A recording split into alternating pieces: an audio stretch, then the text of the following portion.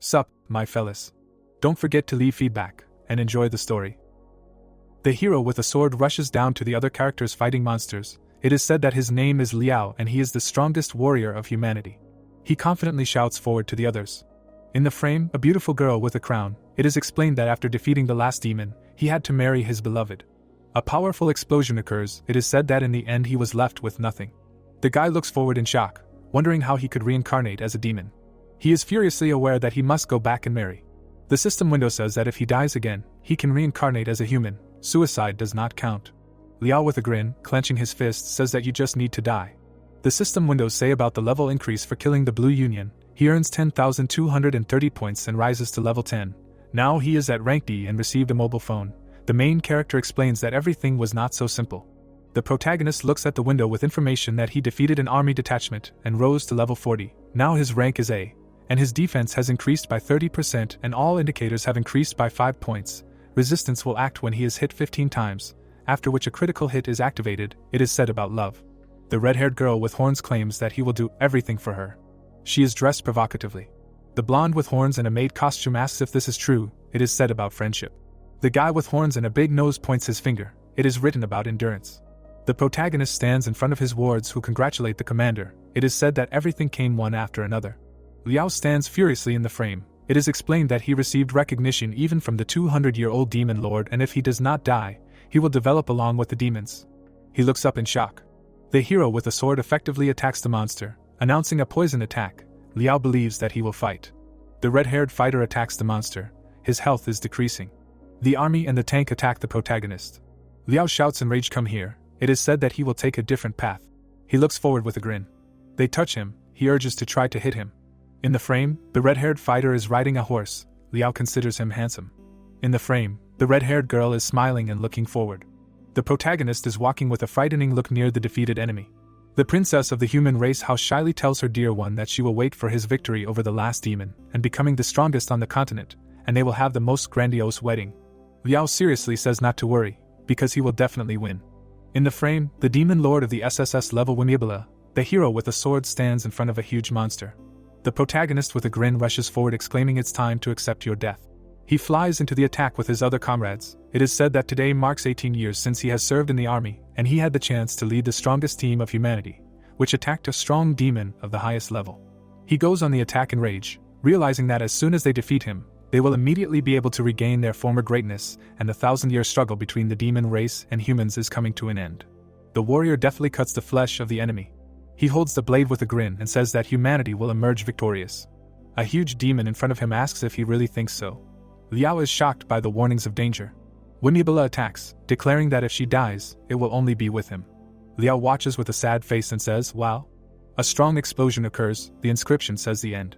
Against the background of the blast wave, it says that there are 2 minutes left until the end of life. The system window states that they congratulate the Lord on the fact that the 511th Army Squad he led has won many victories and made great contributions to the development of humanity. The wounded protagonist lies on the ground and hears that he has access to a one-time reincarnation and whether he wants to be reborn. Liao pokes at reborn and thinks why not. The protagonist suddenly opens his eyes while someone shouts "Wake up," because the squad is about to arrive. He exclaims that he has been reborn. Liao with dark hands declares that he has killed the demon lord and did not think it would be so easy. He stops in shock at the sight of the observers. The guy with a serious face turns around and wonders why he is near the ugly demons. The old man with horns looks at him and declares that the Blue Alliance is about to be here, and it will be too late if he does not leave now.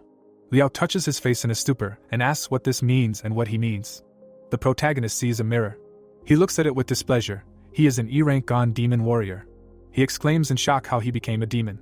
He screams in rage, how can this be called reincarnation? Because he was the light of the human race, and his bride is waiting for him at home. He demands the system to release him. Others consider him sick. The system window embarrassedly tells the enraged protagonist that an error occurred during reincarnation. He demands to solve it. It replies that this is impossible. The protagonist in rage holds on to the window and screams that he does not care and demands a solution. It apologizes and warns that the reincarnation was a one-time thing. The notification says that if he dies again, he can reincarnate as a human. He stands in shock, reading this. Demons nearby are standing at a table and ask what is wrong with him. The old man replies that he is simply too fearful. The third says that soon people will attack and then it will become really hard for him. He tearfully wonders if his bride will wait for him. Lamer introduces the fighters of the Blue Union in the caves and exclaims that 12 people are coming to them. Against the background of the fighting demons, it is said that with the exception of His Majesty, who has AB+ rank, none of them are their rivals. She shouts loudly that therefore they must reach the retreat route as quickly as possible, and if they fall into their hands, their skin will be torn off. The protagonist with a serious look understands that the Blue Union is very close, and he is now a demon. The guys look questioningly at the laughing Gon, who thinks that his own will kill him. The old man and the others see him running away. They loudly shout what he is doing, because there are people there. The protagonist stops and understands that hiding is not the best option. He turns around with a smile, and says that he will hold them off while they run away. They are shocked and wonder why he wants to sacrifice himself for them, and he has changed a lot. The protagonist screams in rage. He turns around, seeing that stones are flying from above. He understands that this is an avalanche or magic. The passage is littered with boulders. The girl steps forward. Lu states with an air of importance that they grew up together and will not abandon anyone at a critical moment. The protagonist is furious and thinks that she should not interfere with his reincarnation. He swings his fist and shouts, "Don't interfere." He hits the rocks, and the girl watches in silence. Gon is furious and calls her a pathetic little bug, thinking that her hand hurts. Lu asks again in shock. The old man furiously shouts what he called her. The protagonist smirks and clenches his fist, declaring that he should not be underestimated. Embarrassed, Lu thinks why she did not notice his alluring scent before, and the others are about to leave and ignore him. The protagonist, with his eyes closed, says to leave. He runs forward and declares that people will not be afraid of them and that they will not be able to respond. The demons are surprised to hear that he will sacrifice himself so that they can stay alive. Lu watches with tears in her eyes. The old man takes her hand and says that it is time for Her Majesty to go. Gon runs forward. He stumbles upon surprised fighters of the Blue Union. The guy with a grin says forward, noting that he will take all 999 blows. Armed fighters run to attack, while he shouts to show him his combat experience. Gon with a smile thinks that he is returning to the human race. A purple arrow flies forward. Arrows pierce the bodies of fighters. They scream in shock about an ambush. The old man with a bow says that in 3 years he has already managed to forget about their feud. The system window says that the demon clan used their skills and elevated their members, increasing their strength and abilities. He stands furiously against the background of the dead, saying that after the death of the demon lord, the human race invades their lands time after time, and because they cannot resist, they continue to rob and kill and did not even think about compromising. The old man holds the guy by the shoulder and says that he was right. Liao goes ahead with the others and declares that it is time to resist the demons. The Blue Union fighters shout in shock that the enemies stand opposite each other in the wasteland. The shocked protagonist with his mouth open notices the demon and wonders if he is imagining things.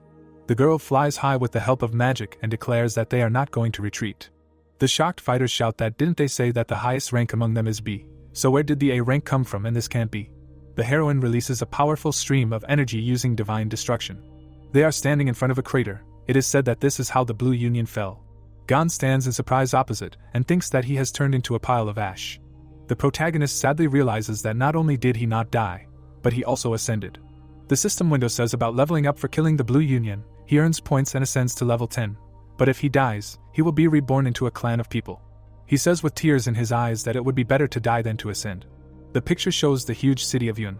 In the frame, the character is sitting on the throne. It is written that this is the mansion of the Hua family. The assistant of the demon Lord Chao furiously asks that their plan failed. The fighter in a mask and glasses says that it did. The picture shows a battle. He explains that they calculated the time when Her Highness would be surrounded by the Blue Union and the moment when she would be in the greatest despair. In the picture Wujuan with a spear and riding a horse, it is said that then the Lord would lead the soldiers to save her. The red-haired fighter smirks. It is said that he demonstrated his boundless charm and courage in front of Her Highness. He holds Lu in his arms. It is said that then he scattered all the enemies and embraced the princess, and it was at that moment that she was supposed to fall in love with him. This picture is crossed out. It is said who knew that they would rise and defeat the Blue Union on their own. Chao stands near the throne and hears from a subject that they say that Her Highness awakened the royal power. He clarifies, is it not good?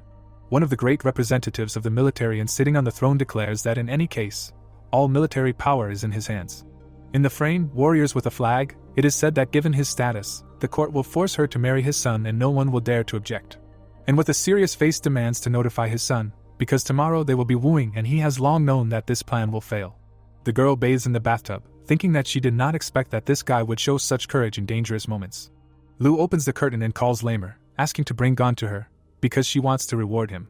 Lamer with an embarrassed grin asks again about the reward. The maid with a smile shouts to her that she obeys and is already on her way. She in turn thinks about what she was thinking. Gon sits near the system notification that he needs to distribute 120 points according to certain characteristics. Gon points his finger in rage and declares that it is time to die. He thoughtfully looks at the system window and sees an elite D-rank demon. He declares that the level is not that strong, but not for humans, so who can kill him? Lamer runs to him and shouts that Her Highness is looking for him. He smiles and tells her that she is finally here. The maid sees him pushing her and asks what he is planning. He takes her arm and leads her further, telling her to help him by killing. He leads her further. Lamer smiles and thinks that Gon is not so fierce, and it is probably because of the drink. The sledgehammer flies towards him. It hits him on the head. Lamer with a sweet smile states that today is not the best time, because today he should go to the princess. Lu sits on the throne in front of him, saying that his performance was amazing and he showed himself well and she would like to reward him with the title of first class, and from now on he can safely enter the palace. A beautiful girl with horns sits on the throne, noting that in addition, she will give him the costume of the king killer, and it will help him become a real hero. Lamer is shocked and thinks that this reward is the sacred robe of the past demon king, and this is the best thing to reward. Gon looks at the window in surprise that it significantly increases the owner's power, and has many accessories, armor and weapons. He considers it useful. The protagonist turns around and says that if this is all, then it's time for him to go. The girls consider him so decisive. Lu says embarrassedly that he is handsome. The guy leaves the palace. One of the three great legislators, Wei, thinks that the guy also leaves the palace at night. But this is not the most important thing. How dare the princess give him such a suit? He says that it was not worth rewarding a simple soldier like that, and such does not correspond to a leader. He grits his teeth and realizes that he has been hanging around all his life and helping in everything, and she turned a blind eye to this, and did not even thank him with a word, and she forces him to side with the demon. Gon stands opposite and turns to the old man. He looks at him in rage, thinking how the impudent man dared to call him that. The protagonist holds out the suit and says, "I give it to you." The man with glasses exclaims in shock that it is true for him. Gon calmly says yes, while thinking that he wants to die, not become stronger. The protagonist shows a thumbs up and assures that Her Highness appreciates his work and therefore instructed him to reward him, so he should take care of the thing. He runs away from him. Wei stands silently with the suit in the middle of the guards. He is delighted and shouts that he apologizes to Her Highness, and he is worse than any cattle and he will definitely fix everything.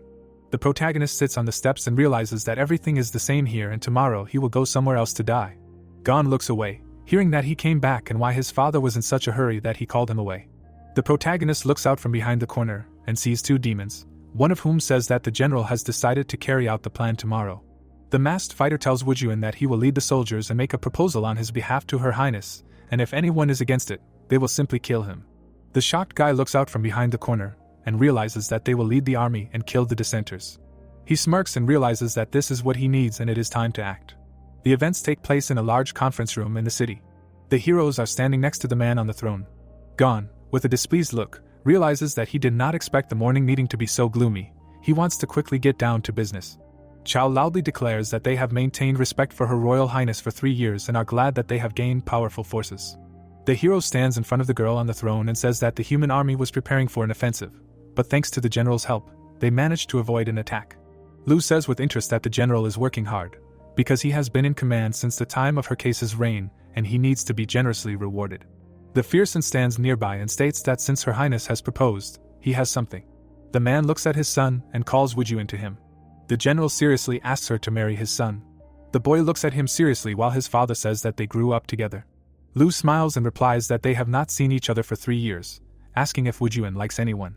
She looks at the general in surprise, who asks to marry her son. Lu loudly objects and asks him not to joke like that, since she and Wujuan are not in such a relationship. The general looms over the throne and says that it is not that important and that they can cast aside their doubts, since the demon clan has never been ruled by a woman before and many are losing trust in them. He fiercely states that after Her Highness ascends the throne, there will be civil strife, but if she marries Wujuan, no one will dare to say a word. The red-haired fighter stands near the other warriors. She says that this is reasonable. People explain that it is so, because the gentleman is unusually handsome and brave, an ideal candidate for a husband. An old man nearby in a rage calls this nonsense, and asks not to give in to it. Lu nervously tries to say something. The protagonist with a grin thinks if this is his chance. Gon runs forward, they ask him what he has in mind. The protagonist grabs her hand. He loudly asks her not to agree to this, because everyone is free and has the right to decide for themselves who to marry. She embarrassedly pronounces his name. Gon stands next to her and asks the old man who gave the right to tell their leader. Wei in shock remembers the guy who gave him the suit. Lu sadly apologizes to the general. looms over them and claims that he did everything so that their clan would prosper, and he is the only general appointed for 2 terms at once, a great commander who is honored by all the servants. He looks at them with a blaze and says that Her Royal Highness should think it over carefully before giving a final answer. The old man pulls back his bowstring and shouts not to even think about taking the palace. Wei angrily demands him to watch his behavior. The general furiously replies that he has an entire army in his hands. The hooded fighters, led by him, stand nearby, and he wonders which of them will dare to oppose him. The princess sadly looks away and asks the guys to stop, stating that the general is right and she needs to agree. Gon laughs loudly and says that she gave in quickly, asking if she doesn't have royal blood. He smirks and asks if she was scared. Looms over him and asks what he's talking about. They look at each other angrily. Watches in fury. Gon sarcastically tells him that he is a great general, but who gave him the right to command, asking whether he is from a herd of cows or the leader of dogs, since he decided to mock her. The protagonist points at her and states that, in addition, she is the strongest demon and her status is more important than them, because she is stronger than 10,000 people combined, clarifying whether his son is worthy of her. Wu Juan is standing behind him. The father asks what he is even talking about, because his son is the strongest and no one can be worthy of him. The protagonist embarrassedly says that he is, because they were together with her in the cave just a couple of days ago. The picture shows his ideas about a romantic relationship with her. He, holding back laughter, thinks that now the general will definitely kill him. The old man and Lamer look in front of them in shock. One understands that Gon dared to go against the general, the other considers him courageous. People look at them. They discuss that there are rumors that when Her Highness was surrounded by the Blue Union, it was he who stood up for her. The other notes that he has never seen him. Lu embarrassedly understands that the protagonist is taking such a risk for her, and enraged asks if he wants to die. He sarcastically shouts for him to be killed. The general's eyes are burning. He screams that the guy will regret his words because he will kill him and eat him whole. He starts using magic. Everyone screams that this is the general's awesome power and they need to run, and deals a powerful blow to the main character. Wei hurries forward, realizing that he will not make it in time. The main character flies away with a smile and screams for how to wait for him because they will meet soon. He imagines himself next to her. A powerful explosion occurs. The general and the others watch the huge fire. Wu Juan looks ahead questioningly. The main character is standing in the fire. The guy clenches his teeth and asks why the hell he is still alive. Gon frantically appears before them. The system says that a fatal injury has been prevented. The guy sees notifications that new skills have been received. Defense has been increased by 30%. Indicators have increased by 5 points. Resistance will act when he is hit 15 times, after which a critical hit will be activated. Also that he has defeated an army detachment and risen to level 40, now rank A. Shocked fighters exclaim that he has overthrown the general and this is happening for the first time. Because no one has withstood his blow, the system says that a demon who has received an order receives the complete trust of all demons and in the future is granted an important position of commander-in-chief. Lu looks at the interlocutor with a serious look and says that her grandfather and father gave him an order, but from now on he will be the leader of the soldiers. Gon receives the highest award.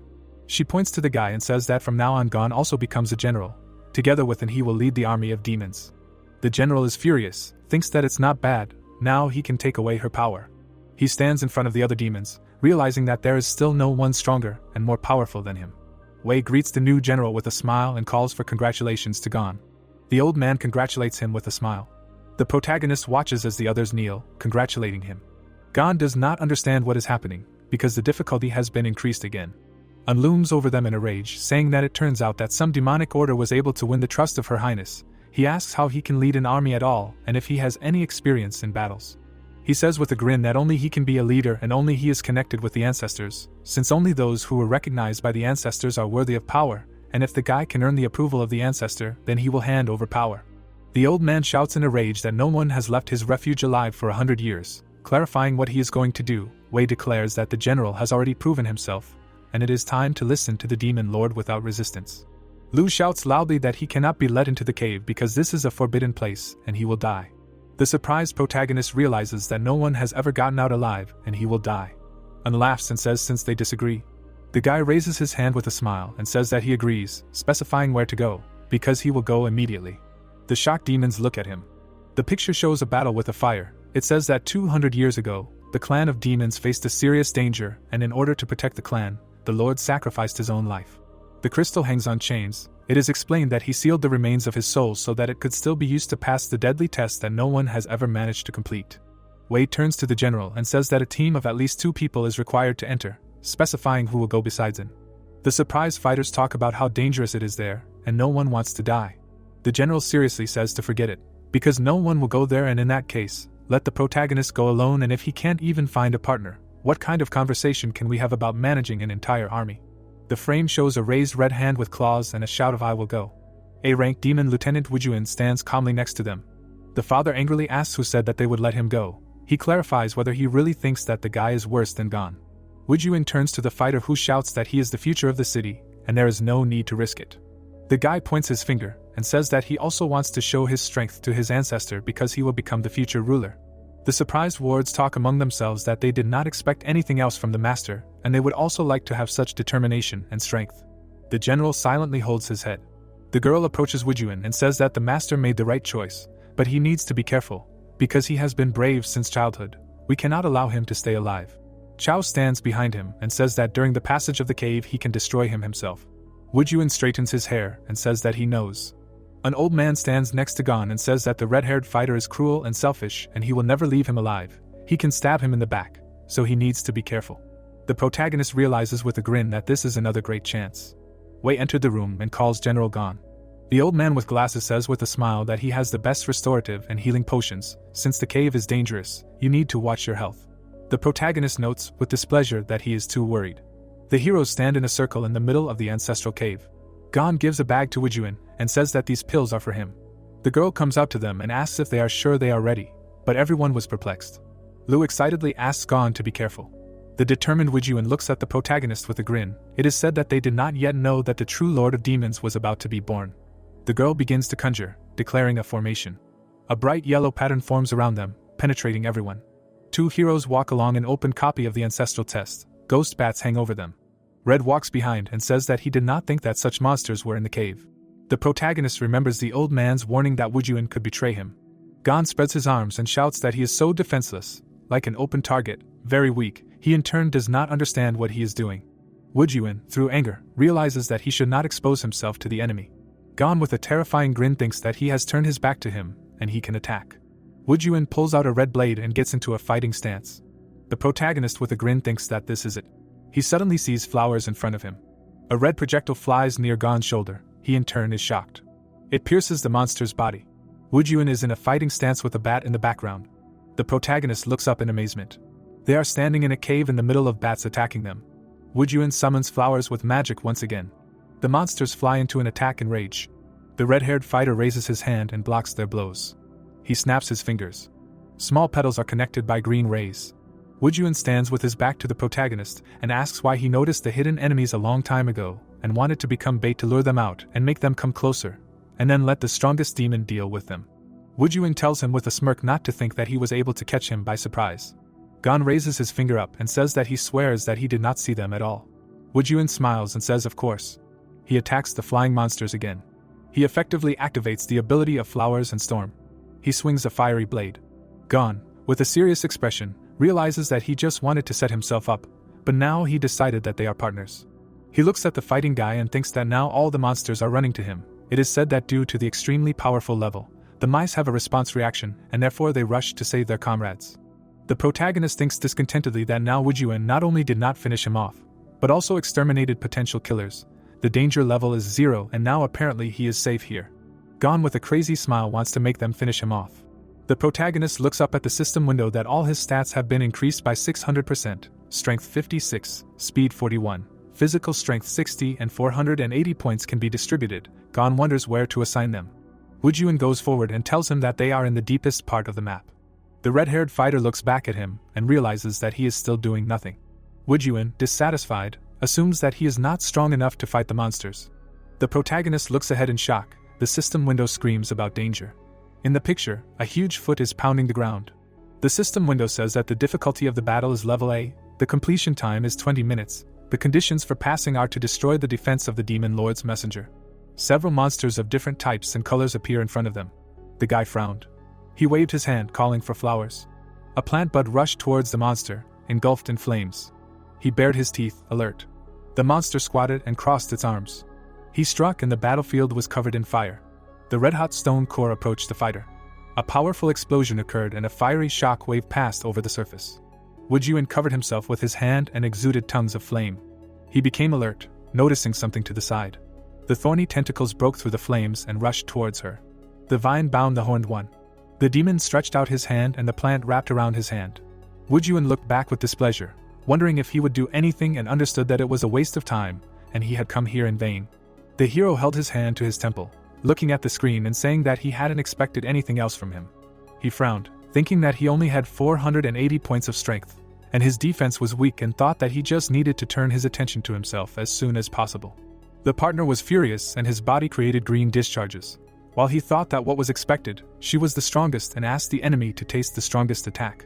There was a powerful explosion and he broke free from the shackles, releasing magical energy. The projectiles flew towards the monster, trying to break through the messenger's defense. The thorny one bent down while he ordered him to die. Wujun pointed his fingers to the side and commanded to explode. A massive explosion occurred, covering the battlefield in a red-hot core. His back was to the attack, and flames rose up. The monster lowered its head, focusing on the man, and a message appeared stating that the opponent's defense was 90%. The man panicked, feeling horror and wondering if he was injured and if the demon had any weaknesses, because his defense was at the highest level. The purple enemy stretched out his hand forward, creating a black hole that sucked in the warrior, who was thinking that things were bad for him. Wujun grinned, examining the messenger's assistance, while he was pulled into the supermassive object. The guy fell to the ground, while the monsters turned their attention to the side. He was wary, seeing his ally, who defeated one of the enemies. The protagonist was scared and surprised, thinking that he destroyed him with his attack, and concluded that in fact, his strength is not small. Red was surprised, thinking that he killed the demon messenger in just one blow, and decided that the enemy only had strong defense in front and needed to be attacked from behind. A realization came to his mind and he put his hand on his mouth, thinking that this is why he was standing there like a pillar, because MC had long understood everything and was simply hiding his strength, deliberately allowing the demon messenger to attack him in order to strike from behind. Gon stood surrounded by demons, and a message came out that since he had dealt an extremely powerful attack, the monster's attention had shifted to him, and his partner said that he was a good guy and actually quite interesting. The enemies looked at the satisfied hero with sparkling eyes. He looked back, thinking that the plan was working as it should, and now he was the target of those. Fang opened his mouth, while the protagonist thought that A-rank plus demons were very strong and had high attack power, and with his current defense level, he would deal with him in literally one blow. He beckoned the enemy to his side and loudly commanded the creature to come here. The enemy rushed to attack, being engulfed in green energy, while he thought that he would become human again. The protagonist spread his arms and closed his eyes, anticipating death. A bud appeared behind the thorned one, and the ally summoned a flower. The petals were painted green, pierced with threads, and he was going to use thorns with poison. The giant's body was connected with magical lines. A powerful cut occurred, which MC watched. He looked inside the torn tear and was in a stupor. Wujun stood among pieces of flesh, while his hand exuded magic. They were surrounded by the remaining 3 messengers of the demon lord. Gon was scared, looking away. The red-haired one looked back, saying that his strategy was not bad, and noted that he was glad that he realized that the enemy's weak point was the back, saying that it was good that he set him up in the beginning. The redhead put 2 fingers on his temples and then pulled them away, while the system said that due to the powerful damage dealt, the monster's object had changed and they would now attack his comrade, while he said that he understood everything. Gon was very upset by the current situation and thought that he understood, and seeing that he was using poison, he realized that they would definitely not defeat him now. The hero watched as the creatures ran after the guy and said that they would be his. He grinned, ordering the monsters to return. He rushed to attack, piercing the soft tissues of the monster with a shining fist. The body was split in half and blood splashed onto the ground, forming an impressive scarlet trail, and the demons watched what was happening. The enemies looked at him, and the protagonist again became the main target. He stuck out his tongue, putting his hands to his cheek, and told them to kill him. MC put his hands on his hips, anticipating death. Wujun hit the yellow one with all his might in the back of the head, taking away most of his health points. He ran away, offering to kill him instead, to which Gon shouted, ordering him not to leave. The hero dealt a weak blow to the body of the black demon, ordering him to receive, and thought that he used too much force. The muscular creature exuded a blinding discharge of mana, and the guy said that he was the last one left and asked him to hit him, thinking that this was his last chance. The protagonist frowned, striving to attack. The monster swung, preparing to strike. The fist approached the happy guy, who was about to receive his. A powerful blow occurred and blood sprinkled the surrounding area. The partners stood near the disappearing corpse, and all the messengers of the demon lord were destroyed. Wujun showed his fist, praising his comrade for a good strategy, saying that he did not think that their cooperation would be so fruitful. MC was confused, realizing the hopelessness, and thought that yes, so that, and asked himself in his head what he had done and why he had destroyed. The redhead pointed his finger at the guy and said that his partner would become a worthy opponent in the future. Dust and small stones began to fall from the ceiling of the dungeon. A crack instantly appeared on the floor from which strong magical energy appeared, while someone laughed loudly, saying that no one had reached this place in the last dozens of years. Blocks of stone began to fall down, hiding the bright light with dust, which was barely breaking through to the outside. An electric discharge appeared in front of the partner, and the creature said that he thought that the current demonic youth would no longer dare to enter these lands. A blindingly bright light filled the space, hiding the blurred outlines of the guy's figures. The huge lizard sat on the rock, digging its claws into the hard rock, and congratulated them on passing the test and noted that the final battle awaited them. The snake looked down with a glittering eye and said that of the two guys, only one would be able to get out of here alive, noting that they had 10 minutes, and a message came out with information that he was the SS-rank demon lord, the evil dragon Lu Yun. The dragon looked at the fighters, saying that the survivor would receive the title of lord and a reward from the demon lord, but warned that it was possible that they would both die. Wu Yuan lowered his head and wary, asked what this meant. He stood with his back to Gon and asked that he wanted them to kill each other. The hero's eyes were hidden by a shadow of hair, while he thought that he was the future of his homeland and could not die here, but his comrade was much weaker. The protagonist smiled, thinking that everything had worked out perfectly, and he had another chance. He clenched his fists, wanting him to kill him. The former partner looked at the guy and thought that he looked quite relaxed and thought that he intended to win and could not lose. The white-haired man undressed while he said that since only one would survive, they would not hesitate, and a notification came out that the armor was being removed and the defense was reduced by 50. Wu Yuan stood in a stance and thought about what he was going to do and assumed that he wanted to lure him into a trap, to which he asked not to worry, and the system reported the removal of armor and a decrease in defense by 10, and speed by 20. Gon stood in pants and said that he did not have space, and he was left only in pants. The hero spread his hands and said that therefore the title of the overlord and the rewards right before, and asked him to start, saying that he could become the only true overlord. Wu Yuan stood his ground, asking what the guy's plan was, noting that he was literally one step away from great success. The guy's face showed irritation, and he did not understand what he was making up. The spikes were near the throat of the naked one, and he said that the protagonist had already won the trust of the Highness Toy, gained military power, noting that he was clearly no longer a weakling, and asked if this was true, saying that he had defeated an A-rank plus envoy with simple attacks. Wu Yuan was furious and shouted that if he was serious, he did not think that he would even have a chance to survive, and asked what the point of all this was then. Gon lowered his head, saying that their homeland would not be able to live without the other's family, and Wu was a true veteran of their state and he was the future of their clan. The hero smiled, saying that he was just a pathetic nobody who was not even worth a finger. Red looked at his former friend, who was saying that he had to die for their race, puzzled. He lowered his head, upset. He remembered his mother placing her hands on his shoulders and saying that one day the whole world would be in his hands and they were demons, and their strength was in their union. His hand was clenched into a fist, and he called out to his mother. The thorns hid deep in his flesh, and he said that he would definitely cope with this.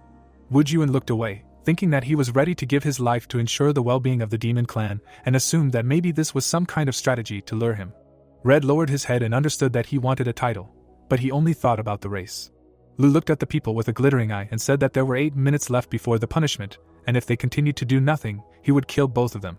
Gon was furious and ordered to hurry, asking what he was worth and wondering why he was inactive. The fighter looked away and said that the demon said that if they do not hit each other for 10 minutes, then he will finish them off, to which the hero asked so what. The guy was serious, saying that he wanted to try something. He bent over, spreading his legs wide, and his chest glowed with a bright light, making a strange sound. He stretched out and the inner light burst out from his mouth, chest and eyes, emitting green energy. A blinding green light filled the space. The demon turned away while the light enveloped him. He froze, focusing on the man. Discharges of energy touched the shield and he was about to use the explosion. Powerful attacks swept across the battlefield, raising columns of dust and creating huge clouds of hot gases. The snake opened his mouth, showing fangs, and asked that he dared to attack him, and a notification came out that there were 8 minutes left. Wu Yuan transformed and the system showed a notification with information that he had acquired the highest state, and his rank had been raised from A to A+, and he asked why they didn't kill this lord together. The enemy squinted at the opponents and, laughing, said that they didn't have enough strength, and a message with information about the creature came out. The red-haired one stood in a stance, exuding energy, and said that now he had enough strength for everything, and a notification about the strengthening came out and that he had increased the characteristics, and now the strength has plus 100% and the speed has increased twofold. Lu aimed a blow at the opponent, raising a huge cloud of dust, and Gon held his hand on his forehead, saying that it was decent. He irritably held his hand palm up and did not understand why he liked to complicate everything so much. The dragon's mouth glowed blue while the guy was rushing to attack and summoning flowers. A powerful beam was directed towards the attacker, and he was engulfed in magic. The snake dealt damage, destroying everything around and raising a smoke screen. Wujun found himself to the side of the creature, and there was a magic circle behind him. He delivered a slash and took away 150 points of health from it out of 100,000. The redhead squatted down and called for blood. The enemy's head was enveloped in blue magic while he was about to strike. The beam rushed forward and the guy's shadows parted in different directions. There was a powerful explosion, raising smoke, and the burning creature was surrounded by green thin but strong threads that took away about 200 points of health from it. The magic rope smashed against the creature's thick armor. The fighter stood in a stance with his head down, and the demon chose him as the main target. The huge body began to move while the demon stood in the dust. He became wary, looking around. Horror froze on his face, and he was very scared. A powerful blow crashed into the frail body, deforming the face. The figure flew to the side, breaking the stone's surface. Gon looked at the wounded man, thinking that if he died, he would receive the title of conqueror. The muzzle of the demon rose up and magical energy was visible through the strong skin. A huge, blindingly bright sphere burst out of the mouth cavity and rushed towards his partners, emitting discharges. The hero took the blow, absorbing all the damage. The body was engulfed in murderous energy. He lowered his head, vomiting blood, and he had 1,400 health points left out of the maximum 8,200. The protagonist fell to the floor, holding his stomach. Wujun grinned, thinking that he was helping him. He held a potion in his hands and a notification appeared that this was a restorative liquid and the effect of it restores 10,000 units of life. The fighter threw it at the white-haired man, saying that it would be like this. The hero looked at the health bar, confused, and a notification appeared that he had restored 8,200 energy. MC turned around in a rage, calling out to his comrade. The red-haired man swung an object. Potions for restoring strength, defense, and attributes were aimed towards Gon. They smashed against his body and the system showed a notification that the characteristic had been increased by 100, the power of restoration had received plus 50, and the defense had increased by 500. Wujun drank a potion to increase strength, lasting 1 minute, and said that they were continuing the battle. The hero held his collarbone, and through tears said that he was very grateful to him. The curved line on his chest shone, exuding fire, and he spread his arms. The protagonist watched as the red-haired man approached Lu's face. They looked at each other, and the dragon's horns exuded energy. He clenched his fist with white particles. The discharge rushed to the dodging guy, who was trying to escape the attack through the portal. There was a powerful explosion that illuminated the entire space. MC ran to the wounded guy, while the demon watched the fall. The creature directed a powerful spherical attack at the guys and he said that he was coming. Gon met the beam with his body, absorbing all the damage. Gon grinned while his health bar was losing points. Gon looked back, noticing that the one he was saving was restoring his health. The hero looked back, asking if he could stop. He pointed his finger forward and smiled. The dragon created a deadly beam, trying to hit the flying one, and it was said that so the red-haired and the hero continued to fight against the demon until the demon's health dropped to half. The dragon showed his teeth, drooling. Wujun landed next to the exhausted guy and offered to continue in the same spirit, and noted that they would definitely defeat the dragon. The enemy raised his head, opening his mouth wide, and a notification came out that since the demon lord had lost half of his health, he was entering a new phase, and the system notified about a new SSS rank skill, namely, reverse absorption, and the creature's health was restored by 100,000 points. The opponent lowered his head, examining his opponents, and green particles flew next to him. He rose above the battlefield and the guy asked what kind of skill this was, saying that he returned 100,000 health points, to which the red-haired one replied that even if they continued to beat him, he would restore health. The snake looked away while a filled health bar hung above him, and he said that they were just pathetic weaklings and noted that they had started this in vain. He pointed his muzzle at his opponents, opening his mouth, and powerful sound waves began to emanate from him, distorting space and causing enormous damage, stunning and disorienting, saying that in the face of absolute power no courage will prevail. The guys were enveloped in alien energy, losing a huge number of points, and a message appeared that a new effect was activated and their defense was significantly weakened. They were lying on the floor, gradually losing 150 units of health. Gon was lying on the floor, resting his chin on the ground, and a drop of blood was running down his mouth.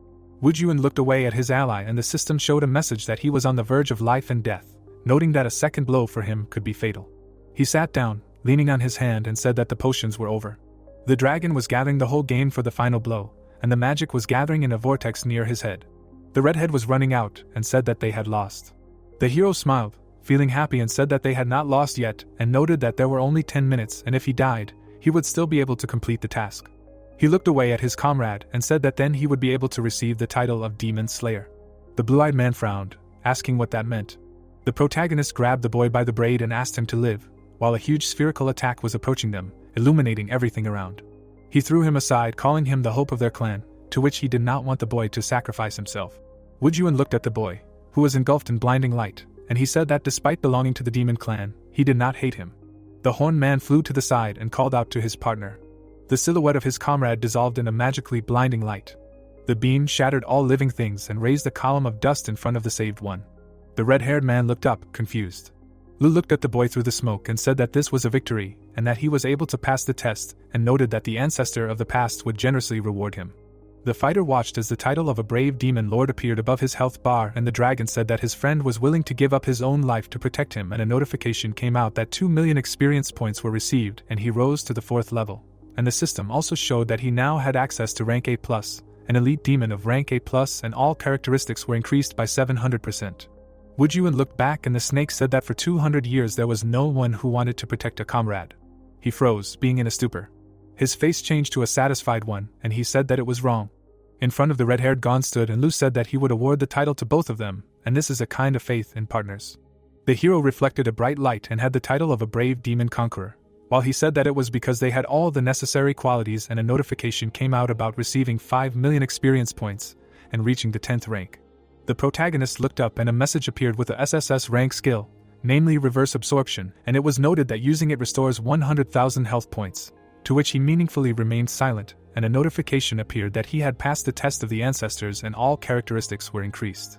The group looked at the guy and could not believe that they managed to pass the test of the ancestors, and noted that for hundreds of years no one had succeeded in this.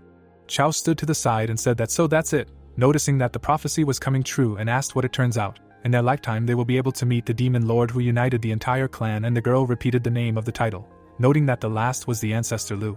The creature stood on a hill, radiating energy, and she said that such a lord is born quite rarely in the world, and he is surrounded by a special energy that is different from ordinary lords, and after a while becomes a creature that the whole world will admire. And smiled and said that he was worthy of being his son, and it goes without saying that he was the one who received this title, because it could not be otherwise. The horned one appeared in front of the group and asked for forgiveness, saying that Woodyun did not become the ruler. The old man looked away and smiled, saying that Gon became the ruler. The group was shocked and asked again, clarifying what was said. The barmaid held a bottle in her hands, while he asked for a couple more bottles of oblivion, to which she replied that he was powerful. The hero walked down the street and asked how he could die with so much health, and a message appeared that he was restoring 100,000 health points and gained immunity to attacks. The protagonist shed tears and said that now he definitely cannot return to his sweetheart, while the system reported that he had 2 new skills. He walked down the street, where there were many people. A creature peeked out from around the corner, while the guy looked around. MC became wary and looked back. He was looking at the empty corner, but he felt someone's presence. A little boy was standing around the corner. He peeked out from around the corner. Gon was furious and asked if he was being followed. The child was sitting on the pavement in front of the boy. Tears were welling up in his eyes, and he was saying in a trembling voice that he was not scared and that he was not afraid at all. The man watched as the boy bent down in front of Tian Shao and asked why he was following him. The child handed him a map and wanted to ask him to accompany him to the lifebuoy, and was sure that only he could do that. The garbage man was peeking at the letter while the hero was carefully reading what was written. The piece of paper said that he had the ability to make wishes come true, and asked him to bring this notice and go into the lifebuoy to fulfill 3 wishes, to which he asked where it was. The green-haired man looked ahead and said that as soon as he received the letter, he immediately ran to find out. But he was told that he was too young, so he couldn't. Then he saw him leaving the bar and thought that he could ask around.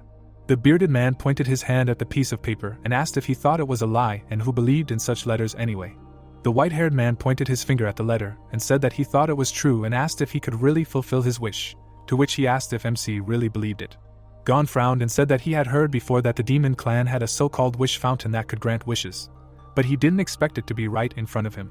The hero gave his hand to the boy, who said that he had received this opportunity after passing many tests and paying a membership fee of 50,000 coins, to which he replied that then it was definitely true, and the old man asked the price again. The black-haired man pointed his finger forward and said that this was definitely a scam. The garbage man lowered his head and said that something was wrong with the guy and asked if it was worth it, and if it was really that easy to trick kids out of money, saying that he wanted to change his profession. The green-haired man looked up, remembering the woman, and said that his mother had heart failure, and noted that she only had a month to live, and said that he needed to cure her as soon as possible, to which the man said that despite the fact that he was very touched by this story, it still looked very strange. The protagonist looked at the guy with a satisfied smile and said that he would go with him, but the boy would have to fulfill his wish as well. The white-haired man showed his fist and thought that he wanted to reincarnate as a human, and that's all, and was proud of himself, thinking that he was very smart. The man stood with his back to them and, listening to them talk to each other, said that they had become very close friends.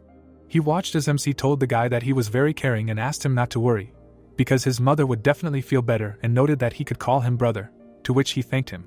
The man looked up and said that, by the way, the baby is not allowed, a life preserver, a wish, and asked if this was not a scam. The guys were standing in front of the doors, and Gon said that they had arrived and the fountain was here. He showed the letter to the scanner, and it beeped, saying that the door was open. The gate swung open in front of them, and they were happy. The camera showed their partners, and someone said that this was a new bait. The man looked at the screens and ordered them to close the doors. Pang looked away and asked them to remember that they should not be left alive. The door behind the guys began to close and they became wary. An enemy appeared behind them and his hand was enveloped in electrical energy. He rushed to attack and Tian Shao shouted at him to be careful. The white-haired man turned around and asked again. There was a powerful blow, but it only took away 5 health points. Gon was out of his mind and asked if they had come in the right place, while a message was coming out saying that a passive skill had been used, back recovery. The demon swung and thought that he was a pretender, because he had taken the blow, but was pretending to be so calm, and a message came out saying that it was a D-rank demon. The light illuminated the guys and there were opponents in front of them, while the guy was talking about how they had come to fulfill wishes. Gon lowered his head and asked if he had come to the wrong place. The demon pointed at him and said that he was a storyteller, and said that such people would not understand anything and advised not to even strain their brains, because it would not be possible to fulfill the wish. The hero got angry and asked where the Fountain of Desires was and ordered to show them, to which they only laughed. A group of demons burst into tears from laughter, and the main one said that the Fountain of Desires was just a fairy tale for children, and asked if he really believed it. The guards watched how the guys worked, how they chopped off limbs, and he said that they were the largest black market in the country, and specially lured them here. The man put a gun to the victim's head. The girls sat on the floor with chains, and he said that if they obeyed him, then so be it, they would allow them to serve for the rest of their lives, and if they refused, they would be sold for organs. The man in the hat smiled, remembering how the guy sat in the cage and how the knife was put to the victim's head, saying that in any case, their lives are worthless and no one will lose them. He looked ahead from under his brows and said that despite their skinny bodies, he thought that they could make something worthwhile out of the guys. He put his hand on the protagonist's cheek and said that he suggested obeying them. A powerful blow occurred and the enemy's body flew forward. MC's hand turned into a fist and the demons asked what happened. The soul came out of the body and it got stuck in the ceiling. Gon examined the opponents and said that this had happened many times already.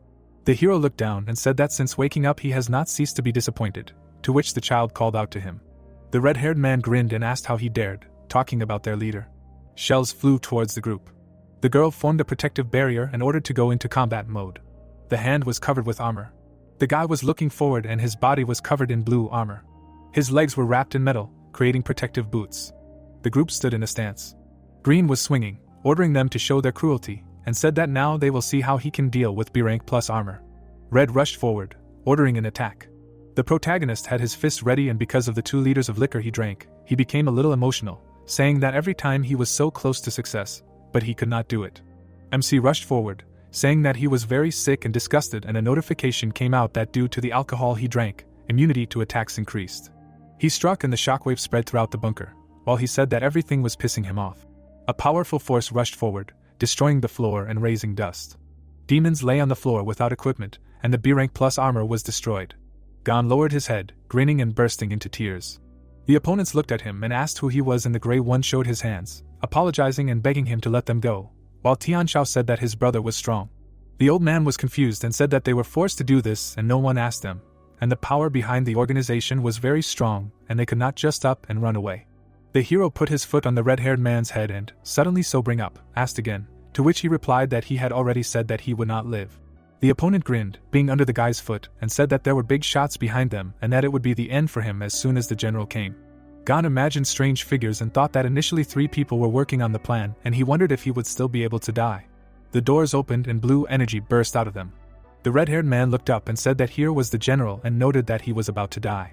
The protagonist looked back while his friend Tian Shao panicked. The man stood at the door and asked what they were doing. Pang looked ahead, and behind him stood a guy. MC remembered him from before and shouted that he was that guy. The bandit looked ahead and asked how he knew their boss and how dare he address him like that. The fat man snapped his fingers and said that it was just a pathetic bug, and a notification came out that Chao's younger brother, Pang, was an A-rank warrior. The red-haired man held out his hands and said that it wasn't them who said that and begged the general to let them go. The heads of the opponents instantly exploded into pieces, spraying blood everywhere. Tianxiao was horrified and said that it was very dangerous.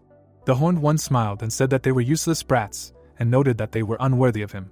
The blonde guy lowered his head and said he was curious about who he was. The commander stood in front of Gon, saying he knew too much, so he would die here. The hero hid his eyes under his hair and said that the chubby guy looked strong. He took a stance and said that he should kill him then. He extended his palm to him and said that he would give his opponent 10 minutes to finish him off. The guy's face glowed red and he said that otherwise, he would not have to blame him for the consequences. Everyone present was shocked by what was happening. Chao put his hand on the back of his head and refused, asking what 10 minutes meant. His hand was enveloped in blue energy, and he asked how dare he humiliate him like that. The opponent rushed to attack, leaving a column of dust behind him. He struck and asked him to catch 5 of his blows. The body fell to the destroyed floor after the finishing blow. The horned one sat on him, dealing blow after blow and asking him to receive 8 more blows. The fair-haired one looked back, thinking that he remembered him. The enemy was sitting over the exhausted body and saying that he was damn tired. The protagonist frowned and asked him not to stop, and a notification appeared that with the help of reverse recovery, 1,666 health points were returned to him. The man frowned. He jumped up, gathering energy into his fist and swung, intending to deliver a powerful blow. The fist crashed into the guy with all its force, and a notification appeared that a passive skill was activated, namely, after receiving 15 blows, he receives recovery, and it was noted that all blows dealt to him were also reflected. The horned one received damage in the amount of 2,800 and spat out blood. He jumped away from the crater in which the victim lay. The man grinned and asked what was wrong with him. The blonde pointed his finger forward and said that he remembered and said that he was the same person who became the second general, and asked that didn't he go to his ancestor and why he was still alive. Pang smiled, saying that everything was clear now, but he would repeat himself. He raised an eyebrow, saying that if everyone cared about it, then he shouldn't think that he was the coolest, noting that he was just a low-level demon who relied on a girl. There were still 2 hearts beating in the opponent's body, and he said that he was the strongest upper-rank A demon with 3 hearts, and noted that he was the future of the demon clan. Gon's hand rushed forward, wrapping itself in energy. A magic circle appeared in front of him. The demon transformed and a notification about receiving rank A ice armor came out. The hero lay on the destroyed ground and said, "Let him begin." The opponent's eyes sparkled. His hand began to gain energy. He stood in front of the victim and was about to strike. An attack occurred and the floor cracked, forming cracks. A blast wave passed along the floor between the cracks and 50 health points were taken from him. A powerful explosion occurred, which took very little health from the hero. A hot cloud rose in the building, illuminating everything. Pang looked down and raised an eyebrow, and a message appeared that after receiving 15 blows, he receives recovery, and all blows dealt to him are reflected. The blow returned to the sender and a powerful shock wave occurred, throwing him back, while messages from the system appeared. The body flew up above the lying one. Blood spurted from his throat and the health bar showed no health points. The blonde burst into tears and called out to the general. The body fell next to him and he was confused. The horned one looked ahead, saying that this can't be, asking why, and a message appeared that there were 10 seconds left until death. The mutilated enemy lowered his gaze, preparing for death. He looked ahead and horror was painted on his face. Gon was rising from the ruins. He stood up and said that 10 minutes were up. He looked ahead and asked why. The hero's features were blurred and he asked why he was still full of energy. The guy hit his fist on his palm, wondering if this was all. The man was in a panic while he said that he gave him everything and apologized for letting him down. Chao watched as the hand approached him and asked him not to hit, promising that he would give him everything he wanted, namely money, influence, fame. Rage was written on the protagonist's face, and he said that he wanted him to kill him. Tears appeared on his face, and he said that he did not want to and asked who he was. A creature appeared in the doorway and called out to the general. Chao looked ahead while the servant said that this was the brother of the man, to which the man replied that he was the one to blame for his death and the final word would be with General Gon, and he had no right to decide anything. He folded his palms and said that this was a military factory that worked on producing weapons. The hero waved it off while he said that poor management was to blame for this misunderstanding and asked for permission to fix everything, to which he replied that he did not need this unnecessary information. He stood next to the defeated one and said that they were scum and did not understand who among them was truly strong, and noted that they dared to assume such statuses. He took a step and said that he had one more thing. The protagonist looked back, saying that the chubby one promised to give him everything he wanted. Pang was horrified while he smiled and said that they did not say anything like that and asked what he meant by this, saying that he was scared of him. The building cast a shadow on the street. There was a sign on the door saying that an operation was underway. The Horned One was lying in the ward and saying that he had made a mistake and begged to let him go. The surgeon showed his hand and asked to get ready and not to worry, because he could live without one heart. The guys were standing by the door. He was shouting from behind the door that he did not agree, while Tianxiao asked if his mother would really recover now, to which he replied that he thought that something like this could help. The protagonist looked away and thought that it was a pity that his wish would never come true and asked in his head if everything was okay with his road. Chao stood opposite the servant and asked if he had not found the energy accumulator, to which the fair-haired one asked not to worry, saying that everything was okay with the demonic element. The Horned One looked ahead and said that this was the most powerful energy weapon of the homeland, and it needed to be protected so that no one could get it. He bared his teeth after he was told that it seemed like an army of people was approaching. The ship's turbines glowed blue. Flying machines flew over the surface. The blonde raised his hand, standing in front of the army, and ordered to prepare and line up. The planes flew over the high-rise. The girl sat behind the curtain and said that Feng was supposed to lead this battle. She looked at the sleeping body and said that now there was only his body and said that she missed him, asking when he would feel better. She stroked the sleeping body and said that there was not much time left, and noted that they would meet very soon. The guy's eyes were closed, and he showed no signs of consciousness. The fighters rushed to attack, calling each other forward. Sharp blades approached Gon, taking away 100 units of health from him. He grinned and ordered them to start attacking. The enemies looked at the guy in surprise. He burst into tears and repeated that they were scum and asked why no one could kill him. He woke up in bed and looked scared. He held his head and said that it was that dream again. The girl lifted her skirt, bowed in front of the guy and asked General Gon that there would be a meeting today and asked him to prepare. The hero looked away and asked again. The guards were standing by the closed door. People were sitting at the table and the main one was saying that according to the intelligence report, there had been some changes in the leadership of the Human Legion. Bingy lowered her head, saying that it looked like they were preparing an attack on them, and this time, humanity had sent a legion of more than 10,000 soldiers. She sat in front of the generals and said that this was why she had called all the important people together to discuss strategy. There was a frantic slaughter, planes were attacking, and the dragon was circling between the fire, and it said that the last time such a large-scale battle was fought was 10 years ago and the forces of the entire country were mobilized. But even then they barely repelled the attack, and in the end, they had to use rather sneaky and hidden methods to remain safe and sound. The Horned One was angry and said that at that time, the human army was only 5,000 people and at present they have not improved much in strength. But the human army has increased. The general looked at Wuju and said that they need to mobilize the fighters, ordering him to lead the vanguard. The red-haired man turned to the man and said that he would carry out the order. Bingy looked away and turned to Gon, asking what he thought. He thought about it, imagining the graph and thinking that 10,000 soldiers would be here, and if 1,000 people attacked him in a minute, they would cause an average of more than 100 units of damage per second. An idea flashed through his mind, and he thought that then the total damage would exceed the volume of his blood, and in other words, if they were to constantly injure him, he would die. His face showed joy and he said that this was a great opportunity. The hero slammed his hands on the table, saying that they would start a war. The protagonist frowned, leaning on the table, and said that they would fight, noting that a fierce struggle was needed. The interlocutors looked at him angrily and could not find the words. Hand slammed on the table, and was furious, and said that the country could perish because of this, and noted that one should not listen to such nonsense. He walked around the camp and said that 10 years ago, 5,000 people attacked them and they repelled them. Now a legion of 10,000 people is moving towards them, but even they will not be able to defeat them if they call for reinforcements. Gon lowered his head, saying that in another 10 years, 20,000 people will attack them. The hero pointed his finger forward, showing anger, and asked who they would trust their lives to next time. She spread her hands, asking if they did not want to become more majestic, and the commander-in-chief called out to him. He closed his eyes and asked who said that the demons did not improve their power, and guessed that they must have forgotten. He pointed his finger at himself when the title of the true demon lord appeared above him, and asked who he was. The protagonist looked away and said that he was the one who made them stronger. Bingy was impressed by the performance, and placing her hands on her jaw, said the name of the one.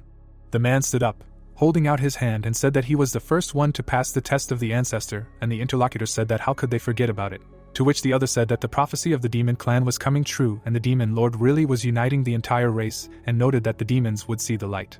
And opened his mouth wide and loudly asked that he was going to put the lives of tens of millions of their soldiers on the line. The general clenched his fist, showing mad aggression, and said that many had never been on the battlefield and asked if they knew all the cruelty behind the battles. Gon was calm and, looking around at those present, asked what they thought. Was it possible to win with such an attitude, and what they thought if they surrendered now, would they have hope for a brighter future?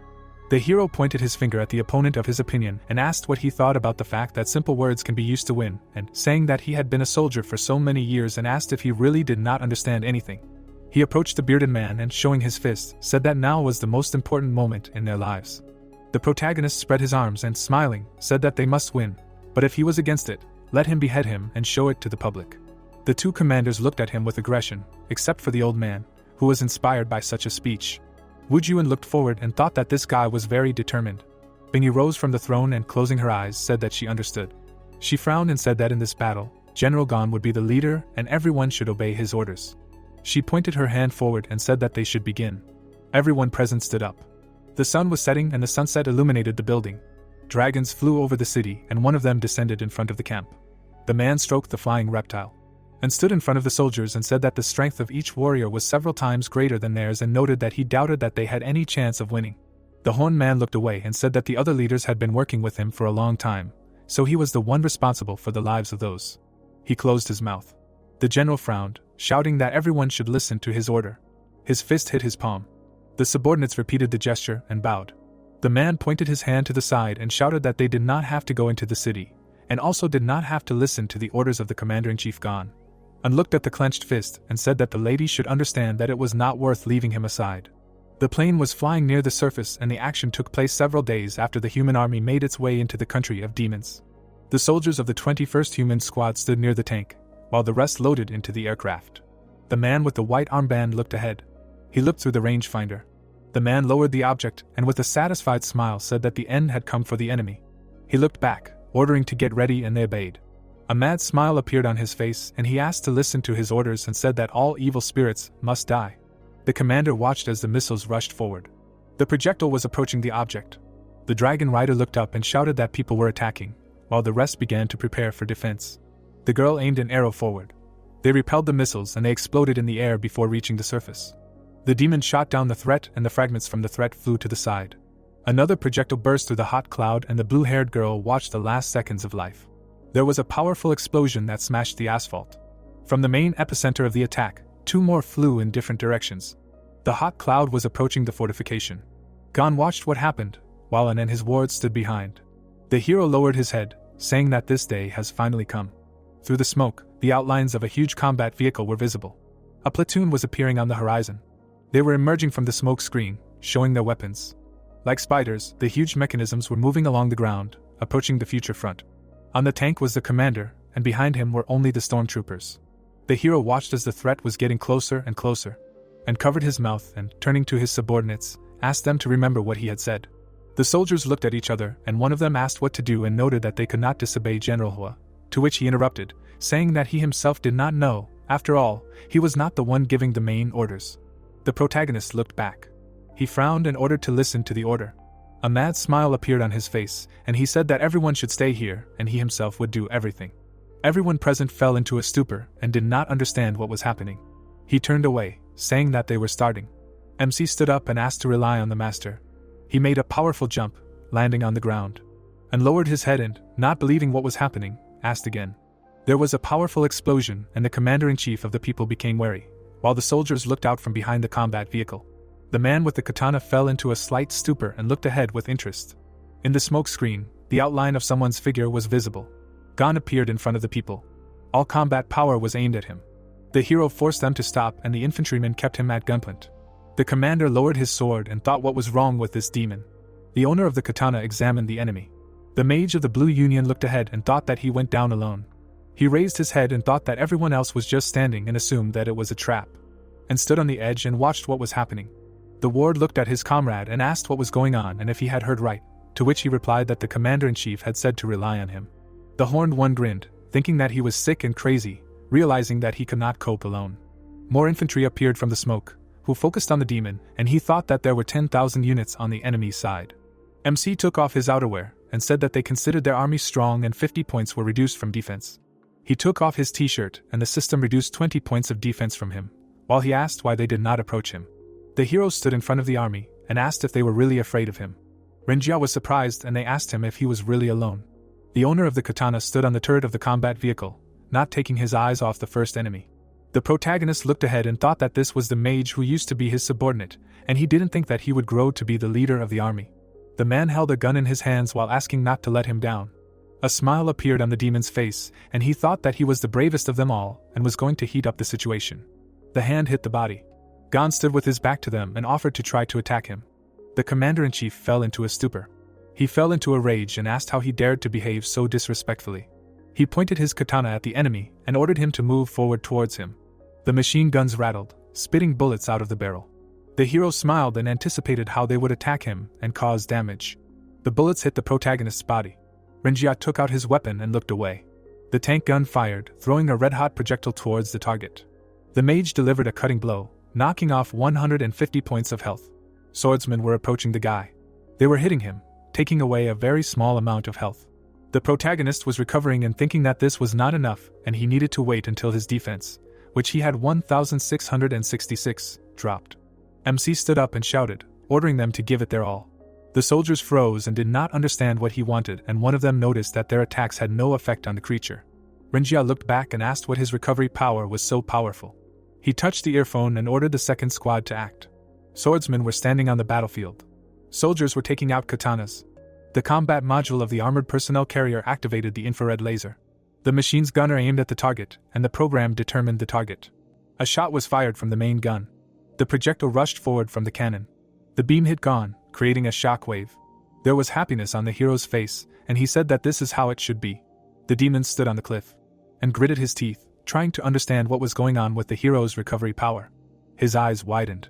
He opened his mouth and thought that the battle had just begun, and the young man was already ready to fight the human army alone. Gon took the enemy's blows with a smile, while the general wondered if he had any countermeasures and what he was trying to achieve.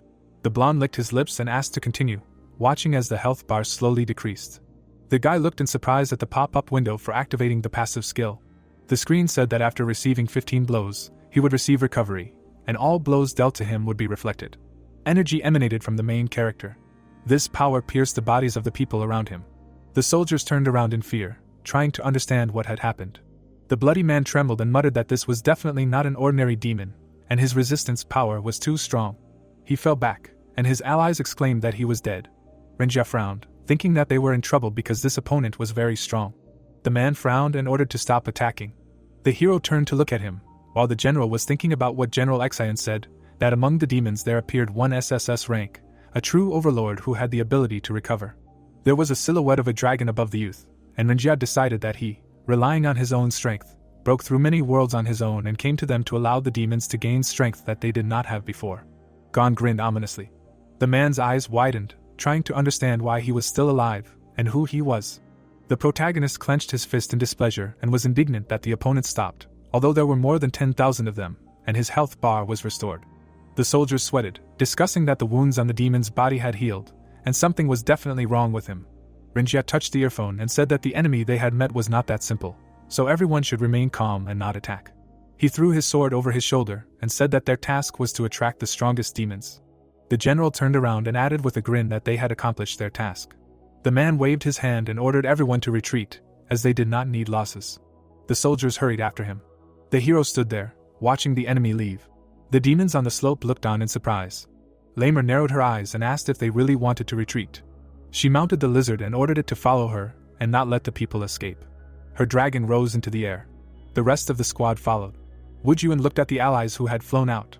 The red-haired man grinned and ordered the army to advance. The masked subordinate jumped on the dragon and accepted the order. The protagonist turned around in surprise. Demons were flying from above.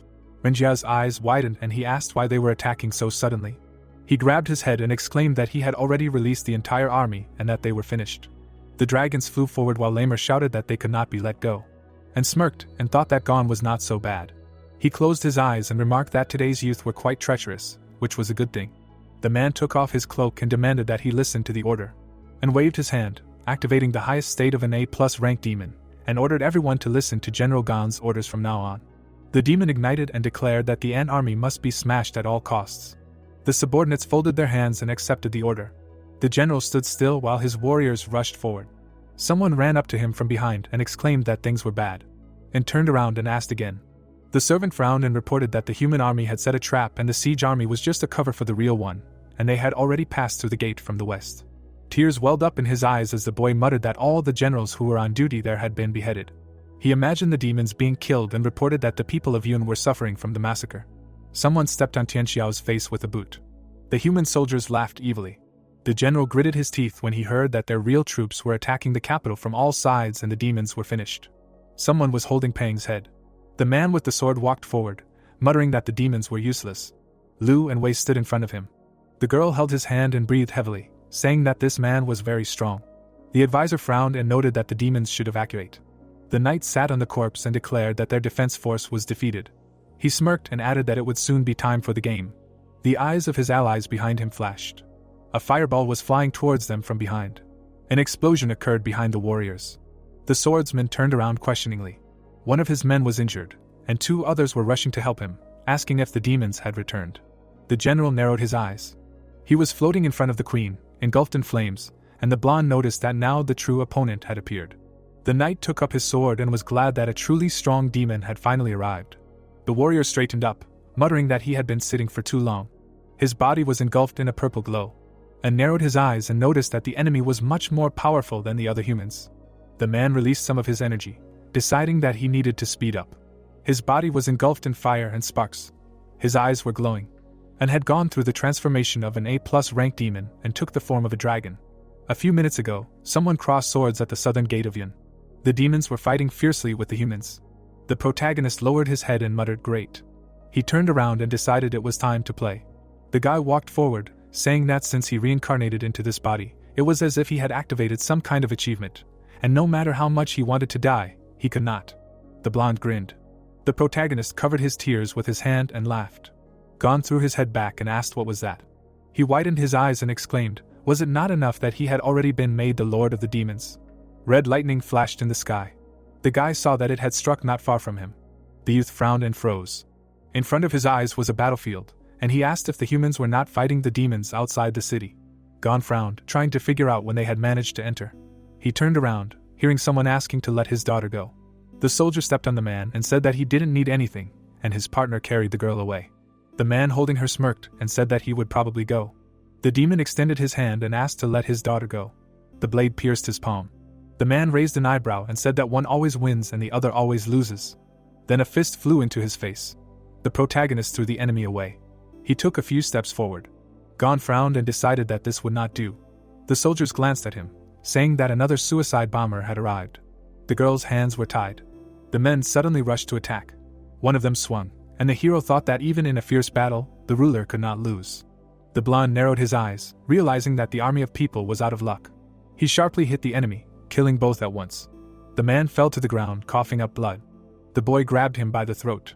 The soldier glanced at him in fear, amazed that all their health had been taken away in just one blow. Gon stood over him, his eyes flashing, and the man thought that he was just a system error. The protagonist grimaced and demanded to know what formation the man was from. The interlocutor closed his eyes and muttered that they were from the 21st Squad, 511th formation, and his partner tried to understand why the demon needed this information. The young man frowned and asked again. He loosened his grip, realizing that he was the commander there. The guy froze, trying to understand what was happening, and the soldiers hurried to run away while they could, discussing that the demon was somehow strange. The hero frowned and thought that a strange feeling of uneasiness did not leave him. The blonde turned around. Nearby, the girl's father furiously attacked the offenders. The city was engulfed in flames, blood was everywhere, and Gon thought that it seemed like he had been here before. One of the demons was lying on the ground. Rockets were hitting the buildings. The protagonist turned pale and realized that it was Yun. The boy turned to the sound of a child screaming that they had tortured his mother to death. The woman was lying in torn clothes and with bruises on her body. The man hugged the boy and tearfully muttered that everything would be fine because his father was near. Lightning struck from the sky. Gon raised his head. He was standing in the middle of a battlefield. In front of him, the demonic dragon was visible in the air. The blonde touched his head and thought that he seemed to remember. The young man imagined the image of a knight with a sword, because 6 years ago he led an army heading for Yun. Then a huge dragon confronted him. They clashed in battle, and the hero defeated it. Gon remembered himself standing on a corpse and thought that the victory was too easy, so he even forgot about it. After that, a system window popped up in front of him, informing him that thanks to the 511 army that he led, a very valuable contribution was made to the fate of humanity. The guy pressed the revive button with a trembling hand. Gon gritted his teeth and realized that he had returned 6 years ago, but why then was he not leading the army? He frowned, wondering what had happened and where his body was. A warrior was lying on the girl's lap. She looked at him and said that the hatred between the races was about to flare up again, but he was different from the rest. She patted the protagonist and said that his war was for protection, not for robbery, power and tyranny, and that was the most regrettable thing. Gon walked forward on the battlefield. The guy frowned, thinking about the 511 army with strong convictions and strict discipline. The human soldiers kicked the civilians, and the hero realized that after defeating the demons, they let them go. Tian Shao squeezed the knife and demanded to let go of his mother. He looked at the woman, and the villain muttered that he did not care who she was to him. The devil cried and asked the child to run away. Her body shuddered from the discharges. She went limp in the soldier's arms. The current deputy head of the 511 squad, who had previously been detained by the protagonist for violating the rules, picked up the woman and said that for a demon, she was nothing. The man was reflected in the eyes of the blonde, who understood why everything led to this. He darkened with anger and decided that this was unforgivable. In the past, and stood outside the door, and the doctor reported that the lady had given birth to an heir. The man smiled happily and asked to show him quickly. The demons looked at the general in surprise, noting that this was the first time they saw him so excited, and took the child and looked at him with delight. The baby was smiling, and the father was amazed at his calm. He hugged his son and promised that he would protect him and their city. The demon stood by his wife's bed. A bright bolt of lightning flashed through the air. It pierced the dragon's body. The general bared his teeth, shouting that he would not let Yun perish. His opponent scratched his ear and said that just an ordinary A+ rank demon was not dangerous. He squeezed the hilt of his sword and noted that it would not take long. The warrior pushed off the ground. The blond man quickly rushed forward. His blade was approaching him. The dragon's eyes widened. The powerful blow left wounds all over his body. The demon arched, pierced by lightning. The knight turned away smugly, and returned to his original form and fell to his knees. He clutched his chest and realized that he was not strong enough against such an enemy, and was only teasing him. The enemy stood behind him, and the general was horrified that no one was his equal. The man frowned and muttered that he was still dissatisfied. He raised his blade above his head and advised his opponent to die. His sword met an obstacle. The knight raised his eyebrows questioningly, and turned around and asked what was the matter. His son extended his hand to take the blow, and the general asked him why he was there. Wu Juan narrowed his eyes and replied that he had come to kill him. The father gritted his teeth and exclaimed that he would not allow this, because the boy was not his opponent, but just a pitiful bug in his path. The man shuddered when his son mimicked him. The red-haired man frowned and said that he had been telling him this since childhood, so was he really that insignificant in his eyes? The boy remembered his mentor asking him whom he admired most. The boy smiled and replied that he admired his father, the general who led the troops. Another day, a satisfied child ran forward, rejoicing in first place. He brought his father a certificate and boasted that he had come best in the exam. The man looked at him indifferently and replied that he knew. Wu Juan looked down, disappointed. He stood sadly in the corridor. The already grown-up youth smiled and told his father that he had won first place in the assessment. The general glanced at him and replied that he had been the same in his youth. The interlocutor silently frowned. After a while, Wu Juan looked at his parent and said that he had been promoted to lieutenant general, and the advisor exclaimed that he was the youngest demon to hold such a position in history, and did not even turn around, saying that he knew it. Wu Juan frowned and exclaimed that he would never get his approval anyway. The human knight leaned on his sword and muttered that this was interesting, and sat behind his son, asking him to leave, because the enemy was not so simple. The red-haired man activated his powers and replied that he did not care if he was Buddha himself, because he had attacked their land. The demon rushed to attack, exclaiming that the enemy must die. The general extended his hand, mentally scolding his son and thinking that humans were too strong. 2 soldiers appeared from behind the knight, preparing to attack. The demon's eyes flashed. Claws flashed in the air. Wu Juan landed behind the enemies, decapitating 2. The blond man's eyes widened as he held the split sword, and his defense immediately fell. And then the advisor stared in shock at the boy who had smashed the opponents in one blow. There was a symbol glowing on the red-haired man's chest. The knight gritted his teeth and realized that this demon was different. Fiery wings appeared behind Wu Juan. The man frowned and tensed up. The boy used a demon lord's skill. A powerful energy engulfed his body. His father's eyes widened in shock. He stared forward, muttering that something was starting. Wu Juan was floating in the sky, releasing demon lord energy, and the general only realized that his son had long since become stronger than him. In the past, the boy stood there with a frustrated face. The father looked at him. The man was looking at the child's exam paper, thinking that his son was the best, as expected. Suddenly, the boy looked into the office and called the general, and put on a serious expression. Wu Juan reached out to take his report card. The general gritted his teeth and thought that he had named his son with a name that meant, "not a soldier," because he did not want to lose him, so why was he so interested in war? The subordinate folded his hands and reported that Wu Juan had won first place. The man clenched his fist and exclaimed that he knew the boy was the only one.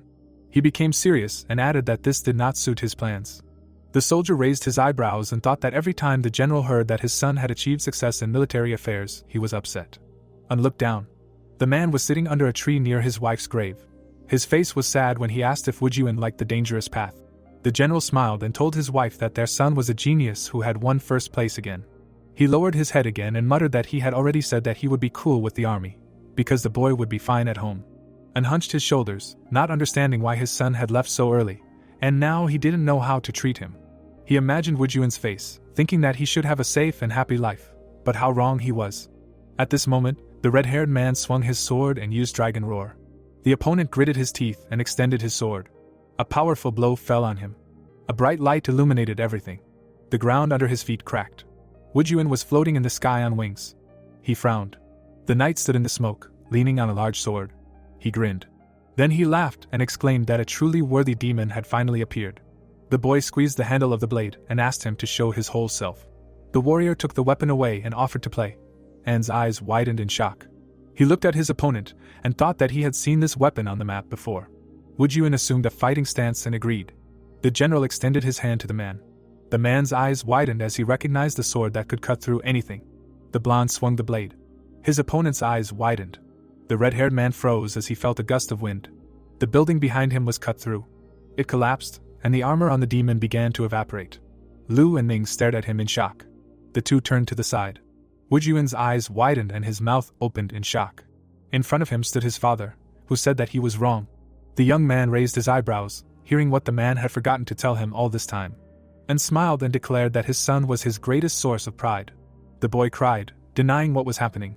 The demon's hand fell to the ground. The general shielded the young man. The man smirked and added that Wu Juan was the best soldier, and in the future, he would definitely become the best demon. A fire lit up his head, and he asked his son to live. The knight slung the sword over his shoulder, and the demon told him that the weapon was not so easy to obtain, and that he must have fought an SSS-ranked demon. And created a barrier in front of the boy and said that none of the Yun were his opponents. He smiled and added that his father always made the final move to protect their future. Wu Juan cried, trying to object. The general used the final skill, creating an indestructible wall of fire at the cost of his life, and repeated that the boy must live. There were streaks on his face. The man remembered the baby in his arms, telling him that he must grow up in peace and health, and that his father would provide protection for him for the rest of his life. The general smiled and added that he would protect the city for him. An advisor ran up to Wu Juan. Ming grabbed him and the queen, asking them not to waste time, but the boy did not want to leave. The knight stood in front of him and remarked that their attempt to escape was ridiculous. He leaned forward and said that he had not yet enjoyed their performance. The boy swung his sword and added that he wanted to see their despair. The blonde glanced back in displeasure when he was asked to take his time. The knight turned around when someone advised not to kill them so easily. Chao held out the cube in his hand, saying that a group of idiot demons were desperately protecting this thing. He smirked and said that he would give it to him if he accepted it into his team. Lightning flashed in the sky, and the blonde asked if this was an important demonic element. The boy leaned the blade against his interlocutor and asked why he should believe him. The brunette smirked and replied that his clan had been guarding the element for several centuries. He presented silhouettes and said that from the very beginning of the unification of the entire demonic continent by the first demon king, his ancestor Chanlong had been the most trusted person of the Lord. An's eyes widened as the traitor said that there were 3 demon generals next to each king, one of whom was good at spells, one at governing the country, and one at fighting and warfare. The knight continued to hold the sword as the man said that only his clan could be next to the king without magic and war skills. He held out the cube and said that this thing was very useful, and they had been its guardians from the beginning. The item was glowing, and the demon added that only their clan could activate it. The blonde looked at it, thinking that the demonic element obeyed him, and in front of him was an elemental body that collected all the life force and spiritual power of the demon race, and each of them needed the work of this element. Besides, the appearance of the next one takes about several decades.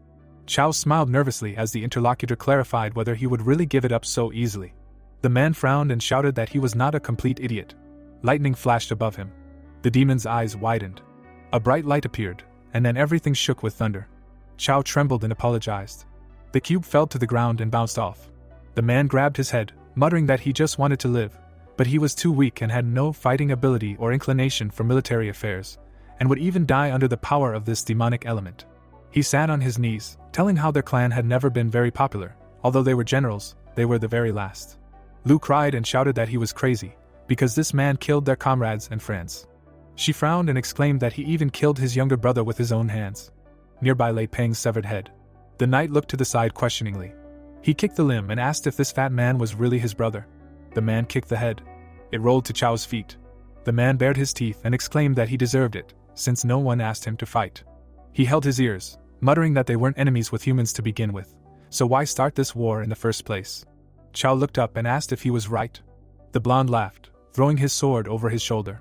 He reached for the cube and remarked that it was quite wise of him to give something so important to the demons to a great man. The knight looked at the object and added that he was flattered. Chao's eyes turned bloodshot. He raised his hand to his face and said that everything was ready and the order was carried out. The old man stood in a stance and called upon the spell of the art of flowers, namely absolute defense, while grinned and looked forward, and a message appeared saying that the skill is the roots of life. The red-haired looked back and asked what it meant. Green energy ran along the ground forming a dome. Blood flowed from the horned man's mouth, and he spoke of a demonic element. He waved his hand and shouted for activation. The blonde-haired man looked at the cube, which began to glow. A bright light burst out from its circles. The man grinned while he was engulfed in radiance, and did not understand what it was. The light filled the space and hid the man. Chao was engulfed in flames and said that they were a poor clan and said that he had been waiting for this moment for several centuries. He looked forward and said that they were finally useful. The horned man narrowed his eyes, saying that they would benefit the demons and there was nothing more to worry about. There was a powerful explosion in the center of the city, and a spherical shock wave, together with a sound wave, began to spread along the surviving streets. It swept away everything in its path, turning living things into ashes. Light illuminated the lying object. The blow to the city inflicted intolerable destruction on the state, demolishing everything within the radius of destruction. The soldiers watched the explosion and how the shock wave engulfed the man standing in front. The streets were engulfed in smoke. The servant turned around, asking what was happening there. An explosive mushroom rose above the city, and the girl watched the last seconds of the city's life. Powerful discharges of static electricity appeared in the sky. Lightning struck the center. An explosion occurred and a column of dust rose above the buildings, blocking the view. The demons looked at the hot smoke that was about to engulf them. The demon sat on his knees, covered in burns, and said that he had already shown all his strength. He gradually lost consciousness and his eyes closed. The horned one fell to the ground and thought that he had only activated 1% of the true power of the demonic element. Wujun helped him, who had lost his arm, to get to the shelter. Chao's mortal body fell to the side and he said that he could not do it anymore. The structure released a discharge into the sky and a notification came out about the dragon and the S-rank skill, namely, absolute defense, which saves all living beings in the circle from any attacks for 30 seconds. The black serpent raised its head and was enveloped in yellow energy. The soldier looked to the side and he said that his last choice was wrong. The blonde one stood with a gun at the ready and said that he should not have used the strongest skills without knowing the opponent's trump cards. The serpent stood next to the enemy, who looked at the exhausted body, while the survivors watched what was happening. Chao's hand reached for the cube. A discharge occurred and the cube evaporated in front of his fingers. He lowered his limb and a pool of blood formed under it. The blonde looked down haughtily, holding the object in his hands, while yellow discharges of energy sparkled above it, and asked if he was ready to bear responsibility for the consequences. The tattooed one examined the trophy, standing in front of the wounded one, and said that who would have thought that a demonic element would be in such a place. The fighter walked near the pet, and said that this place does not look like one in which a demon lord could be born. The object was in the hands of a man. He looked down and said that it was time to get to the point. The blonde looked back, ordering the snake to move forward. He showed his teeth and sighed. The soldier frowned, asking about the fact that he did not want to go against his comrades. The collar on his body put pressure on his larynx, releasing excess air from the mechanism. It dug into his skin and set his scales on fire. The dragon threw his head back and screamed. His eyes flashed red and he aimed at the guys who were standing nearby. The old man used a magic circle while he was about to attack. Wujun looked out from behind the healer and ordered him to protect the lady, to which she said that it was better to take care of herself. The warrior emitted discharges and said that the demon clan can only talk, but did not finish. The magic discharge instantly struck the enemy. The mustachioed man looked forward and froze when lightning pierced his chest, splashing blood from there. He looked at how his chest was shining and began to groan.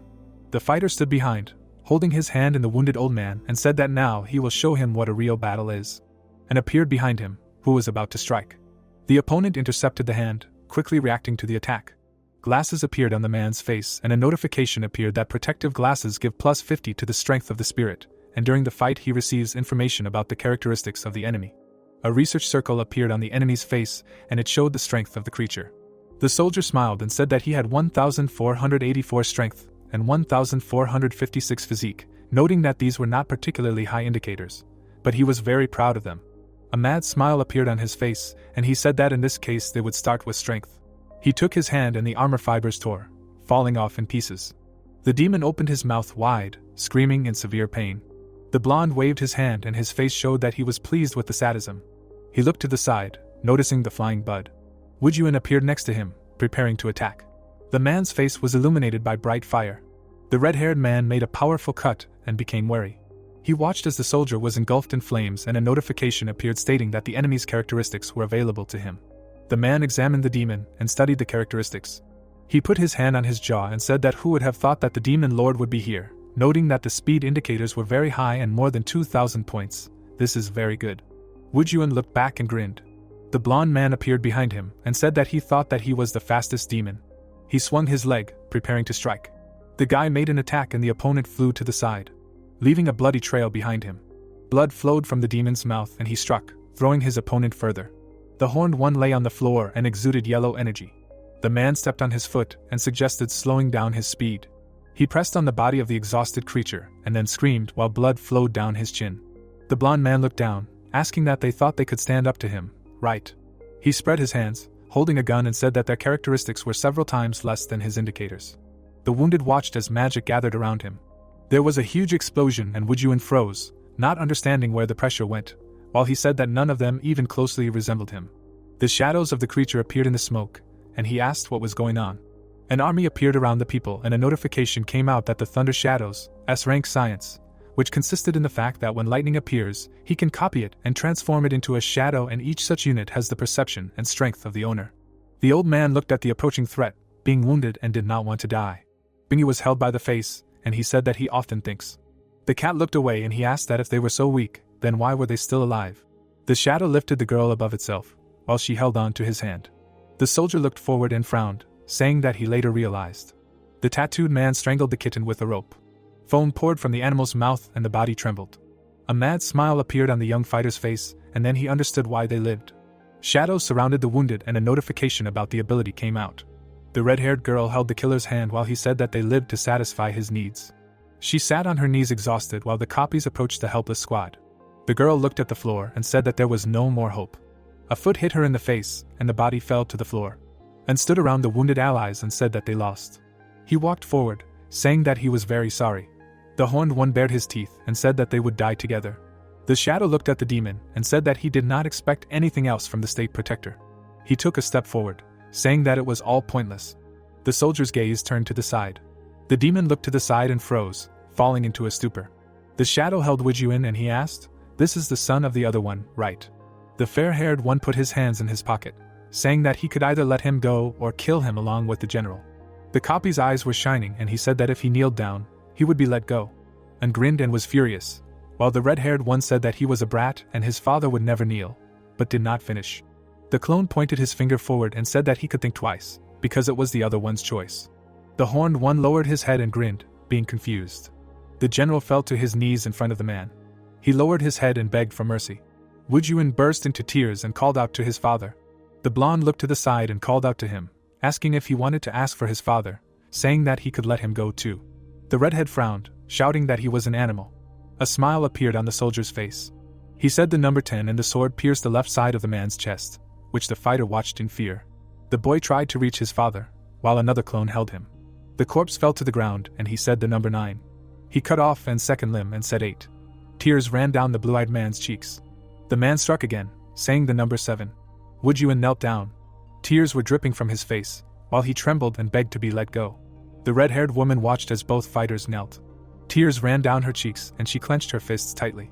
The shadow smiled, looking at them and saying that they finally bowed down and asked who he should let go, saying that it was a very difficult choice. And looked down. His heart pounded. He rushed forward and the blade pierced his chest through. Wujun went hysterical and called out to his father. He looked at the offender and asked to let his son go. The warrior wiped himself of blood and asked who gave him the right to do what he pleased. He struck, calling him a brat. The body fell at his feet and the man said that he had changed his mind. The copy closed its eyes, about to announce something, but he interrupted. The red-haired man rushed to attack. The blade pierced his body and the clone said that a new game was beginning. The guy held on to the sword while the red-eyed woman called out to him. Tears flowed down the cheeks of the survivors. The chain rose from under the ground and was illuminated by magical energy. The soldier watched as the prisoners were raised on chains, their hands tied. He remembered standing in front of the hanging cats. The blade pierced the fighter's body and he gasped, experiencing terrible pain. Wonju was losing consciousness, and blood was running down his mouth. He pulled out the blade and said that he wanted to see how long it would last. The man turned around, calling the dragon. Its spikes and horns were engulfed in bright flames. The tattooed one closed his eyes, saying that it was time to prepare for the end of the celebration. The soldier put his finger on the earpiece and said that he wanted to hear the deputy captain and thought that they had already played enough. A mad smile appeared on his face and he ordered to report to the entire army that they were moving out, to which the interlocutor said that he was strong. The fighter froze after hearing someone ask how he dared to rebel. He looked away and called out to his comrade, asking where he had gone and who it was. The man sat on the dragon and heard both behind him and in the earpiece that he was there. The white-haired man turned around. Gon was holding a corpse in his hands and said that he probably already understood the situation his friend was in, and a notification came out that he was the lord of S-rank demons. The white-haired man lowered his head, saying that he did not think that he would seize power, noting that he also acted like the last pig. Corpses of infantrymen lay on the battlefield. The hero lowered his head, saying that it was he who killed them all. Darkhan lit the chain on which the demons were hanging. The swordsman looked back and was perplexed. The protagonist frowned, saying that he should have guessed long ago that beasts will always remain beasts. Hatred was written on his face, and he said that the enemy's actions were grave sins for which one must bear responsibility. The opponent's body was covered in energy, and he said that this was another scum. He jumped up, saying that it was time for Gon to die. The soldier swung his arm, preparing to strike. A mad smile appeared on his face. The fist met the attacker and a notification about the unknown amount of strength came out. The hero hit the opponent in the chest and the shock wave spread throughout the space. He lay on the floor, bleeding while he was held by the neck and wondered what was wrong with this guy. The protagonist was furious and asked if they would start. Aggression was written on his face and he said that riots, adultery with their women, robberies and murders of comrades, asking where to start. The blonde one grinned and asked what he was talking about. The guy crawled towards MC, leaving a bloody trail behind him. The dark-haired one was wounded and said that something was wrong with this demon, and he understood it from the first meeting, assuming that he knew people well. The soldier held the girl, standing next to the ice copies, which he ordered to kill everyone. He looked at the red-haired girl and said that she smelled very sweet. Tianxia was held and he called for his mother, while he told the clones that the child cannot be touched. The soldier licked the girl's face and said that he wanted him to see how he mocked his parent. Ice shards flew in different directions and he became wary.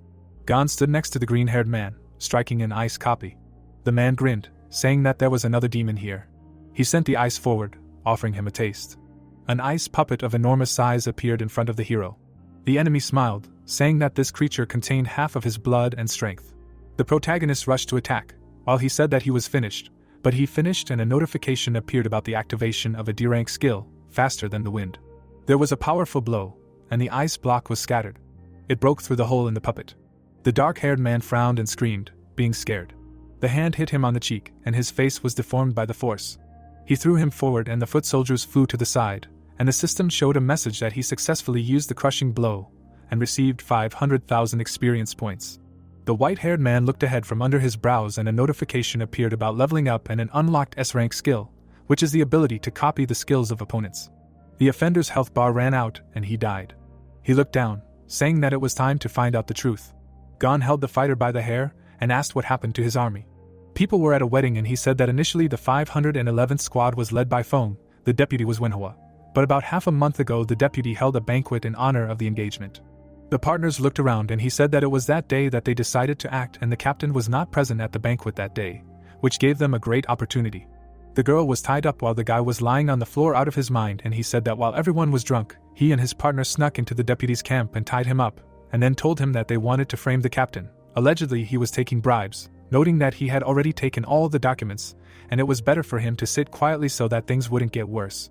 The tattooed man looked down and asked to be allowed to become captain, and then he would appoint him deputy, and they would go against the demons together.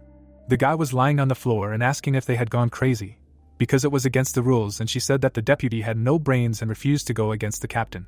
The dark-haired man stood in front of the girl and asked what she thought, that he came here to bargain. The blonde held the deputy and said that today was his first wedding night, to which he ordered to let her go. Energy was building up in the guy and he said that he would finish off those. He spat out blood while they told him that there was poison in the alcohol and nothing would come of it. The guy stuck the blade into the floor and said that it was useless to continue while he was slowly dying. The soldier looked at the deputy and asked if he would go with them against the captain. He was furious and refused. The dark-haired man tore the bed linen and said that Manhwa was not afraid of death, therefore he died with his dear wife. Knives were stuck into his body, and the soldier said that it was all because they refused to desecrate the captain. The killer stood in front of the corpses while he said that they left the commander-in-chief's frequently used things at the scene. The tattooed man grinned and said that when he arrived, the deputy took his last breath and the captain must have been in a hurry to leave the scene of the murder. The soldier stood outside the building and he said that Jibiao put all the blame on the captain and then led the army straight to the camp, preparing to deal with him. The army stormed the building and the dark-haired man said that no one could have imagined that he would no longer be in the camp and must have fled. The psychopath examined the armory and he said that even the equipment and weapons that he always carried with him were left behind in the camp. The sword emitted energy while the soldier said that the killer requested a search warrant from God on the grounds that the commander was caught plotting a mutiny, raped a teammate and escaped with the murder. The blonde man smiled and held the sword in his hands while he said that he had become an army sinner. A new captain stood before the people and the army changed its leader before the war. The warrior looked at the enemy and asked why he was interested in human affairs. Gon looked down and asked. No one else understood anything. The hero stood before a war criminal who asked him what he was talking about the fanatics, saying that they resisted but were immediately sacrificed. The wounded man rolled his eyes, saying that things should have been done differently, and he asked why the army had such a system. The fighter looked at his opponent and said that he was finished and now he could let him go, because if he freed him, he would talk to the captain and he would leave the demon alive. There was a powerful cut and blood gushed out to the sides and he asked what he was doing and screamed about his treasure. The protagonist looked at the opponent, who begged him to let him go, and from behind a woman called out to the general. The girl burst into tears and said that this was the uniform that General Wei kept for him, because he predicted the crisis and asked him to give it to him. She held out a briefcase and asked him to take it and run away, saying that he was the last hope of the demons, and said that it was not worth dying in this battle. The fighter cried, saying that she had literally just received a message about that and assumed that something had happened to the old man. Gon held his hand to his jaw and a notification about receiving S-rank equipment appeared. The guy walked forward and his stats increased. He was enveloped in energy, and the system showed the activation of the transformation skill. The hero dragged his mortal body by the hair. The girl shouted after him that the exit was on the other side, to which he replied that he was not going to run. The protagonist looked ahead and said that he would go to the criminal, to which he replied that he was sick and he could not stand up to him. The soldier bared his teeth and shouted that he would kill him and ordered him to pray. MC beat the enemy while he thought about why he was so interested in people. Blood flowed down the man's nose and he pondered his origin. Clones of the warrior appeared behind him. The demon stood with his back. Glasses appeared on the tattooed man's face and a notification appeared about the ability to view the characteristics of others. Gon looked back while he studied his stats. The soldier froze and his face showed horror. The fair-haired one smiled, saying that it was an ordinary demon with great strength, because its speed was half that of him. The copies rushed to attack. The hero did not turn and prepared to absorb the blow. The white-haired one looked back and said that he would not be able to hold out for long. He counterattacked the creature. The clones flew away and the opponent said that he was not as fast as him. Shadow was scared and asked who he was. The protagonist stood in a stance and said that it was his turn now. Shadow stood next to the burning dragon. Jibiao looked away, thinking that judging by the level of his strength, the values were not bad. He frowned and thought that his stats were much better. Gon held onto the decoration and the system showed the indicators of what the opponent did not understand, why the relics of him were hidden. The tattooed man was angry and thought that something was wrong with him, and the notification showed the characteristics of the soldier. He looked at the weapon, thinking that his strength was 4,102, but thanks to his weapon, he had 5,424. The man looked ahead from under his brows, comparing his 3,732 speed points with the enemy's 1,477 points. The blonde looked around, thinking that therefore he could not be faster than him, and noted that it was time to act. The shadow copy stood up, being engulfed in flames. The opponent approached the demon, thinking that it was time to play. The hero counterattacked, landing a powerful blow to Jibiao's face. The tattooed man hid behind the dragon while he beat the shadow and thought that his opponent had some hidden skills. The protagonist swung and told him that it was not worth relying on second-rate data while the system showed reliable characteristics of the fighter.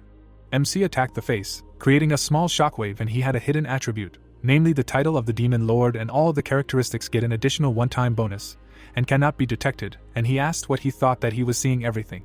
A bolt of lightning appeared in the sky. Shadows were approaching Gon, and he thought that he did not agree with this. The opponent frowned, thinking that he did not believe. The demon dodged the attack and counterattacked with a precise blow to the face. He made a side kick to the enemy's body. The hero hit him in the face with a jab. The body flew to the side, raising dust. The white-haired looked back, examining the space.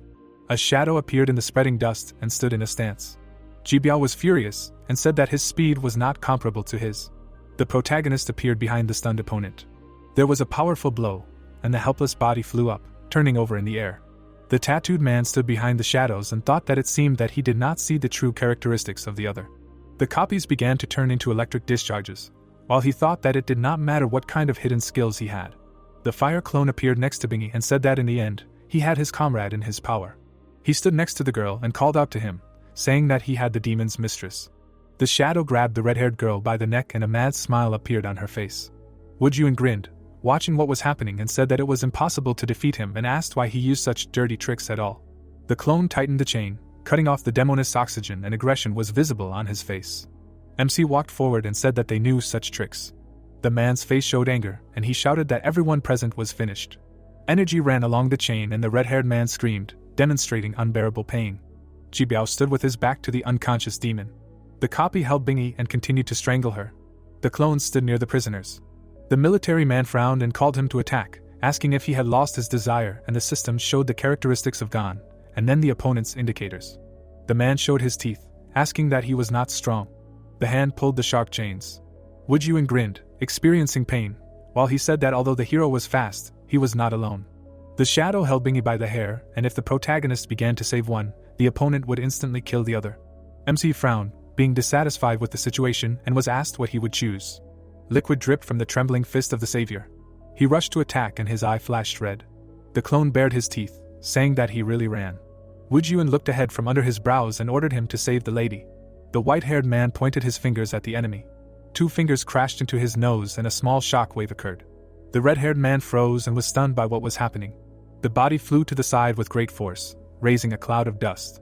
Gon stood with his back to the guy, who asked why him, noting that it was necessary to save the lady. The hero looked back, asking who said that only he was saved. The ice puppet held the girl in his hands and a clone was strung on a sword. The weapon sat tightly in his cold hand and a cut occurred. The puppet swung while he struck. MC looked at the henchmen and ordered them to help. A powerful blow broke the steel chain. The black-haired man looked ahead and asked how it was possible, and did not understand when he learned this skill. The injured man was angry, thinking that wasn't he the only one who could use this skill. Ji Biao swung his arm, about to strike the ice minion. The puppet grabbed the shadow's head and swung. The creature stuck the clone into the ground, raising dust, and Gon looked at his protege and said that he had the same strength as him. He put his hand to his jaw, remembering how the guy died, and a notification appeared that a new S-rank skill was unlocked, namely copying any skill and attacks of the enemy, while he was thinking about which skill to copy. The hero raised his head, saying that it was the right decision. The soldier lay on the ground and assumed that he simply copied his unique skill. The ice swordsman fought with the clones of Ji Biao. While he thought that this was a new learned skill, and although it was very powerful, there were still weaknesses, and a notification about the ability came out. The creature made a powerful cut, and he thought that the first weakness was that the water element was needed to activate the skill. Blood flowed like a river on the exhausted soil of the battlefield, while he thought that the second weakness was that blood was needed to create puppets, and not so little, because they needed something to feed their power. The copies of the tattooed one suffered losses, turning out to be powerless against the swordsman, and the dark-haired one understood that he had a large volume of blood if the ice mechanism had the same power as him. Gon folded his arms while he made his conclusions. The military frowned, shouting that the captain should not fight the puppet. The shadow stood next to the creature while Ji Biao hid, and he said that the hero was using his skill and asked to believe that it was better to hit the demon, because he was now weakened. The protagonist stood with his hands folded, and he thought that this is it, and now everything is clear. The clone stood in a stance, and he thought that he would kill the enemy with one blow. The opponent was approaching the white-haired one, preparing to strike. An electric discharge pierced the body, and the soldier landed a few meters after the strike. The shadow stopped, landing on the ground. He was engulfed in electric discharges and said that he won. Ji Biao looked back and was surprised that he did not die, saying that he had defeated him and decided to do it again. The copies were approaching Gon, preparing to strike. The soldier struck the demon in the chest, causing critical damage of 300 points of damage. The copy dealt slashes and took away 100 points of health from him. The hero looked away. Would there be anything else? The blonde-haired one frowned and denied what was happening in his head, and a notification appeared that the scanning vision skill was activated. The protagonist looked down, while there was a filled health bar above him, and he wondered where he got so much blood. The accessories on the demon's hand began to glow, and he thought that something was wrong with this demon, and a notification appeared that the Heavenly Demon Illusion skill had been activated. Dark energy began to gather around MC's hand while he thought that even his character and temperament were different from others, and a message appeared that the reverse SSS rank skill, namely, 100,000 units of health are added to him every minute, had been activated. A powerful sword appeared in Gon's hands and he asked why Jibiao had run out of tricks so quickly. The tattooed man frowned, panicking, and he thought that he needed to run, because the current one could not win now. Lightning struck near his paw, creating a shock wave. Lightning flashed over the battlefield and he decided to go to the sky, considering it the best solution.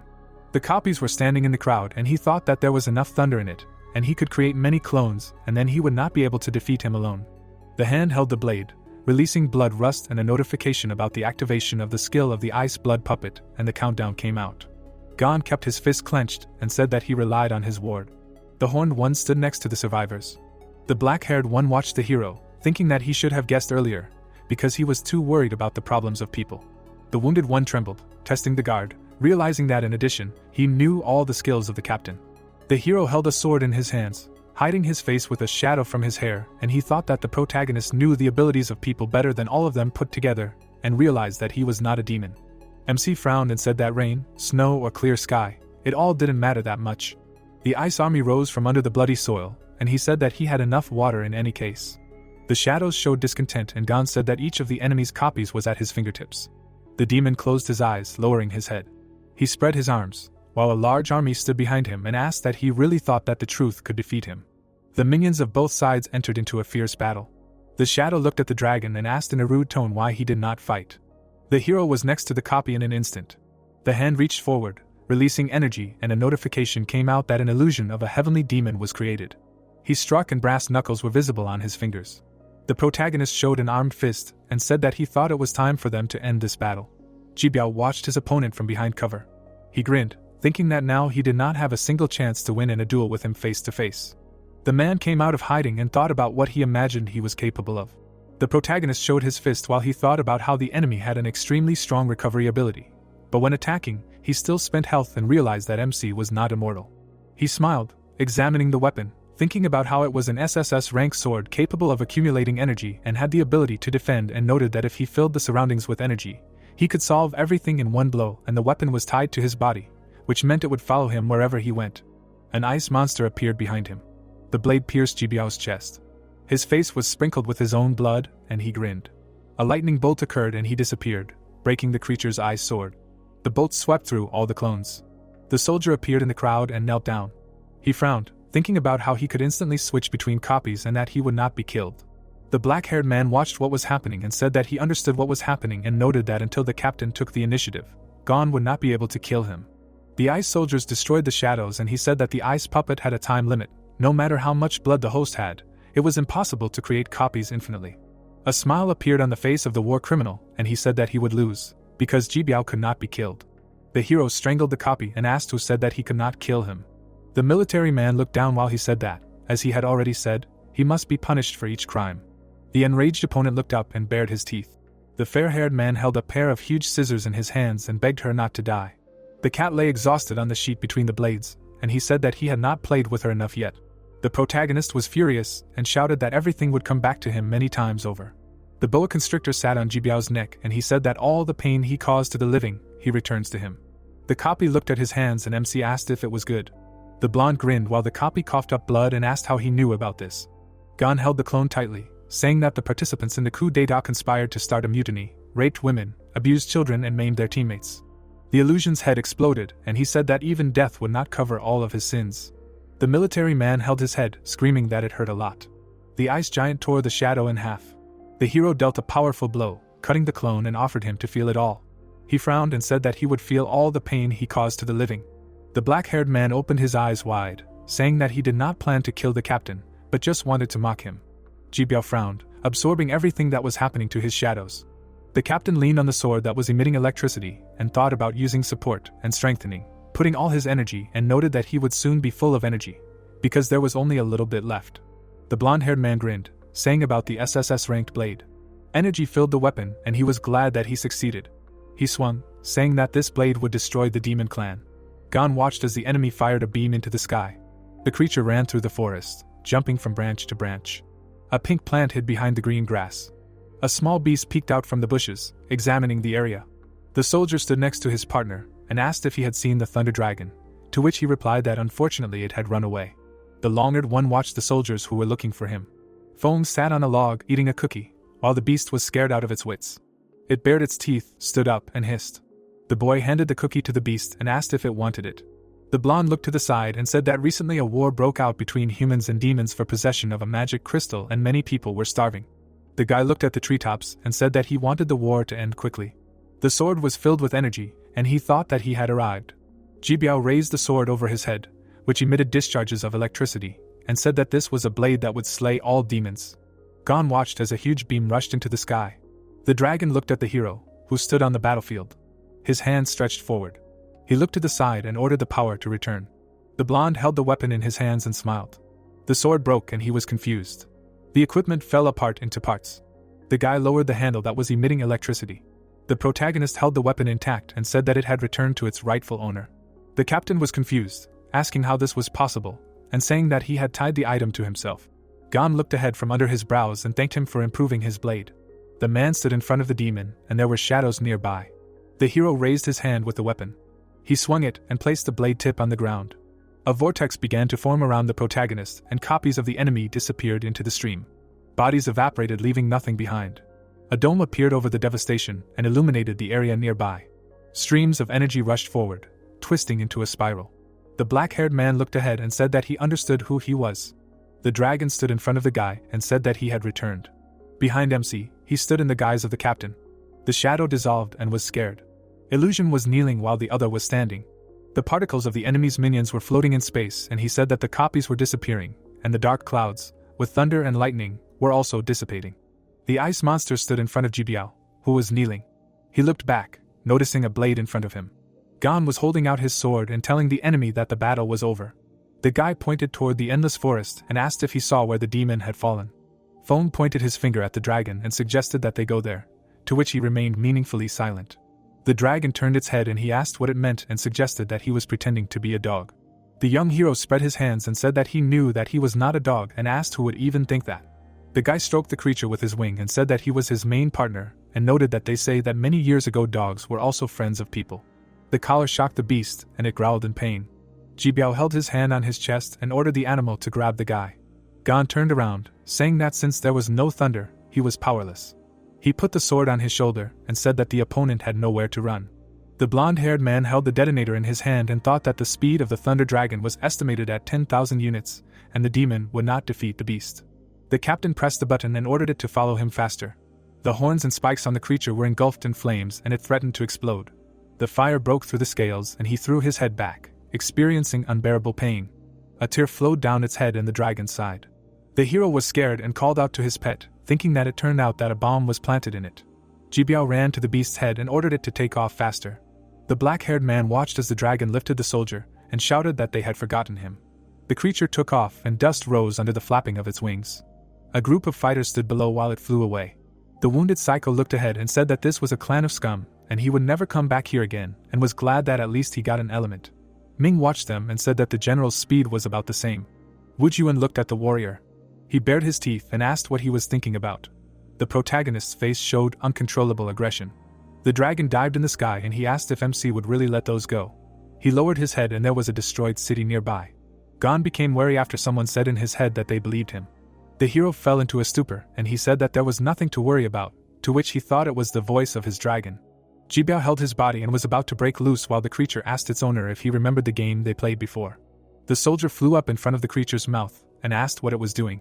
The fangs dug into the soft body of the killer, and he said that the dragon would become a corpse. The flying reptile looked away and offered the owner to continue and noted that now it was his turn. Gon looked up, watching the pet gracefully dive over them. The hero frowned, looking up. He swung, preparing to jump. The soldier was in the dragon's mouth and asked not to blame him. The man threw the detonator and said that it was about to explode, and a notification appeared that the explosion progress was 75%. The dragon was rapidly decreasing its speed, while the explosion progress was significantly increasing. The protagonist's attention was focused. The pet was approaching the ground and there were 3% left before the explosion. MC rushed past, making a powerful cut, and the explosion progress was 99.5%. The collar was divided into parts and it stopped functioning. The creature landed in front of the guys and blood was flowing from its mouth. Bingy stood behind the wounded and everyone was in shock. The black-haired man was shaking, saying that he had exploded. The flying reptile looked away and the outline of the fighter's figure was visible from the fog. Ji Biao was lying on the ground in a pool of blood and groaning. The figure was approaching him and he asked to let go. The blonde man had lost his lower body and asked to let him go, asking why, but did not finish. He scratched the ground, repeating the question. Anger appeared on his face and asked why the opponent did not die. Gan's lips were pressed together. The hero lowered his head, saying that he should not have betrayed him. The captain was lying in a pool of blood and asked again, wondering who betrayed him. The dragon stood behind the warrior, who was holding a blade in his hands. The protagonist extended the sword upward. MC looked down and said that when he saw Manhwa, he should not forget to apologize for that night. Ji Biao was horrified and realized that the former captain was standing in front of him. A powerful cut occurred while he was talking about a coup d'état with a rebellion. Gan swung. He remembered how the black-haired man tore the bed linen. The fair-haired man received 2 cutting blows and he spoke of torture. A memory of how he cut off An's hand flashed through his mind. Several blows approached the captain. The deputy commander lay by the bed, studded with knives, and he said that the criminal killed a comrade. The enemy's body was cut. The hero looked down and looked cold-blooded. Fury appeared on his face and delivering powerful blows, he shouted that he took his weapons and dragon. Numerous cuts appeared in an instant, and he said that Ji Biao was a ruthless man who did not deserve to live. The man's face was cut. The protagonist looked at the enemy and said that the death penalty awaits him. He remembered all of his sins. MC held the sword in his hands and said that it was the end. The black-haired man was shaking and said that this demon was their former captain. Foam stood behind the dragon, and Gon was in front of him, and he said that their commander-in-chief had not run away anywhere, and a notification had come out that he had killed the team boss and earned 2,200,000 points. The girl stood next to a huge vessel in which the guy was, and he said that the issue needed to be resolved as soon as possible. The fair-haired man was in the liquid and he said that his weapon, equipment, and dragon would return to the guy. Liang Na put her hand to the glass and he said that the chosen one would return too. People were sitting by the river and the man was saying that news had come from the front lines. The soldier looked at the old man and said that the 511th unit of the 21st Army had been defeated. The military man stood behind Ji Biao's father and he said that his son had sacrificed himself. The float was in the water and he asked if there was a corpse, to which he received the answer that it had not been returned. The bearded man was emotionless and said that in that case, it was necessary to prepare an empty coffin. Waves diverged from the plastic in the water and he asked to tell the whole world that his son had heroically fallen on the battlefield. The guy's hand was shaking while the old man asked his assistant for help, because there was a bite. The fair-haired man stood in front of his father and talked about demons and their country. His eyes sparkled and he said that he would kill everyone. The sun was shining over the city. The horn man stood in the Foam Palace. He lowered his head, saying that the letter for the Alliance Conference would be in 3 days and asked if His Excellency had decided on a suitable candidate. The ruler looked ahead and thought that this Alliance Conference was like a public repentance, but he could not refuse to participate. The mustachioed man stood in front of the demons and said that their state should not hand over A+ rank demons, because they were too valuable personnel, but it was too dangerous to go there, because not everyone could return from the event. The horned man showed his teeth and asked if he had decided. He released his tentacles and the old man asked to give him 2 more days and he would definitely decide, but did not finish. The tentacles hit him in the head, and the creature said that they would help make a decision. The girl handed over a letter and said that it was from the Alliance. The violet-eyed one put her hand on her belt, saying that she did not think that the country would go through so much in just a few days and noted that another state sent them support. Bingy lowered her head and thanked her for her help. The newcomer bent over, asking the lady to have a good rest and soon give an answer about the participants of the conference, because this is the most grandiose event for the demon clan. The workers were rebuilding the city. Their hands were stretched out forward and a red whirlwind formed around them. Tian Shao was lifting the debris, returning it to its place. He wiped the sweat from his face and sighed. The boy turned around and was asked to rest and noted that General Chao was looking for him. The man was in a wheelchair and said that such a young worker would help them rebuild the city. The green-haired man leaned over, saying that of course, and thanked him for transplanting a second heart into his mother. The wounded man looked forward and said that the one in his body had stopped beating because of the explosion, and it came in handy for the boy's mother, and noted that he was also indebted to him.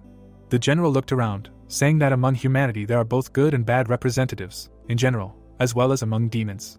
The black-haired man was in a panic and begged to let him go, saying that he would not even go near the clan of those again, while he said that the bad ones receive retribution. The creature approached the victim and he asked to stop. The beast tore at the body of the one and Chao said that those who do good receive rewards. Tian Shao stood in front of the disabled man, who said that this was the creed of their poor clan, but his brother had broken the rules in life and therefore did not regret his death.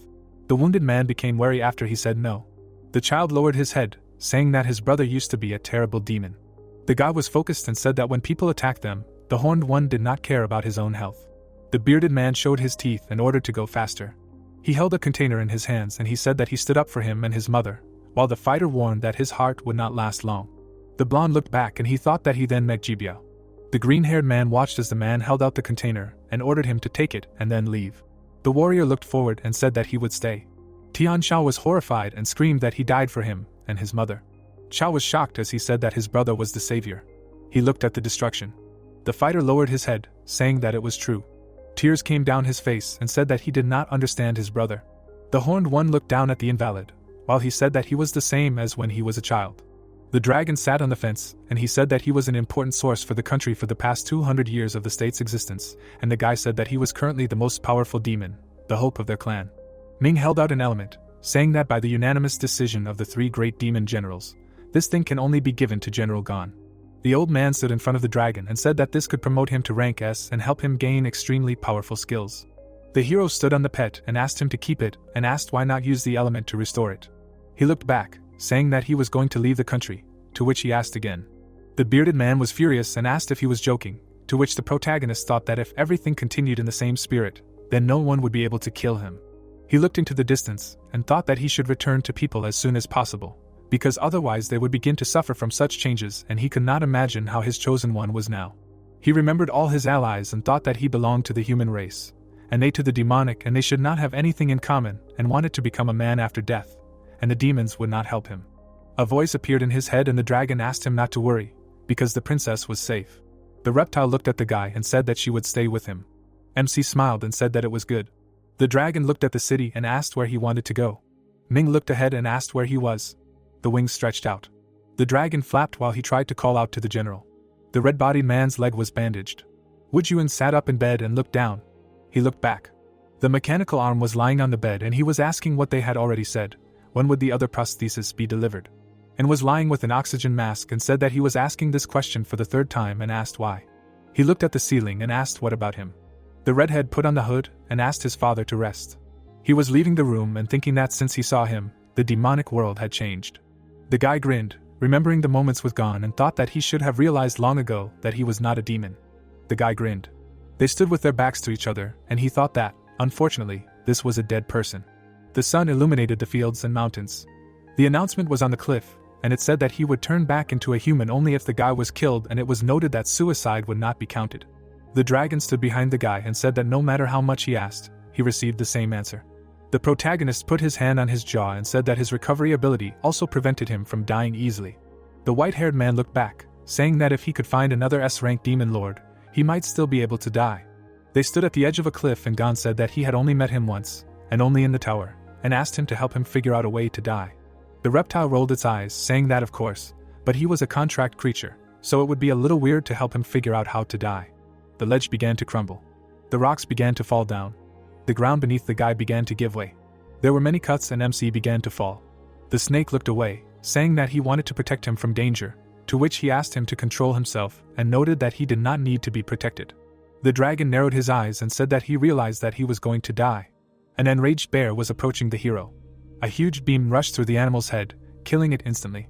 The snake looked confused and asked for forgiveness, to which he said that everything was fine and asked not to worry.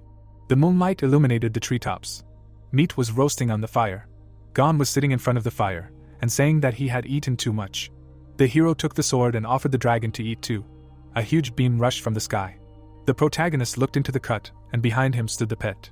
MC laid out the sword and said that at dawn they would go to the west and try to find another magic tower, to which he replied that the goal was unclear. The guy looked at the object, while the companion said that even if there was a magic tower in the west, it was not a fact that there would be an S-rank lord there. The demon put his hands in his pockets and asked what he should do, saying that it just so happened that people also lived in the west, and he had no other choice. The weapon was on his belt, and the dragon said that someone was coming. The blade was near his neck and he said that Gon left without even saying goodbye, noting that this was not right. Wu Juan looked at the guy and said that the country was holding a celebratory banquet and asked why the hero was leaving. The white-haired man looked ahead and asked why he was not celebrating. He frowned, saying that so be it. The protagonist looked back while he asked who he was and why he had come to them. There was a sword on his belt, and the companion said that he was angry, but clearly did not want to kill. The demons were standing in the middle of the forest, and the red-haired man asked how he was connected with people and why he knew so much about people. The fighter was furious and said that he had both a dragon and a weapon. MC took up the dagger and said that he was a man. Woojun bared his teeth and was at his limit. Gon lowered his head and said that unfortunately, he could not kill him. The red-haired man frowned while he said that it would have been very good. He was beside himself with anger and asked what was going on. All this time he was trying to die, and not saving him, and Dad protected him in the dungeon. He grabbed him by the neck and asked why he didn't run away even during the battle with people, and it turns out that he intended to die all this time and didn't understand why. The hero looked ahead and said that if he dies, he will become a human, and noted that initially he was from the human race, and then by mistake he got into the body of a demon, and he must die to return to his previous state. Woojun grinned and asked why he killed his teammates then. Because they could have killed him and the guy could not have saved them. The redhead looked at him from under his brows and shouted that he could have just waited for them to kill them, and then run to certain death, and asked why he didn't do so, because people could have won and he could have returned, asking why he helped the clan. Gon looked away and said that it was much more complicated than that, because it was a matter of principles. The fighter was stunned while he was saying that he could not watch someone do evil. His hand dug into his neck and he was saying that they continued to commit outrages. Woojun removed his hand. He looked at the interlocutor and said that the human race had invaded their territory, causing them to lose lives, namely the human race had killed his mother. The red-haired man bared his teeth, saying that he hated people and wanted them to die. He was furious, saying that he should die too. The fighter closed his eyes and said that he hoped that he would turn out to be a demon. Gon watched what was happening and the dragon said that he felt it now, that he was in great pain. The hero began to leave, saying that it was time for him to go. The white-haired man stopped while the reptile asked that he would not talk to the guy, to which he replied that he did not want to interfere in the affairs of demons, because they were not friends. Woojun bit his lip, saying that in a week there would be an alliance meeting. The protagonist froze.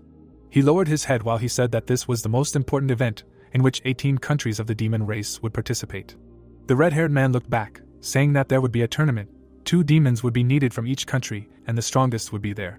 MC froze after saying that even S-rank demons would be there. The fighter stood in front of the guy and said that if he wanted to die, there was no better chance. The horned one looked ahead and said that despite the fact that his homeland was not at odds with anyone, one should not underestimate opponents. Gon opened his mouth in surprise and asked what could be killed there, to which he replied that of course, because they had to prove their desire. Woojun was angry while his companion said that he was not lying, but he felt something. The redhead pointed at himself and said that their country should win this competition, because no one wants to lose, and offered them to perform, saying that if he helps him, he will help the hero. They looked at each other, and the wounded one said that the demon lord is not so easy to kill. The blue-eyed one showed his teeth, saying that he needs to think of something. Gon looked ahead and was silent. They shook hands and the satisfied protagonist said that everything is in force. The map showed the borders of the countries and he said that the Demon Alliance is a united empire consisting of 18 large and small demon kingdoms. The creatures stood in front of the pyramid and he said that the power of the world comes from 10 mysterious regions, and the current clan of demons owns the second region. The horned one sat in the hall and the guy said that the Alliance conference was held for 2 main purposes, namely, firstly, the leaders of all countries were called to a joint meeting to discuss strategies for future development and unite the remaining demons. The crown was placed on the creature's head and he said that secondly, to elect the next leader of the Alliance, and the election method was to hold a competitive competition once every 3 years. Purple raised his hand to the side and he said that this was the best option for elections, because in a world where strength is of paramount importance, it is extremely important to determine a strong leader. The sun was setting over the horizon and it was said that, however, by now it had become a platform for demonstrating one's power. Bingy lowered her head and said that the so-called alliance of 18 countries had actually been calculating its own interests for a long time, and there was no so-called unity and peace in it, and in order to win, they would do everything possible and send the most ferocious generals. She looked ahead and said that out of the 36 participants in the last competition, only 5 survived, and this year, 3 powerful countries would definitely send powerful S-rank fighters. The girl opened her eyes wide and said that none of the warriors her father sent could return alive. She pulled down from the throne and said that it was not too late, and asked them not to leave so that they would say that no one was found among them. The guys disappeared from the places where they stood before. Gon looked out the window and said that they had arrived, thinking that Yango, and in his past life he had never had the opportunity to see this place, and noted that he always thought that it was just an abandoned house. A dragon with a cabin below was approaching the city. It flapped its wings and flew over a skyscraper, while he thought that everything was completely wrong. Animals were sitting on a signboard and people were in the capital of the country. The suitcase fell on the asphalt, and she said that only a few years had passed, and who would have thought that the city would change so much. Bingy looked around and said that there would be a party tonight, which would be attended by participants, but did not finish. She noticed the guys missing and called out to them. Gon stood at the counter and said that he had never seen so much fruit, to which he thought that people had not seen anything at all. Wu Juan looked away and thought that he had already forgotten that he would have to kill him. He looked at the sign of the organization. The hero looked at the fruit and thought that it was a type of melon with black stripes on a green background. He had only seen in books and noted that it was a legendary fruit, to which he asked that the guy was from the east and had never seen such fruit. He showed a berry in a cut and said that it was a watermelon and asked if he wanted to try it. The redhead put his hand on his jaw while he was saying that this plant was grown in a magical field and had the effect of instantly restoring physical strength. And he said that all those weapons were rank A+ and did not expect that they would be mass-produced in some roadside store.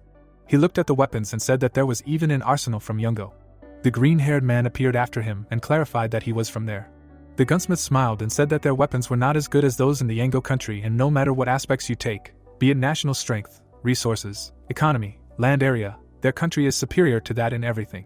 The man looked at him and asked that he came to watch the competition, to which he replied that he was a participant. The girl stood with her back to them and asked again. The warrior mage from Yugo turned around, saying that so that's what it was, and said that it seemed that Yungo was really bad with candidates. Wu Juan looked back with aggression. Xiang spread her hands and asked for help choosing an S-rank weapon and noted that everything needed to be delivered to the hotel. She smiled while he laughed and said that he thought that the Yungo country would really have a hard time. She walked away and exuded purple energy. She looked ahead and said that her opponents would fall to the Yugo country.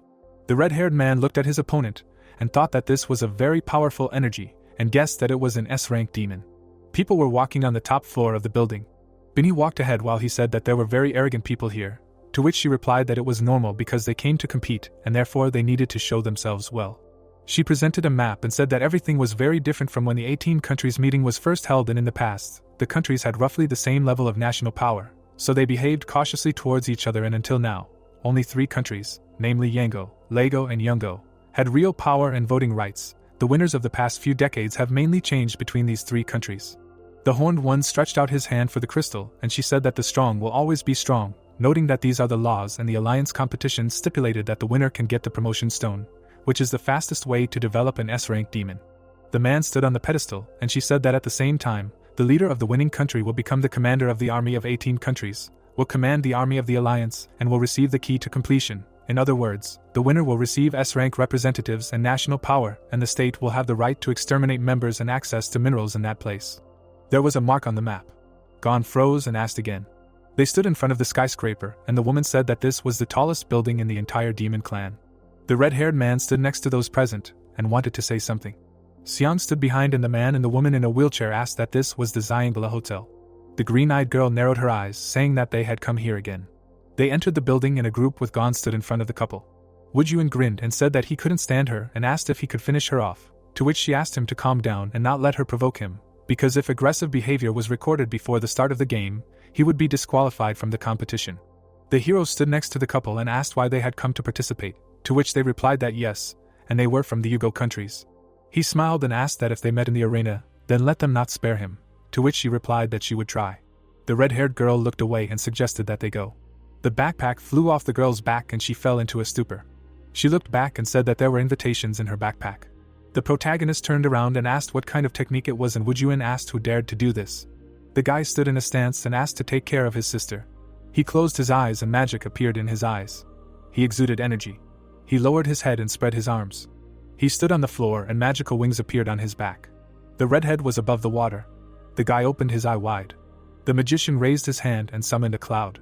His hand reached forward and an ice shard flew forward. The tattooed one looked back and his face was illuminated by the projectile.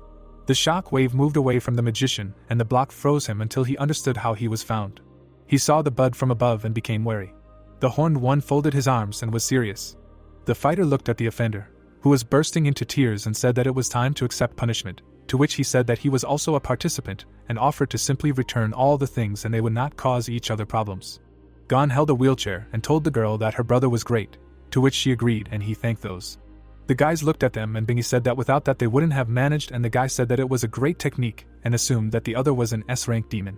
The red-haired man scratched his temple while Wu Juan was dragging the offender by the ear and said that there were no demons of that rank in his country, but he would try very hard. The security came to the hotel and the guys were walking towards the exit, and the fair-haired man was watching all of this. The guard stood next to the guys, filling out the protocol, and he said that the candidates continued to arrive. The man held a cup in his hands, saying that everything would start soon. A group of demons were going to check into their rooms while he was thinking that quite a lot of citizens from other countries had arrived here. The red-haired one looked at her watch, saying that if they continued to stand here, they would not make it to the banquet. Gon looked at the line with a tired look. He turned around, thinking that didn't the others know that the disabled should be let through. The hero approached the reception and thought that it was finally their turn. The red-haired one stepped back and said that the brother and sister should go first to rest faster, to which they thanked her. The violet-eyed one was angry and asked where the documents were, saying that they should be prepared in advance and that they were just stalling for time. The red-haired one stood in front of the table and apologized, asking that this wasn't it, to which she said that this was an invitation and she needed the documents. People turned around and someone said that a demon had arrived, whom they had only seen on the news, and asked to go through. The fair-haired man sat on the couch and said that it was the same every time. The dark-haired man entered the building and was a candidate from Lego, and they said that he was the most famous candidate and more powerful than all the candidates from 18 countries. The old woman closed her eyes. The guard ran forward. He stood near the table and apologized, asking to let him through. The red-haired man looked back. The bodyguard stood in front of the guy. He threw Chi aside and the sister became wary. She extended her hand and called out to the guy. Her hand fell on her shoulder. Gon stood behind her and was angry. Lin looked arrogantly to the side and the girl said that his mother was sick and suggested that they go straight to the green zone and not stand in line. He adjusted his glasses and asked his brother to go upstairs with his mother, and only then he would come, to which he obeyed. The hero hit him in the back and called out. The protagonist was driving a disabled person while the bodyguard was holding the arrogant demon, and the guy was saying that everyone should stand in line without exception. MC looked down and ordered her to serve them first. The violet-eyed girl was scared and tried to say something. The fair-haired guy was watching what was happening and wondering what was starting. The red-eyed guy narrowed his eyes, saying that he was not only a star, he also had a title. Lin was adjusting his jacket, and he was saying that he was the first of the demon clan. The fashionista asked why he was still hanging around here. The fighter was standing behind Gon, and saying that he was brave if he dared to offend his friend. The hero looked at the girl and asked what was going on, assuming that they had some errors in the evidence. Ham put his hand on his shoulder and called out to him. He frowned and asked if he didn't hear. He looked away. Wujun looked at him from under his brows and asked him to let go. A smile appeared on the black-haired guy's face. He laughed, and the sound wave spread to the sides. The redhead bared his teeth, thinking that he had powerful energy. Lin smiled and said that he liked them and offered to try again, because his strength was impressive. The hand went up and they turned to the gentleman, saying that if the candidates started fighting before the tournament began, they would be disqualified. The dwarf looked down and said that he was an important person, so there was no point in waiting for registration and offered to come to him right away. The mustachioed man showed his palm, saying that he would check into a luxury room and there would be no need to wait for others. Old buildings were visible from the window, and he said that ordinary people lived in those areas. He looked back and arrogantly agreed. They were leaving and the fashionista said that they would see each other at the competition. Wujun looked at her with aggression and asked how much longer they would have to wait. The mustachioed man stood next to the girl and said that he would do it. The worker looked at the guy and asked if he was a candidate, saying that unfortunately, the girl would not be able to live here. The redhead approached the dwarf and asked again, saying that the letter did not say that they could not come with family members, to which he asked again and asked how he could prove it, noting that Yugo's certificates did not work here. The mustachioed man turned away, saying that they only give priority to the participants, even the country of that, and its 2 participants are given a standard room. Gon looked away and thought that the man was provoking them. Wujun grabbed him by the collar and said that they were candidates, and asked where such terrible conditions came from and how dare he. The employee smiled, showing his teeth, and asked who he was that he should treat them specially and who invited them here, saying that they could go home, and asked that he wanted to hit, and was not afraid of being kicked out of the tournament. The redhead let the scoundrel go. He adjusted his bow tie and said that they came for the competition, not for drinks and food. The disabled man lowered his head while he was saying that these children can't do anything and have never seen such tall buildings before, noting that the opportunity to come to their country for free is a real blessing for them. Wujun candidates can't raise their hands, otherwise they will be disqualified, and asked, so that's why he was so impudent, and said that Yango is a disgusting country. The mustachioed man pointed his finger forward and asked so what, saying that if it weren't for the tournament, he would never have gotten here, and added that it was high time to kick the countries Yugo and Yungo out of the alliance. The red-haired man grabbed him by the face and said that he would kill him, but did not finish. The dwarf looked to the side. He rose from the floor and was engulfed in energy. He was dragged to the side. Bingy extended her hand, lifting him up. The red-haired woman looked at the bastard and said that she was not a candidate. The burr's face crashed into her hand. She looked at him from under her brows and, throwing him to the floor, said that she was the ruler of Yongo. The girl bared her teeth and said that she was also the successor to the first leader of the Alliance of 18 States. Aggression was written on her face, and she said that she had every right to kill him. The dwarf rubbed his cheek and tried to threaten, but Bingy interrupted him and said that when the demons gathered for the first time, they agreed that the 18 countries should unite. The figure stood under the banner of the Union and looked down. The ruler was furious and said that if someone threatened the clan, she had the right to get rid of this creature. The girl's face changed and said that initially the Alliance Conference was a symbol of prosperity and unity. The bastard trembled while she said that now everything had apparently changed, but she did not finish, making a pause. She stood up, radiating powerful energy, and said that everyone had forgotten about it, to which he knelt down and apologized, begging to let him go. The blond man clapped his hands and said that it was a wonderful show. The old man burst into tears and asked to save him. Ming looked at the disgruntled group and apologized, saying that they were the ones who had not kept an eye on it. Bingy turned to the guy and said that this is who is in charge here, to which the red-haired man replied that the hotel staff is SOSO and with such subordinates you won't get far. The manager reached into his inside pocket and said that they didn't have many rooms and the expensive ones were booked in advance, so he asked them not to get excited. He had 2 tickets in his hands and he said that in order to express his apologies, he would give them the keys to the presidential suite. Ming extended his hand with the ticket to the girl and said that they could stay in his room on the roof, and he himself would live on the outskirts. The children were happy imagining the room, while he said that it was the highest point in the city and they would be able to admire the views from there. He threw up his hands, saying that the conflict that had just arisen was a small misunderstanding due to poor management, and hoped that the candidates would not hold a grudge. The boss looked at Gon and said that a banquet would be held a little later and suggested that they prepare for it. The hero pointed his finger at the scoundrel and asked what about it. The dwarf burst into tears, while he asked that they just let the man go, to which he received the answer that it would be too easy. The hotel owner was holding a revolver. He loaded 5 bullets out of 6. He spun the cylinder. The man cocked the hammer and said that he would take care of the future of the traitor. The barrel was pointed at the forehead of the traitor, and he said that the chance of survival was 1 in 6, to which he tearfully begged for forgiveness and promised that such a thing would not happen again. The demons looked away and anticipated the reprisal. The hammer was cocked. The shot didn't happen and he went into hysterics. The mustachioed man fell to the floor and thanked him for not killing him. Ming looked at his charge and said that he didn't want him to see him in the hotel again, to which he thanked him. The elevator button was glowing up. People were going inside. The blonde man smiled while the girl was saying that she was very scared and said that it was good that he arrived in time. The Lord narrowed his eyes, thinking that some of them surprised him, but they resolved the conflict quite quickly. The protagonist went inside. He walked forward and asked the dragon if he felt anything, noting that he easily got rid of the staff, to which he replied that it was very strange. The owner of the hotel stood next to the ruler and the scoundrel and he asked why he did this and assumed that he had deliberately forced them to act, to which he said that then it was not worth going out. Gon looked back and the companion said that there was only one reason and that he was the same as him, he wanted to test his strength. Ming saw people off and laughed sarcastically. He exuded energy and hoped that they would meet again. The girl sat at the table and was asked if she wanted another cup. The violet-eyed looked away and refused, thanking him and thought that she hoped everything would go well. The Colosseum was empty and it was said that the states would be divided into 2 stages, namely, the first stage was the qualifying round, and the second already contained the main essence of the competition and a total of 36 demons from 18 states took part in the tournament, but one of those who arrived would not take part in the first round. The girl's outline was illuminated, and it was said that the remaining 35 people would be divided into 7 groups, each of which would have 5 people. The girl attacked the warrior and it was said that only 1 person from each team would have to survive, and then 8 people. Wujun frowned while the hero introduced the hierarchy and thought that he needed to find a way to become the best and noted that what happened yesterday just pissed him off. He looked at the sign of the store and said that he had already lost his mood at the reception and thought that he could cheer up at the party. Bingy walked in a fancy dress while the participants were behind her. She was stopped and apologized, saying that these seats are for important people. The red-haired girl looked at the guy and said that they were representatives of the Yongo country, to which he replied that he knew, but these seats are for candidates Yango, Yugo and Lego and the Yongo representatives should go to the first floor for the second class. He closed his eyes and said that there was nothing he could do about it, because those were the rules. Wujun remembered the blonde, arrogant Xiang and the scoundrel, wondering if they had really avenged the fat man like that and wished him a safe journey.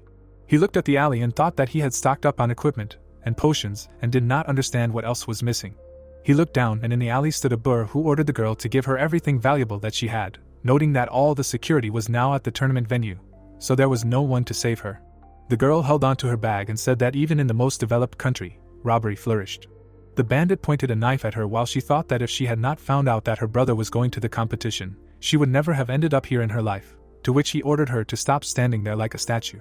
He looked at her and asked her to hurry, saying that otherwise she would get it, and a notice came out that he was a slen of the Black Gold criminal organization.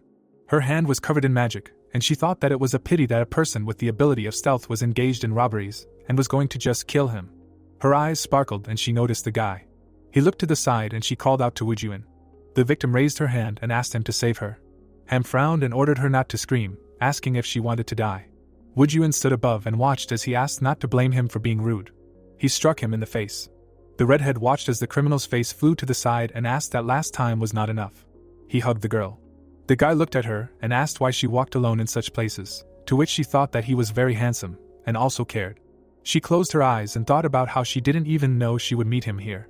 One of the criminal's partners was peeking out from behind the wall and asking where the assistant came from. One of the accomplices was sitting on the roof and saying that she looked very rich and that such a chance should not be missed. He became wary and was asked what was the matter. The bandit's legs were covered in ice and he screamed that his leg was frozen and he asked who dared to use his abilities. Michelle looked away and thought about those creatures interfering with their date, while he asked if she was okay and what they did to her. She hugged him and said that if it had been a little bit more, it would have happened to Burn, but fortunately he appeared in time and saved her. Woojuan looked back, asking how he managed to escape from surveillance. The blonde smiled, asking him to forget about it, and suggested going shopping and chatting. The robber's body was freezing as they walked away from the alley. The siblings were crossing the road. He looked at her and apologized for being so useless, to which she asked what he was saying that the prices for medicine were just too high, but they would definitely come up with something. The redhead frowned, saying that he would do his best to take first place and promised to get a reward and definitely cure her. The girl looked back, saying that it would be better for him to spend the money on equipment and potions. Lacey showed his fist while she was talking. If the enemy was too strong, he would not be able to fully protect himself and take first place, to which he asked why he hadn't thought of that before and said that he should buy potions to increase attack, and she asked him to concentrate on defense. The guy was holding a sword in his hands. Gon examined the weapons and asked his companion if he thought there were any who could kill him, to which he replied that it was hard to say because they hadn't seen the previous champion. The girl was in space and he said that he had heard that the Yugo partners had tremendous strength. Lin stood next to Ming and the dragon said that the hotel manager was clearly no pushover and that the Lego candidates had quite a powerful energy, but they couldn't know their capabilities until he fought them. MC closed his eyes and said that it was very difficult and asked why they didn't just finish him off. Gon opened his mouth and an idea popped into his head. He got up from the bed and thought why not run into him, to which he asked what the owner was up to. Woojuan watched as the girl asked the salesman to pack all the S-rank equipment for her brother, to which he said that he didn't need it and didn't need it. Ming was in space meditating near a black hole. Lin was in the gym doing push-ups. Fireworks exploded above the Coliseum, and it was said that the conference had finally begun and a total of 18 countries had participated and all the candidates were live on air. The host grinned, saying that welcome, and it was said that no one even suspected how the conference allowed the Demon Clan, and this was supposed to be the biggest event. The head of Yango sat on the throne and it was said that everything was supposed to happen very soon. The spectators were in the stands and everyone was rejoicing. The dark-haired man frowned and asked the participants of the qualifying round to come out and go up to the stage. The fighters appeared in the arena. The big guy showed off his muscles and he said that the first group consists of 3 countries, namely Hui, Huang, Shuang. Xian looked at his hand while he said that he had the strongest defense, and noted that he was from the country of Yango. The mustachioed man looked ahead and said that one of their people was present at the very first game, and he thought that the world would soon learn about the power of Yango. The bald man looked back, saying that no one was their rival at the tournament and that they would win. The group stood in the center. The host stood in front of the microphones and said that the last candidate was on stage and introduced Gon. He smiled and the dragon asked if he would really behave like that, to which the hero replied that he would, noting that he would regain his identity. Blades appeared from his hand. There were people in the underground club and someone said that it was time to place bets and asked who would go further. The dark-haired man smiled and said that the competition was about to begin and asked not to drag it out, to which he was told that Huanwu, the real pride, was there and the other said that his chances of winning were slim and doubted that he had made the right bets. The short-haired man looked at the board and said that almost everyone was betting on that one to win, and the old man asked what kind of fool would bet on anyone else with such a candidate, and said that he didn't think anyone knew about that one, especially the demons from Yungo country. The man laughed and said that he thought he would bet on that guy, to which the bearded man asked how that was possible. Ming showed up at the club and said that he would bet 5 million on that one. The bald man looked at that one and asked why he had come. He closed his eyes and said that he had some time left on his schedule, and since that was the case, they would discuss entertainment. The host gave a thumbs up and said that that was all that he was, to which he suggested betting. The dwarf looked at that one and said that the gentleman needed to get ready, to which he asked him not to worry, saying that he wasn't going to end it all quickly. Ming frowned, saying that he wanted to see the performance in person. The light illuminated a group of demons in the arena. The host smiled and said that all the participants were in place, and the competition was about to begin. Yuseishi looked down, and the countdown began. Wujun frowned and he said the number 4. The fighters were focused and the man said that there were 3 seconds left. The fighter's eye was flashing and there were 2 seconds left. Gon was focused and the fight was about to begin. The warrior swung, gathering on the ground, and a notification came out that this was the Galactic Combat Engineer Kai. His eye shone and he activated the armor. Steel plates appeared on his body and a notification came out that this was a Black Star armor. Huanwu opened his mouth and a notification came out about his characteristics. The fighter stood in a stance and was about to strike. The big guy showed his palm, standing in a stance. The swordsman dealt numerous blows. Everyone attacked the huge S-rank demon, and the host said that they began to fight and the Titan stood out the most. Streams of energy appeared in front of him, and he clicked his tongue. Everyone was surprised and the bespectacled one shouted that this couldn't be and anyone would have wounds, and the blue-haired one suggested to continue. Lin was lying in bed and said that everything was going as expected. The weak were uniting to defeat the strongest, thereby increasing the chances of victory. Wujun looked at him while he said that if they still couldn't break through the armor, they wouldn't waste energy in vain. The purple-eyed one looked away and asked what he was doing. Gon stretched out his hand and thought about what he had finished warming up. He was calm and his companion said that he had regained his strength. The red-haired one stood up to look and asked if he would do anything strange. The white-haired one grinned, taking out his sword and decided to show everyone its capabilities. The hero pointed at himself and asked what they were doing and ordered them to come here. The dragon with the camera flew over the arena. The lens was aimed at him. The fighters looked in his direction and did not know how to react. The protagonist pointed his finger and ordered the warrior to activate the second-level defense. Huanwu flew into a rage and asked how dare he order him. He swung and asked to taste his blade. There was a powerful blow, and a shock wave rushed towards the fighters.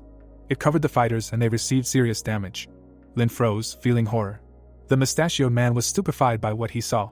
There was a powerful explosion, and the host said that the arena was divided in half. His partners looked down and Wujun understood what he wanted to do. A column of smoke rose up. The gray-haired man lay on the ground, the blue-haired man's eyes were rolled up. The big guy was dead. Huanwu sat on the battlefield and did not understand how it was possible, and the system showed messages about wounds. The host frowned and shouted that he had killed 3 opponents with just 1 blow, and only 2 remained. He pointed his sword forward and spoke with full force. The warrior was scared and asked to stop, saying that he was surrendering. The audience was shocked and meaningfully silent.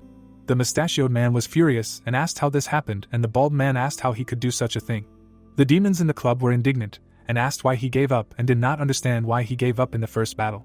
The red-haired man looked away, thinking about how his weapon ignored any armor, causing colossal damage, and for the first time he saw it, noting that if he hit with all his strength, the room would be destroyed. He was shaking and did not understand where this guy came from. Gon's hand was raised up and the judge said that he won. The bald man held a microphone in his hands, saying that they had their first winner, who hailed from Yungo. Behind him stood a big guy who was wondering where he got such a powerful weapon and strength, and noticed that he was not as strong as the other A-rankers. Ming watched as the guy tried to interview him, but the bald guy refused. The blonde guy frowned as the demon burst into tears and thought that his speech was not over yet. Gon stood in front of the audience and asked to be heard. He brought the microphone to himself. The hero made a face and asked the other teams to show the true S-rank candidates and called them weaklings. Everyone listening was wary and did not understand what he was doing. Wujun covered his face with his hand and thought that everything was clear now. Bingy was scared and did not understand what he was planning. MC closed his eyes and said that the first place would be his, because he was the strongest demon in the demon clan. People watched the performance while he said that if someone does not think so, then let them try, but did not finish. Gon smiled, saying that you are welcome. The demons watched the performance, and were happy for their comrade. Everyone smiled and the guy with the hat said that they survived only because of him. And sat next to the old man and said that his appearance changed a lot. The Colosseum was glowing and the host said that Lin from Lego was coming on stage. He rushed between the enemies, destroying them. He was furious, and said that no one would take first place from him. The blonde watched what was happening, while his fans screamed words of support. The general and Ming watched the fashionista and he said that it was because of such faces that they never hoped for victory. The elder looked to the side and said that now they have gone and Wujun, and noted that Yungo will soon regain its former power. The view opened onto the Colosseum, and the horned one said that the red-haired one would appear in the 3rd round. There were people in the center and a man said that he was introducing the players of the 3rd round. Xing looked forward and he was introduced. Lang frowned and the host said that he was from Lego. The fighter looked forward and he was introduced last. Gon held a glass in his hands and Bingy said that thanks to his performance, their country was introduced separately, asked that they would really target him now. The hero looked forward and persuaded that the demon from Lego had the highest level and noted that as long as Wujun would watch his actions, everything would be fine. They sat next to each other, and he said that in total, 7 matches were held during the entire qualifying round. There were no representatives of rank S in the participant table and among the demons of rank A, plus the red-haired one had no opponents. Michelle came out onto the court and shouted that he was the best and he would be able to take first place. The girls watched her and said that she was the princess from Swego and asked why she did not support her country. The guy swung after the host announced the beginning. Everyone rushed at him with a proposal to remove him first. He smiled and said that this was all the tricks of his partner. Several powerful cuts occurred and he called for a peak of flowers, to which the host said that the second general and Youngo were also very powerful, saying that he was alone against everyone. Lang covered himself with the body of the weaker one, avoiding the attack. The head received irreparable damage and the man said that on the other side, the enemy cut off the opponent's head. The opponents stood opposite each other, and he reported that there were only 2 candidates left. Wujun frowned, thinking that the opponent is strong, and does not even believe that he is a rank. The opponent licks his lips menacingly. Wujun rushes to attack, realizing that he has survived several wars with the human race. A fierce villain stabs another with his hand. The fighter thinks that he has also become stronger. The monster glances to the side, not understanding where such speed comes from. Wujun at this time uses a poisonous robe. He deftly cuts the enemy's body with his blade. Dao's body falls to the ground. It is said that Wujun killed him with one blow, and the battle is over. He clenches his fist and calmly declares that it's over, realizing that he would have dealt with him even if he were an S-rank demon. Wujun looks ahead in shock. Gritting his teeth, he sees a puncture in his chest. The host shouts that the competition continues. The fighter turns around in fear, seeing a silhouette. It is said that Tian, deprived of his head, seems to have survived. Wujun waves his blade at his opponent. The girl, watching the battle, is surprised that he is fighting even without a head. The protagonist, watching what is happening, realizes that something is wrong with Tian. Wujun jumps high into the air, intending to attack his opponent. He angrily realizes that he can't. There are bright flashes of blades. He realizes that he will not lose at this stage. The fighter cuts Tian's body with many blows. Wujun lands not far from him. Tentacles crawl out of Tian's body. He laughs ominously. The red-haired fighter frowns and says the end. In complete shock, he opens his eyes, not understanding what is happening. Tian's severed limbs have grown back. He prepares to attack. The hero does not believe that his body has recovered. Wujun stands in front of him. Particles are flying behind him. He thinks about his skill. Tian attacks him with a red blade. He deftly jumps over.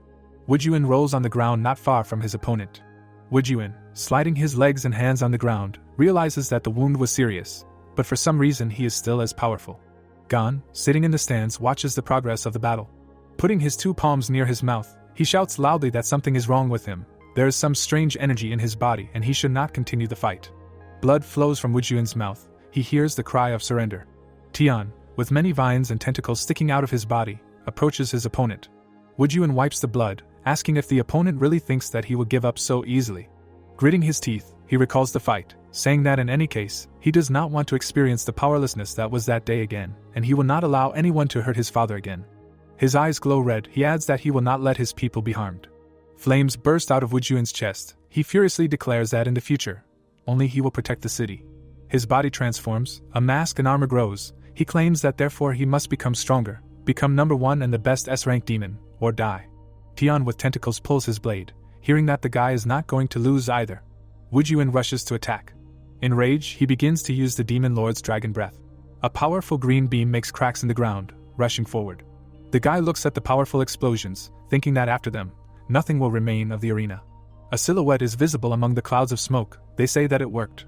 Half of Tian's body is lying on the ground. The host says that most of it was torn off, so he is declared the winner. Tentacles are growing from this half, glowing red. The announcer says that you need to wait, because there is something there. Tian's head has almost recovered. He looks forward with a terrifying look. Wujun stands in front of him in shock. The system says that the body has been restored. A state of weakness has been imposed. Gon loudly shouts that things are bad. Tian stands in front of him with a grin. The system says that the body has been fully restored. He puts his hand in front of him, from which red magic flies out. The system notification says that the Demon Lord's Dragon Breath skill has been used. A red beam pierces the ground and rushes towards the hero. Wujun sees a bright flash in front of him, and stands next to Ming and watches what is happening with tears in his eyes. Lu and her friends sadly shout no. 3 heroes surrounded the lying Wujuan. The girl holds him and asks him to wake up, asking what's wrong with him and whether he will die. The protagonist with a serious look states that fortunately, at the last moment he passed the zone of maximum damage, relying on instincts, but still fell under the residual effect. Gon stands against the background of his friends leaving. He advises to quickly take the wounded to the medical room. The protagonist stands in front of the enemy, declaring that the candidate turned out to be problematic. Tian with black eyes looks at him. The host announces congratulations to the winner. In the frame, the king of the Phone Kingdom, Maiden, hears that the assistant tells him that their candidate won the round. 2 characters stand with severed heads. An insect with many legs crawls along the shoulder. It crawls into the bloody neck. As a result, the body begins to deform. It gradually transforms. Suddenly, a new head appears in place of the severed one. Tian looks at his hands in shock. Maiden looks forward. A fighter approaches him. The 2 of them are kneeling in front of a hooded figure who claims that they will be great helpers. The same men are standing in front of him now. Tian claims that they have finished the first task. The man with black eyes looks at the owner. He laughs and speaks very well. An unknown character from the Spirit Clan with a frightening grin declares that they should take first place. At the same time, another round is taking place on the other side of the arena, against the background of the Colosseum. It is heard that in the 4th round Seong wins. The guy smiles against the background of the lying opponent. It is said that in the 5th round Mr. C wins. It is explained that the Demon Clan did not realize that the threat was quietly approaching. The announcer loudly shouts into the microphone about inviting participants to the 6th round. A girl in a pink sweater enters the arena. It is said about another candidate from Lei, whose name is Jasmine. The guy with red and black hair with a serious look wonders why he has never heard of her. The protagonist looks ahead in shock. His eyes are wide open and he recognizes Jasmine. He remembers how, as a little boy, he held a sword and shouted not to come closer. A little girl against the background of soldiers asks him not to be afraid, because they are good. Children are sitting by a tree. She asks if it is true that he does not remember anything. He replies that he does not know how he ended up here. The bandaged protagonist tells her that he only knows his name. He looks at her and asks how she ended up here and what her name is. She looks away in embarrassment and tries to explain that she ran away. She looks away with a smile and says that her name is Jasmine. A soldier with a weapon on his shoulder turns to the princess, offering to return, because her mother is worried. She looks out from behind a tree and asks to be quiet, because she asked not to talk about it. 12-year-old teenagers make their way through the building. The girl says that they must get to the party, but so that no one finds. The protagonist takes her hand, hearing that it is high up here. He looks at her with an embarrassed smile and says yeah. Jasmine looks him in the eye and asks him to remember that they use different names. He looks away embarrassed and says that he knows everything. The guy is shocked to remember that every time the girl secretly left the capital, she called herself Jasmine. And is it really Nana? Gon looks at the arena with fighters. It is announced that the competition has begun. Nana stands still while the enemy flies towards her. She sighs. Blue crystals appear on her body. She attacks enemies. The announcer says that her skill is to attack from a distance, and it's great. The system says that when used, the singing spreads over a certain distance and therefore all the people around experience pain. It is said that it turns out that she is a singing demon, and it is very rare to see the owner of such a powerful force. The main character screams in shock how this is possible, because even the skills are similar. She closes her eyes and casts a spell.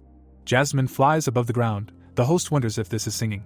She lands and hits the ground with her staff. Vines entangle everything around. A cocoon of plants forms around her. The host declares that Jasmine is an elemental mage. Gon watches in amazement. A bunch of vines suddenly breaks. Plants hit the opponents. They fly high into the air. The announcer says that she knocks everyone off their feet. Jasmine looks forward in glasses. The host asks to congratulate the winner. Gon looks at her from the balcony, thinking that she is a cloud singer, a bloom mage, and it turns out that even specializations and skills are the same as Nana. He wonders in amazement where such coincidences come from. The protagonist watches her standing in the arena and asks himself, if she is Nana, then why does she look like this and how did she become a demon? Jasmine goes to the door. The host announces the winner of the 6th round. The protagonist is in a hurry. He knocks down a worker while running down the hallway. He sees a staircase in front of him. Gon runs quickly and shouts Nana's name. He stops in front of the doors. He thinks in shock that she also got into the demon's body, but he doesn't believe it. He sees a corridor in front of him. The guy sadly lowers his gaze, realizing that if this is true, what did she forget here? The inner being replies that she is very similar to the princess, only the energy is different. The girl in the pink sweater is standing in the room. She sadly looks down and mentally apologizes to the main character, saying that it is too early. She stands against the background of a girl with a crown, saying that first you need to finish your business, because it was at this time that the most sinister clan appeared and took the leading positions. Tian, Maiden and a mysterious villain in a hood are presented in the picture. It is said that the demon clan fell under their control, and it is on these days that a turning point in history will occur. The protagonist stands in front of Tian's image. The girl understands that she must stop him from taking first place, because he must become king. Jasmine stands resolutely in front of the villains, saying that their opponents are very powerful.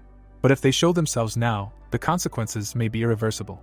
She turns and looks forward, telling the protagonist to wait a little longer, because she will tell everything soon. Gon walks forward, stating that after his reincarnation, the world has undergone some changes. In front of blue butterflies, he says that since his reincarnation was chaotic, he did not know where he was, and at this time in humanity, Jibiao successfully calculated the situation and attacked Yun, so he had to side with the kingdom.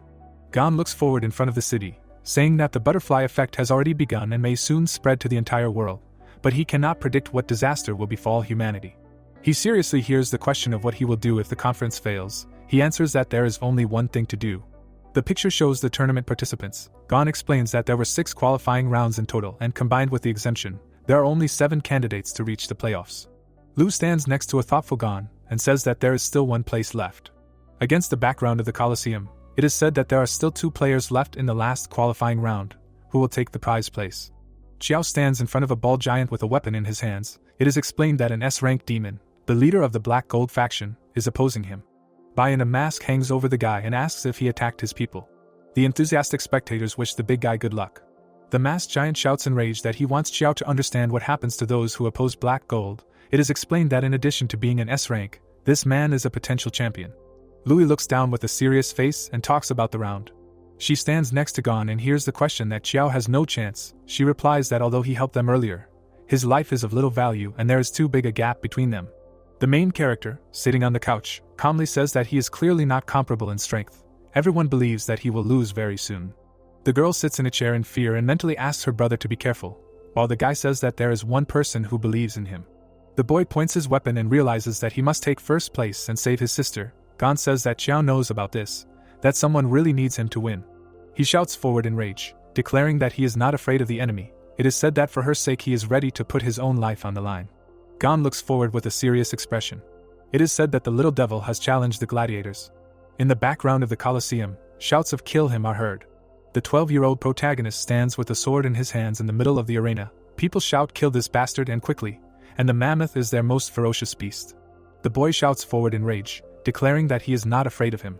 In front of him stands a huge warrior of the A rank, the gladiator mammoth. He laughs and says that he has not eaten fresh meat for a long time. In a cage in the prison of the awakened, little Gianna sits. She asks why he came back, because she said that she would detain them. The guy holds a sword and declares that he has already made a bet, and as soon as they win, they will be released, and despite the fact that their legal system is rather strange, they will never break the rules of the arena.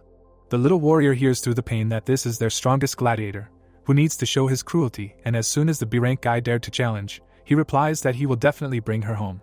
A huge monster swings a cannonball on a chain, shouting that he does not have enough strength for this. The question arises under what circumstances a person will overcome his own boundaries. The protagonist, being a teenager, clenches his teeth in rage, just like Xiao does in modern times. Bai blocks Xiao's shots, shouting that now he will see absolute power. The big guy pierces the enemy with yellow lightning, causing paralysis. He swings his hand, shouting that he is finished. In memories, the protagonist gets hit in the face with a cannonball and flies to the side. He slides along the ground with a bloody body. Mammoth walks towards him with a grin. Shouts of "kill him" are heard. Now Bai is also hanging over Xiao. People are shouting the same thing, demanding to kill. The girl in the cage with tears in her eyes shouted the name of the protagonist. Now the girl in the wheelchair with tears in her eyes also addresses her brother. It is said that when a person has a reason to win, the enemy's body is divided into Mammoth and Bai. They are furious and say that it was not worth it to climb. The little protagonist and Xiao look up in rage. The big guy swings his fists at the guy. Both boys feel the weapons approaching their heads. There is a strong explosion and Bai flies off to the side. Xiao shoots an energy bow in flight and declares that he will not lose. The protagonist in his youth pierces the gladiator's body with a sword, claiming that he will not lose to him. The boys shout in rage that only here. A fighter pierces the head of a gladiator mammoth with a sword. It is said that when the life of a loved one is at stake, you are ready to do anything. Xiao pierces Bai's head, declaring that he must save her. The system window says that S rank has broken through. Xiao, with furious yellow eyes, looks forward. The notification says that an elemental mage of S rank, Xiao. He stands in front of the killed opponent, blazing. It is explained that at that moment you become stronger than ever before. Shocked spectators shout that he made a breakthrough. Another does not believe that this is possible. Are there still demons in the world who can advance without the help of a stone? In the frame, the young protagonist blazes with yellow flames. People shout that he broke through and won. Lu, surprised, declares that he broke through right during the competition. Here is the first demon of S rank in his country. Gon sits on the sofa with a grin and says that all the overlords became strong gradually. Xiao looks at his burning hand. The host shouts about an amazing competition, because the candidate, being weak, defeated a strong opponent and he deserved it. There were cards of 8 candidates in the space, and the host was saying that the viewers were currently seeing 8 participants who had managed to advance. The system was showing the competition selection scheme, and it was said that the final selection stage would be held in 3 rounds, each of which would be a life-or-death battle in pairs. The fighters were walking towards the exit, and the man was saying that all finalists were invited to participate in the battle. People were walking along the inside of the Colosseum. Jasmine was holding a ball in her hands while Gon was thinking that when he saw her, he remembered Nana and wondered how she was doing. The hero lowered his head while his companion was telling him that she looked very much like a princess. He closed his eyes, thinking that he could no longer put it off and that he needed to return to his body immediately. To which the dragon replied that nothing had worked out so far and noted that he needed to find a very strong person. The blue-haired girl examined the object in her hands and the protagonist's pet said that its strength was still unknown. MC looked down, and it said that there was still a chance, and the guy decided to take a look. The huge mechanism was moving. Gon looked at the ball with the number 1 and thought that he was the first number, and immediately the first round with the second number. Lacey looked at the ball and the guy thought that he was denying it, thinking that it would only rise, so it would definitely not be able to kill him. Seeming stood at number 5 behind the guy. He smiled and said that it was not interesting. The man closed his eyes. His pupil transformed into a gear, and he decided that they would change. The mechanism was moving and it made itself the second number. The protagonist examined the ball and thought that his first fight was with the second number in the first round. The fair-haired man showed the object to the guy and asked if he was happy. He smiled, asking that wasn't he looking for someone who could kill him. Gon looked away and said nothing meaningfully. The red-eyed man leaned over, putting his hand on his chest, and said that he could try. There were many spectators in the Colosseum, and the host said that the draw had been decided and there would be 2 matches in the first round. The head of the Qing army stood in front of the arena and a notice came out that he was from Yango. He looked at the pairs of future opponents. Gon stood next to Seeming, and the host said that there was a dark horse in front of them, and on the other side was a fair-haired man. The second pair of opponents at the arena table, and it was said that Xian was next, and Tian would be their opponent. The head of the army was gaining energy while he said that this battle would be very dangerous, and it would be necessary to fence himself off. The demon's legs were shrouded in mana. The energy absorbed Gon and he sighed in surprise. A black hole formed under the guy and the host said that the players would go to the competition site. The opponents were standing on a rooftop, and the man was saying that the first game would be held on the high stage of their country. Dragons were flying above the head of the statue and it was said that they would be right there. The hero stood in front of Seeming and asked that he had activated the ability so that he would be his opponent. The blonde man gaped as he said that he had been using abilities ever since they first met. The man pointed a revolver at his protege, and the protagonist noted that he remembered his revolver with missing bullets, and that the lot played a role here too. MC scratched his temple, saying that this pompous game was a test of strength, and asked that he was looking for a worthy opponent, assuming that he did not want to win. Gon looked away and said that if it was about winning, he would have chosen other opponents, asking why him. The opponent covered his face with his hand and laughed. He smiled, saying that he was not an ordinary representative of the demon clan, and he wanted to see his abilities.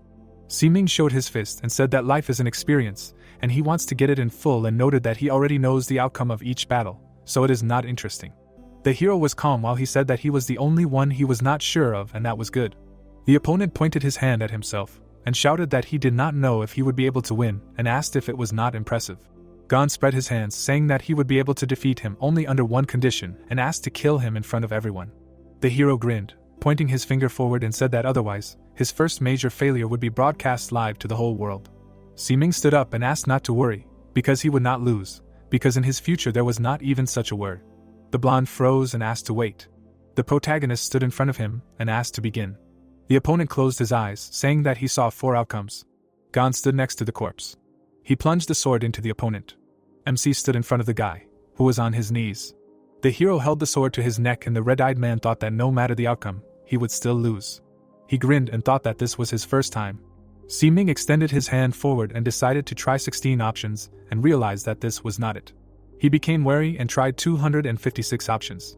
He fell to his knees and asked how so. Sweat was pouring down his face, and he said that he lost in all options and Gon beat him every time. The hero looked down while he said that this did not happen with other S-rank demons. The opponent stood in front of the guy on his knees and said that he heard several legends that in this world there is the ability of immortality, and conditionally this is the so-called bug. But even S-rank demons are not all powerful. Xiang sat on the floor with her armor broken. She looked ahead and thought that it was impossible, because even if she used all her strength, he could instantly recover, and it was simply impossible to kill him. Tian swung, preparing to strike, and she realized that he was a monster. A powerful blow occurred and the fragile body flew up. Her eyes were hidden under her hair and blood flew out of her mouth. The dark-haired man stood in the arena, and she thought that there was no chance of winning. The girl stood in front of a fighter who had no arm. In an instant, a limb appeared and the wounds healed. The green-haired girl looked ahead and thought that it meant that the guy from Yungo already knew. She remembered how Wujuan stood in front of the creature and thought that he understood that he could not be killed. The guy opened his mouth wide and she thought that he still fought to the end. The black-haired man stood in front of Xiang. She lowered her head and said that she gave up. Gon stood in front of the opponent and said that he did not have the strength to kill him, and noted that then he could only defeat him and call out the one who was stronger. Seeming looked ahead and thought that after 16 years, he had never lost. He closed his eyes, thinking that it was funny. Besides, would there really be a second person who could defeat him? The blonde lowered his head, thinking that he had promised himself that he would never lose to anyone again. He frowned, proposing to play for life. Magic enveloped the opponent and a notification appeared about the movement of constellations and the conversion of potential and physical strength into probability, and therefore, the probability value was greatly increased and a message about the probability values appeared and the notification showed a value of 8,000 units. The opponent pointed his hand to the side, saying that he had only used this technique once, and a notification about the final technique of the death area appeared. Gon was enveloped in dark energy. The guy appeared in the bloody space in front of the creature. The red-bodied one smiled, saying that they hadn't seen each other for a long time. The god of death sat in front of the opponents and asked if someone had brought Seeming to such a state again. The demons looked at the drum with numbers. The white-haired one smiled and asked if he was ready to put his own life on the line. The hero smiled and said that he hadn't been in such a space for a long time, and noted that his abilities were very interesting. The fair-haired one grinned, saying that no one could use their skills in this space, and as soon as he lost, his skull would be torn off. The protagonist was pleased and said that he was surprising him more and more. The opponent looked ahead and said that his life would soon come to an end. MC smiled, asking him to dream. The drum stood in space and the creature said that there were only 38 numbers, 2 colors, and asked to choose one of the 2, and then he would throw the ball and spin the roulette. The winner would be the one on the color the ball stopped. The god of death showed the skulls and said that the winner would leave the space peacefully, and the loser would leave his head here. Seeming was serious, and said that he chose black because it was his lucky color. The creature looked at Gon, saying that then he would be red, and he agreed, offering to begin. The opponent raised his hand and said that he wanted to activate the power area and would pay 36 years of life for 18 numbers. The ghostly shadow laughed, asking if he was afraid of dying, and said that he would fulfill his wish. The hero was surprised and asked if that was possible. On the roulette wheel it was clear that all the numbers were black except for one, and the demon said that this way he got 37 numbers, and he only had one. The protagonist looked at him and said that he could take the last one, to which he replied that you can buy a maximum of 18, and that was quite enough for now. The god of death held the ball in his hands and said that they were starting the game with lives, and noted that he could not wait. The projectile rolled along the side and he said that he wanted to hear the sound of breaking bones. Seeming frowned and said that he only had 1 cell, and he had 37 and an even higher luck indicator, and noted that this time he would definitely die. Gon looked down and said go ahead. The drum spun and the guy thought that the roulette game had existed since the past era. The ball rolled along the side and he thought that it was widespread among their people. The projectile made several bounces. The fair-haired man looked away warily. The object bounced off the sides of the black sections, and he thought it was a game where everything depended on luck and probability, noting that it was not related to strength. Seeming froze, thinking that there was a very small probability, and it was impossible. The ball was approaching the red section. It fell into the only red cell and he thought about it. Everyone silently looked at the result. Gon was furious and asked what the hell and how did this happen. The blonde man froze and was confused. He was angry and said that the probability of winning was 97.3%, and even all the numerical values were transformed so that the chance value rose to 8,000. He remembered how he transformed strength and odds. The blonde man looked at the hero and asked that his chance value was really higher than 8,000. The god of death looked down and said that he had never seen anything like this either.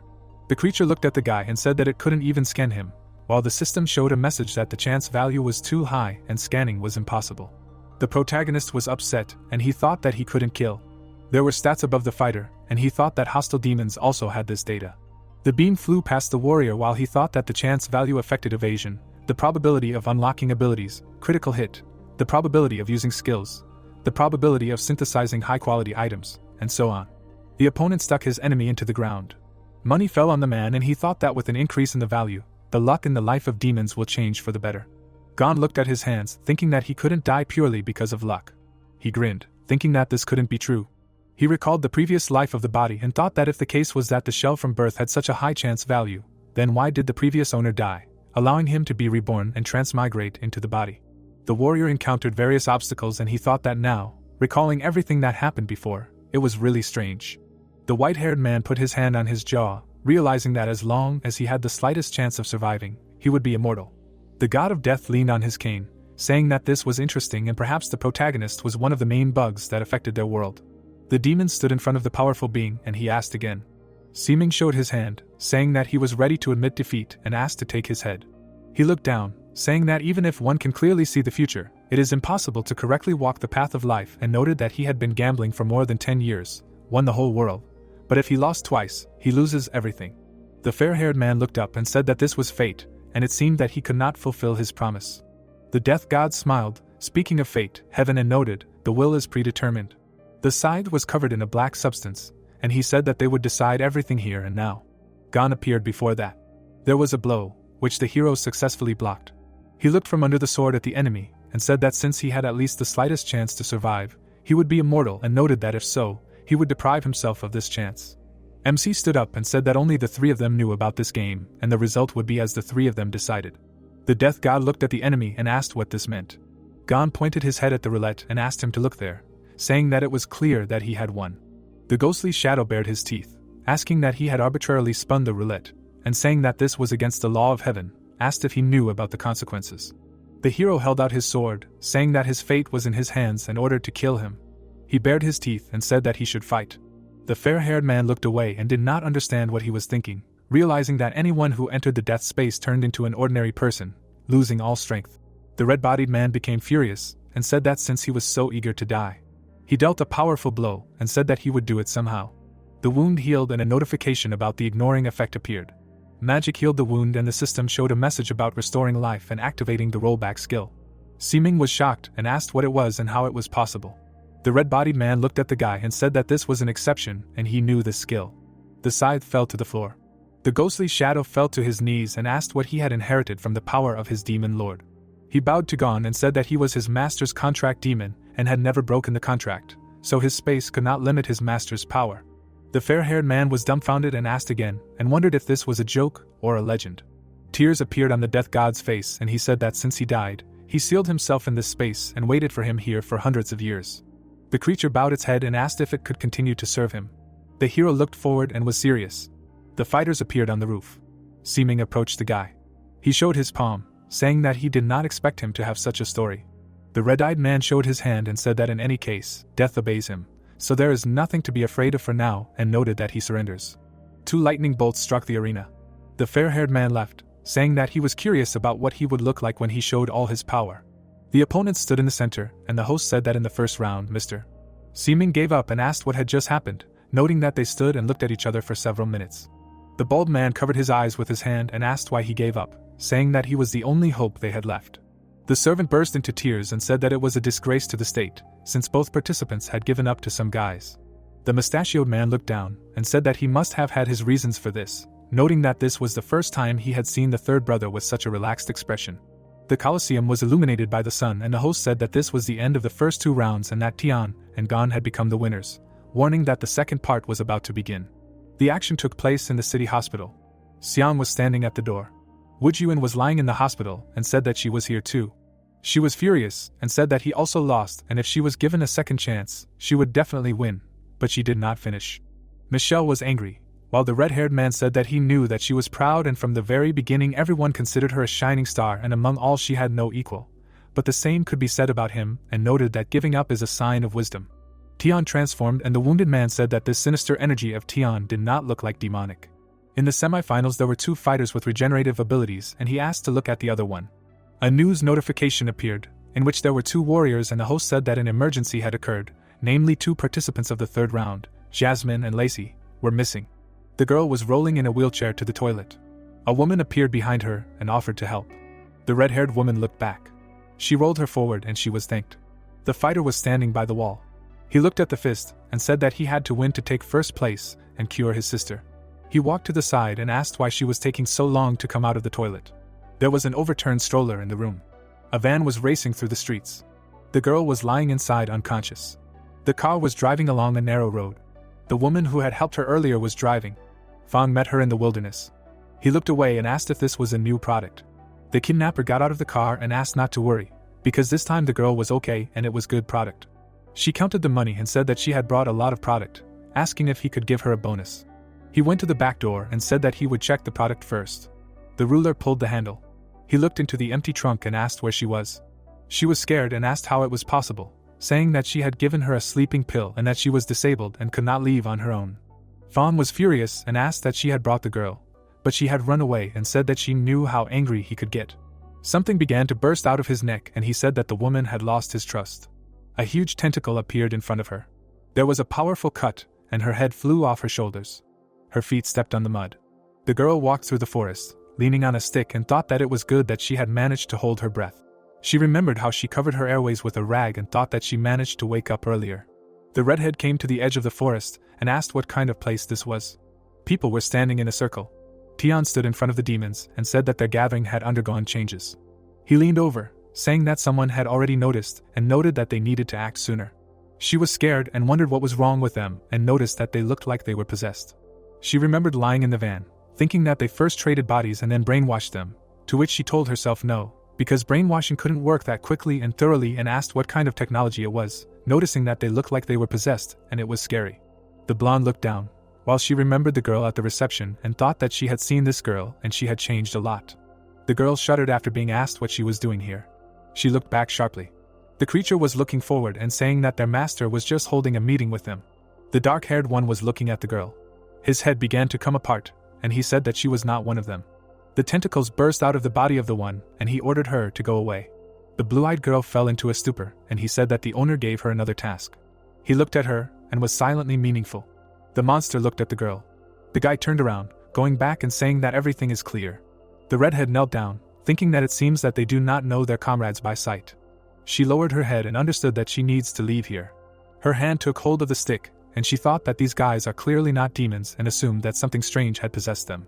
Lacey walked, imagining the one who stood in the center, and thought that the creature standing there was also a participant, and noted that the competition could be dangerous, and decided to tell everything to her brother. She looked ahead and said that although she did not know what this place was, but if she just ran to the tall buildings, she could return to the hotel. Someone was watching her from the bushes. The woman appeared behind her and said that they met again. The blue-eyed girl looked back. The possessed one showed her teeth and asked if she really thought she could escape. Her mouth began to open wide. The redhead fell to the ground while tentacles burst out of her mouth. A huge limb burst upward. Paws with a mouth rushed towards her. Arrow rushed forward. The attack killed the creature and blood gushed from the body. The corpse fell to the ground. The girl looked back. Lacey was standing in front of his sister, and she asked how he got here. He looked at her and asked if she was hurt. The disabled woman looked at the savior and called out to him. He hugged her and asked her not to be afraid. He looked back, noticing Tian and his ward behind him. Monsters were standing in front of him, and he said that there were many creatures here. The boss smiled, saying that this is a good body. Something happened suddenly and the birds rose above the treetops. The guy waved his hand, creating a magical flow. It rose above the enemies, swirling the flows. Lacey looked down, preparing to strike. The possessed rushed to attack. He stood in a stance and ordered the attack to fly forward. An attack of enormous power hit the ground. The bodies of the creatures instantly began to collapse and pieces of flesh were torn off from their limbs and torsos. Rays flew out of the magic circle, creating even larger explosions. He landed on his knee. The redhead looked forward. He froze, realizing that their bodies had been restored. Creatures were appearing from the smoke. The sister stood behind him and said that they had the ability to revive, and said that there was some kind of connection between them. He lowered his head. The guy opened his mouth wide and called on the clouds. The wave rushed forward. He looked at the creatures and said that something was moving in the bodies of the bodies. The creature was in the body, and the guy said that these were some kind of insects that he had not seen before. Tian pointed his hand forward and ordered to kill both. Tentacles burst out of the bodies, and he thought that the guy's actions were very coordinated. The redhead remembered how they had a meeting and suggested that it was very similar to a collective brain. She stood behind the guy and said that they had a strict hierarchy and they needed to figure out who was the most important. Tian looked to the side and his sister said that everyone listened only to him. Lacey's eyes shone and he said that he understood. He rushed forward at great speed. A magic circle formed above the enemy. The guy used a skill and a notification appeared that a top-level skill of rank S of the ice element was used, namely a comet, and concentrated cold energy should have caused tremors inside the bones, depriving mobility. Tian was embraced by ice. The creatures fell to their knees in front of the guys. The redhead looked ahead and said that they were indeed connected like a mother and larvae, noting that inside that person, the mother beetle and the rest of the larvae were obliged to obey the commands of that one. So if that one was destroyed, the rest would not be able to act. In the main one, there was a parent beetle that allowed the rest to control people. The redhead lowered his head and said that he was using this S-rank skill for the first time and said that it was not for nothing that she was his sister, and a notification came out that he had exceeded the power of the consumed energy. The girl smiled. She froze. The tentacle pierced her body and she asked how this happened. The woman pulled out the tentacle and laughed. Lacey was horrified and called out to La Man. Fang stepped onto the ice. He walked towards the guy. He narrowed his eyes, saying that they were very smart. He raised his hand, saying that the first-level mother beetle could not be stopped, and a notification came out about the activated skill, namely, about controlling the ice element. The man shot a finger at a boulder. The red-haired man looked back and was scared. A tentacle rushed towards him. The claw grabbed him by the neck and he fought for his life. Tian was lifting the guy. The blue-eyed man looked back. His sister's dead body lay on the ground. A tear ran down his cheek and he said that it was over. The beam rushed forward. The tentacle was pierced and he fell to the ground. The creature looked forward. The ruler turned his head. The plants tied the woman and La Man recovered. The man took a step. Jasmine stood on a sprout. She squinted and asked if everything was okay with them. The Colosseum was packed with spectators and the host said that they had been waiting for quite a long time, but the two third-ranked participants never showed up and noted that they were forced to announce that those two were eliminated. The cards of the participants were on the screen and two were sealed while he announced that the rest were advancing to the finals. The action took place in the desert, and he said that it was quite an interesting place for the competition. Kim looked around, saying that they chose the second area and noticed that everyone wanted to get here. He smiled and said that this is where the source of magic is and if they can capture these lands, then all the power will be in their hands. The opponent showed a hand that accumulated magic and said that he had no chance. The guy showed a blade, saying that she was just the champion of the last tournament. A powerful blow occurred. He rushed forward, saying that he would take the championship this year, and the host shouted that immediately after his appearance, he launched an assassin technique. A powerful cut occurred. The girl dodged the attack and counterattacked him with her foot, and he commented on it. Bingy sat next to Gon and they watched the fight. She frowned and said that it was surprising, because they were so fiercely restraining each other, and said that it was understandable, because both were S rank, so their strength was equal. The screen showed a table of elements, and which restrains what. The queen showed the tablet to the guy and said that Tian would also be against the cloud element, but she did not see what element he had, so she could not complete the diagram. Michelle held the hand of the injured man, and he said that he had the element of the star, but the power did not come from him. The red-haired looked back and asked if he had already left, to which he replied that scars suit men and noted that they were small scratches. The red-haired looked to the side and asked if he would defeat the one, to which the guy replied that he apparently forgot why he was here.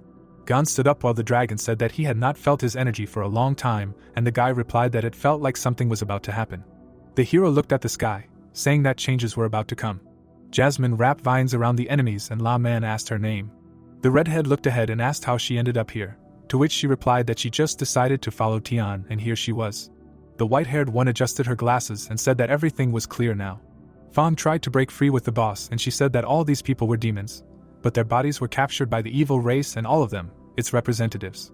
The girl was surprised and asked how this race ended up in Yango.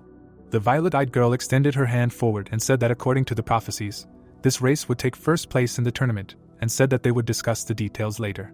Her hand reached towards the creatures and said that they needed to deal with those first. The ruler grinned, saying that one should not underestimate the evil race. Tentacles burst out of the bodies and he said that no one could stop them. The opponents rushed to attack. Jasmine looked back and said that it was good that there were two of them and suggested killing them right away. Lacey took a stance and said that he would help. Two huge beams pierced the soft tissues of those. The redhead looked forward and said that those guys were recovering too quickly and asked what they should do. The girl sent a plant forward, forming a vortex, and Fang's body was in critical condition. She landed on the ground. The white-haired girl looked forward, thinking that she had used too much power lately and her body could not cope, and she understood that she could not completely get rid of those. She closed her eyes and thought that she would try to lure out the parasites and decided to use all her power. The area around her turned green. The sprout rushed upward, creating a flower, and a notification came out that the flower control technique was activated, namely, transformation and flowering, scattering pollen and luring out parasites. The eyes of the enemies glowed green, and Lacey said that as soon as the parasites left the body, he would kill them immediately. Jasmine looked back and asked him to hurry. He became wary and said that he understood. He closed his eyes and called for a cloud resonance. The parasite crawled out of the guy's shoulder with interest. He was intoxicated by the bait. The redhead shot the beams forward. The attack knocked down 2 parasites at once. Tian's body fell to the floor. People looked at Fang's body. The guy was happy and said that the 2 parasites were finished. Jasmine lowered her head, being exhausted, and La Man asked her how she was. Tears were running down the purple-eyed girl's cheeks, and she said that there was less time left than she thought. She looked back and asked him to come to her, saying that she had something to tell them. The blue-haired girl looked at the guy, and the host said that at the moment in the arena, the participant from the Yugo country was demonstrating the strong fighting power of the current champion, and although the participant from the Lego country was suppressed by the force of the elements, he demonstrated extreme mobility, and noted that it was not for nothing that this round was recognized as an early final. Lin took a stance and said that in any case, it was just a girl from the country of Yu who could only suppress the elements, but he would even step over the girl for the sake of the goal. He rushed to attack and said that he would give it his all. The fighter stood in a stance and watched. 2 copies of the guy appeared nearby. The opponent was approaching the goal. The fashionista smiled and said that she would not guess where he was. The girl's finger glowed with magic, and she asked that this was all he could do. A powerful attack occurred and electricity engulfed the ice copies. Lin appeared from the copy and writhed in pain. He looked at the opponent and asked that she also had 2 elements, and she was just hiding it. She looked back, saying that he made her show her power. The fighter raised the enemy with magic. She clenched her fist, saying that this participant would not pass. A powerful blow occurred and Lin lay on the broken battlefield. He looked away and his face was bloody. Lightning bolts struck the arena. The opponents were standing in the center, and the host was saying that the winner of this match was Lian from the Yugo country. The old woman was looking at the arena and ordering the bodyguards to lift his son onto a stretcher, and remarked that she would not forgive that country for this. The boy looked towards his friend and asked if she was hiding her strength, and did not realize how strong she was. Wu Yuan looked ahead and asked how she managed to finish him off so quickly, to which Xiang replied that her strength was amazing. The old man looked at the opponent, and it was said that last time, that girl, at the age of 14, became the youngest demon to make it to the finals to face the fiercest warrior of the demon race. The girl was holding her head by the beard, and it was said that in just 2 minutes, she finished the match, and it was the fastest final in history. But everyone watching knew that she did not give it her all. The blue-haired girl left, and Xiang said that maybe no one knew how strong she was. The green-eyed girl looked at the arena and hissed admiration. Gom looked at the opponent's hands and thought that her hands had changed, and noted that it looked familiar. Bingy looked to the side and said that the next in line was a hero and asked him to be careful, because Tian was very dangerous.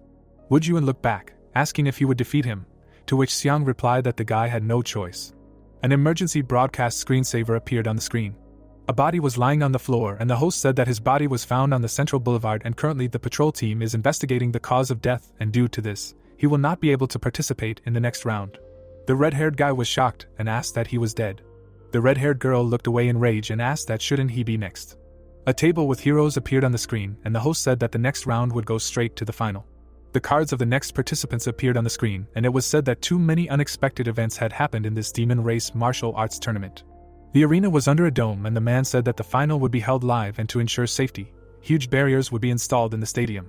Lian folded her arms and looked away. Gon stood in front of her and thought that there could instantly kill him.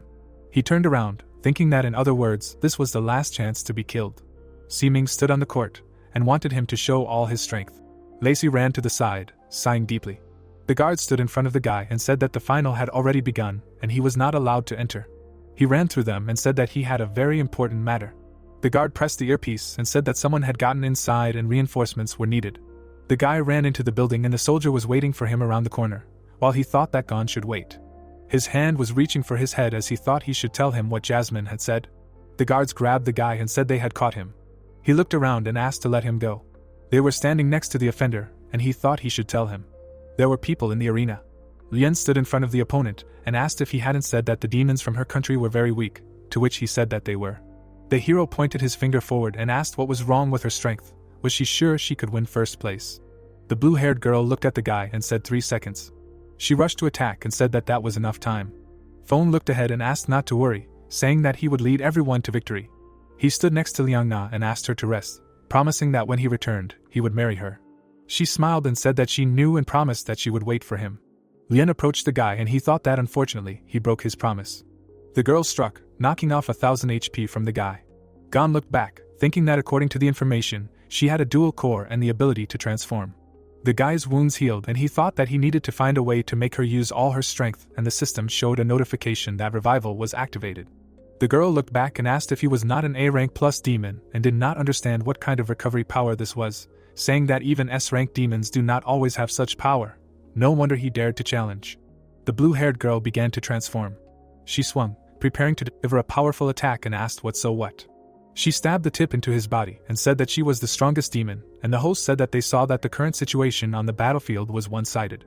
A powerful blow occurred and he said that the fighter and Youngo did not even resist and noted that the final would come faster than they thought. The audience was furious and said that the country would pay for him and ordered to get rid of the guy. Lacey looked around and said that he had important news, to which the guards were going to remove him from the battlefield. Binny covered his mouth with his hand and called out to him, while Xiang said that that girl was unmatched. Michelle looked at Wujuan and he thought about his comrade. The redhead lowered his head and it seemed to him that he had made a decision and did not understand why he wanted to return to the people so much. He remembered standing behind MC and saying that his strength allowed him to win the championship, and by joining the clan, he would enjoy fame and respect, and asked that even if he returned to people as a demon, who would dare to reproach him. The white-haired man looked at the starry sky and said that he was not interested. Wujuan was confused while he said that maybe she was alone now, facing panic and fear, and said that he was afraid that she thought he was dead. He looked back, saying that he did not want to make her wait for him. Gon was lying on the battlefield and was injured.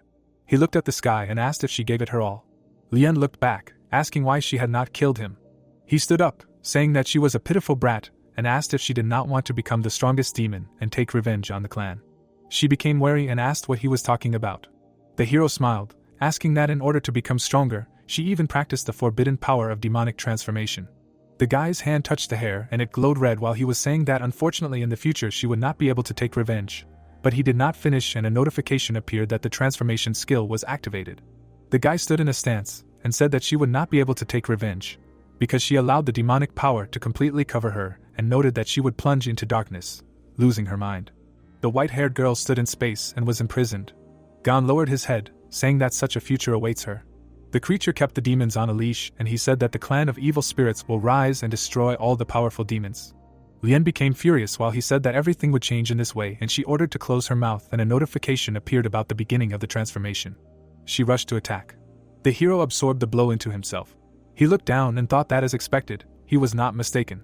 The girl was being watched by a creature and the guy thought that she wanted to take revenge on the clan, and he became her motivation to become stronger.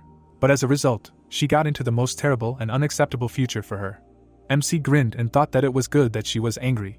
There was a powerful blow and a column of dust rose in the dome, and the host said that due to the attack, a small crack appeared in the protective barrier and a notification came out that the power of demonic transformation was taking effect and the enemy's skills were slowed down.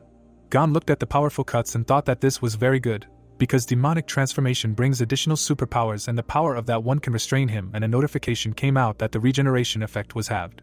The guards looked around in order to strengthen the shields so as not to harm the audience, and the host said that Lien began a strong attack and the hero did not have a chance.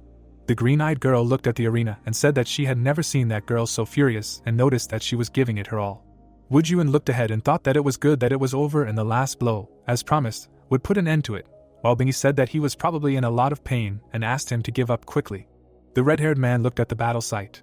The girl received a blow to the body and a notification appeared about the activation of the passive skill of reflecting the blow.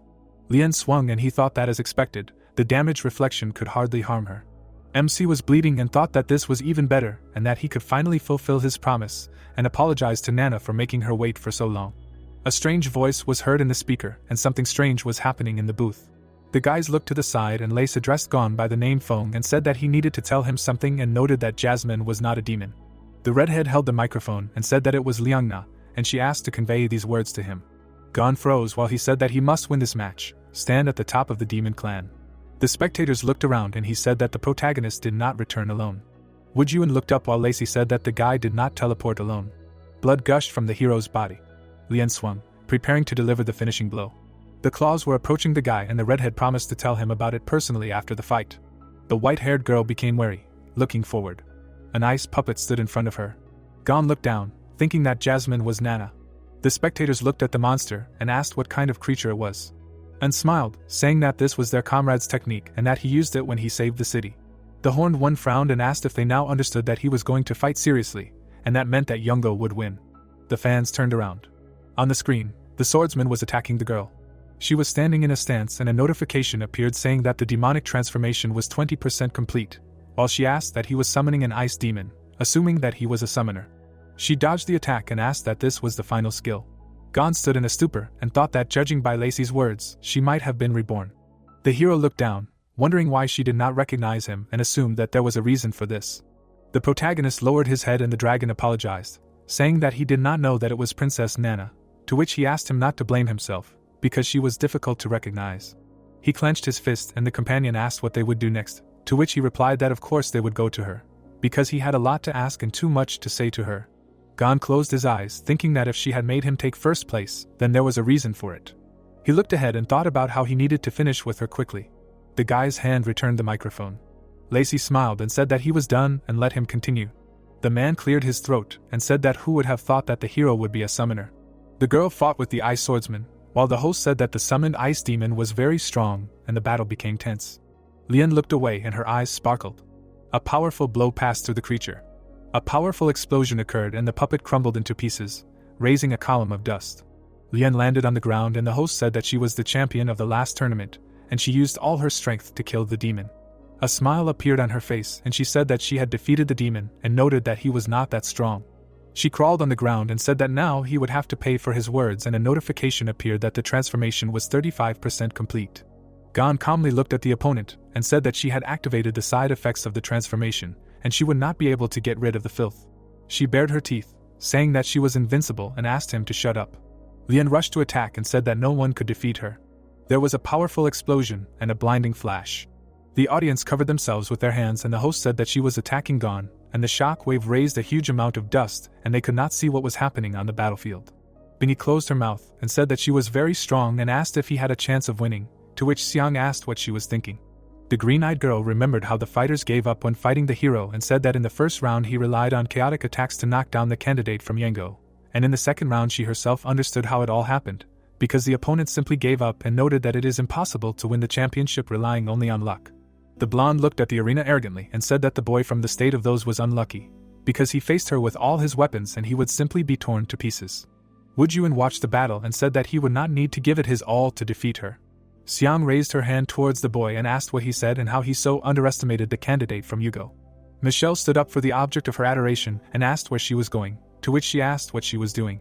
Red smiled and thought that he began to understand the determination of him after Lacey's words and asked him to win the championship and offered to show everyone the power of Yungo. The girl looked forward and was almost transformed. Gon's figure was visible from the smoke. He was standing with a sword in his hands. Lien was almost transformed and said that he was almost restored, and it seemed that she needed to deal a very strong blow to defeat him, while the system showed that there was 20% left until the transformation was complete. Energy burst out of the enemy's body and the hero watched what was happening. The protagonist looked forward, asking that she was really going to complete the demonic transformation and noted that she was captured by more than 50%. She took shape and asked what happened, saying that even if she lost her mind, she must win and noted that she would never give up. MC frowned and said that her determination was strong, but to become stronger, it was not necessary to follow the path of darkness. The creature stood on the battlefield and exuded energy. She smiled and said that no one would stop her. Her body exuded a blinding light, and she said that she would become a champion, and a notification came out that the transformation was almost complete. Gon lowered his head, saying that he understood. He closed his eyes. The hero raised his sword, which was emitting energy. He rushed towards the attack and said that it was time to end it then. Everyone watched what was happening, anticipating the finale, and the host said that there was an attack from both sides. A powerful cut occurred. The body of the captured was approaching, blinding with light. Two powerful forces collided. The arena under the dome cracked, forming boulders. A beam rushed from the center. The spectators looked to the side and fell into a stupor. Lien was deprived of appearance, and looked injured and thought that it was at this moment that her mind returned to her. She looked at Gon from behind, thinking that she, being the youngest strongest demon, used demonic armor and used all her power. She fell to the ground and thought that he easily defeated her, and she saw. The hero took out a rag. He threw the cloth on the body, despite that, and she thought that she saw the true magnificence of the demon clan. The companions were happy, while the host shouted that the protagonist with an absolute advantage wins. Michelle and Xiang froze, looking away. MC held the sword in his hands, while his ice copy held the opponent and the man shouted that Gon won. The creature stood on the roof and watched what was happening. The possessed hid his face under the hood and said that the country of Yugo could not get the title of champion and ordered to proceed to Plan B. He went into the wall, hiding from view, and the host said that a little later the awards ceremony will take place. The Colosseum was empty. Lacey held a box in his hands and asked if the hero was ready. In the box was a decoration, and the red-haired man said that Nana was already waiting for him. The sun illuminated the crowns of the trees. The bird sat next to its relative. The white-haired one sat on the swing. Gon looked at her while she was saying that the guy finally won. Drones were flying over the city and the hero was watching what was happening. People were walking down the street. The protagonist was stunned and asked himself in his head that this was the state of Xinhua.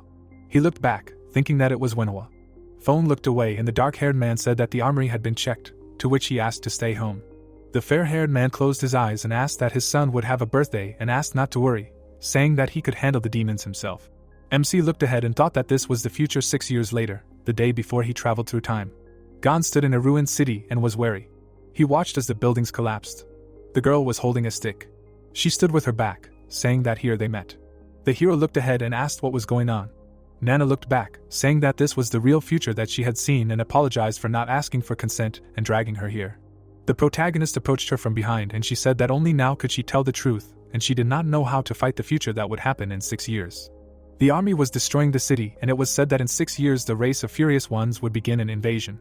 The soldier held a weapon, protecting the child, and she said that humanity did not have the strength to resist. The girl protected the wounded man with herself. Fear was written on her face and she said that she had been reborn many times, but was always late. Tears appeared on her face and she said that every time she was reborn, she only returned 1 day ago and by that time, their plans had already been made. Phone hugged the girl from behind. Tears were running down his face and he said that he should apologize for the fact that she had to go through all this alone. The captain cried and said that he had only experienced reincarnation once, and had already felt like his skin was being torn off and his bones were being taken out, and she had repeated it so many times. The soldier bled and reincarnated, saying that he thought the system had given him reincarnation, but it turned out that it was she, and asked how she had managed it. Nana turned away, saying that after her first death, after 6 years, her ability to foresee suddenly turned into reincarnation, but she was limited to only returning half a year back each time, and she could not change anything, because she had repeated reincarnation for 500 times. The princess walked into the gorge, saying that in order to find another way, she went to the territory of the demon clan. Phone and the girls stood in the cave, and she said that at that time, most of the demons were exterminated by the furious, and the rest became slaves. Gon was imprisoned, and the chosen one said that she met a strange demon. The hero looked ahead and asked if she could kill him, and she said his name. The protagonist looked at the corpses and she said that all the relatives, family, were killed, but they could not kill him. Even the furious clan could not cope with him, and MC said that the more he seeks death, the more and more he suffers, because he could not resist the entire furious race alone, and could not resurrect his family. In connection with this, he lost the motivation to live. Liang now looked at the demon, and she said that this is why they made a deal. He had a technique that could return to the past for a longer period, and this technique could also transfer the hero. The demon was exhausted and said that the highest task is to stop the furious race. People looked at him, and Nana said that the premise is the following: he must take his place, because he could not suffer anymore. Phone looked ahead and thought that no matter what method of death, nothing will come of it anyway, and then he deliberately left him the system so that he would become stronger. The representatives of the different races looked around and it was said that it is believed that there are only 2 races, but in fact there are 4, namely demons, elves, humans, and the furious. The princess looked away, saying that they need to cooperate with the other races to stop the furious race with joint efforts. The creature looked at the stone and she said that in the past life, they took first place in the competition and seized control, step by step beginning to control the upper echelons of the demon race, and noted that they should not give them access to power and the second zone. Phone put his hand on his jaw and said that this time he took first place, so they have already stopped the first step. Nana turned around, saying that it is not so simple, and among the demon race there may be spies and they have infiltrated Rina and did not give up even when she exposed them, to which he replied that it is unclear what they want to achieve, but their goal is the key to the second zone and this is unchanged. The Colosseum was filled with spectators and the host offered to congratulate Youngo on the final victory in the 46th Great Martial Arts Tournament, and said that the ceremony of handing over the treasure of the demon race, the key to the second area, will begin soon. The ruler stood next to the magic ball. The man extended his hand, saying that they invite the previous representative of the Yugo kingdom to the stage and said about this year's champion, the head of Youngo, when he comes to the stage. The red-haired girl walked towards the podium. The spectators from the homeland watched the events and rejoiced, rejoicing in the victory. Everyone was happy and said that she was very young, and already represents the country of champions, and noted that it was inspiring. Ming cried, saying that almost a century had passed and Youngo would finally be reborn. The bandaged man looked away and asked why Tian Shao was not visible. Ji Biao stood over the child's body and asked him to speak, but did not finish. The fair-haired man was furious and asked where Gon was. The green-haired man closed his eyes and passed out. The representatives of the country stood in front of the sphere. The bearded man folded his arms and said that he never thought that the key to the second area would soon be handed over to a woman, and asked that there was no one in Youngo who could achieve this. The red-haired woman turned away, saying that his daughter was also an outstanding heroine, and noted that Uncle Guan used to fight on the same battlefield with her father to face the enemy together, and remarked that she always believed that a person like them who had endured so much hardship would not judge people so superficially based on gender. The old man looked away, saying that the key to the second area was the treasure of the demon race, and even if they had to die, they could not allow it to be lost. The hands touched the sphere. Energy flowed along the hand, forming a symbol. Bing examined his hand and thanked him for understanding, promising to keep everything. The host pointed his hand to the side, saying that the key transfer ceremony was officially over and wanted to move on to another act, but did not finish. A sharp spike emerged from his chest and he froze. The bearded man turned around, asking who did this. There was a creature standing behind the speaker. The creature stood in the arena and was a fighter of the fierce race of the A+ rank. He looked to the side, saying that they were starting. Something strange was approaching the spectator. Spies appeared behind the observers. They began to kill everyone present. Wu Jiwen was preparing for a fight and ordered to prepare and protect the leader. Bingy watched as creatures appeared in front of her. They looked towards her, saying that she was keeping the key to the second area. Qing appeared in front of the red-haired woman and asked her not to worry, because the Yango troops would protect here. The protagonist stands next to Jasmine and states that most likely the human race is in chaos. She replies that Ji Biao declared a military coup. She sadly says that when she first returned, her body was very weak. The heroes lie among the magic sign. They are sadly next to each other. The girl says that she cannot use all her power, and she does not have time to stop Ji Biao. Getting up, she looks at the protagonist. Jasmine wipes away her tears, when stands behind her and asks if the commander has woken up. Turning around, she asks with a serious face to call all her dearest teammates. The girl, along with the fighters, looks in that direction, explaining that in a past life they started a coup at a wedding banquet, but then he was successfully stopped by him, and this time he has not woken up and their actions will become more intense. The heroes stand in front of the green monster copies. Jasmine says that this is why she used her power in advance to create puppets of his most trusted comrades. The system window says about the flower limit, revealing a dagger that summons clone puppets. The participants of the celebration see a couple in formal attire. One with blue eyes stands hugging a girl. It is said that all the puppets who participated in the banquet and were killed simply learned the behavior of those who killed them. The green puppet lies on the ground. Another one looks at it. Military vehicles are driving along the road. It is said that they will protect her and his body. They will leave the base in advance.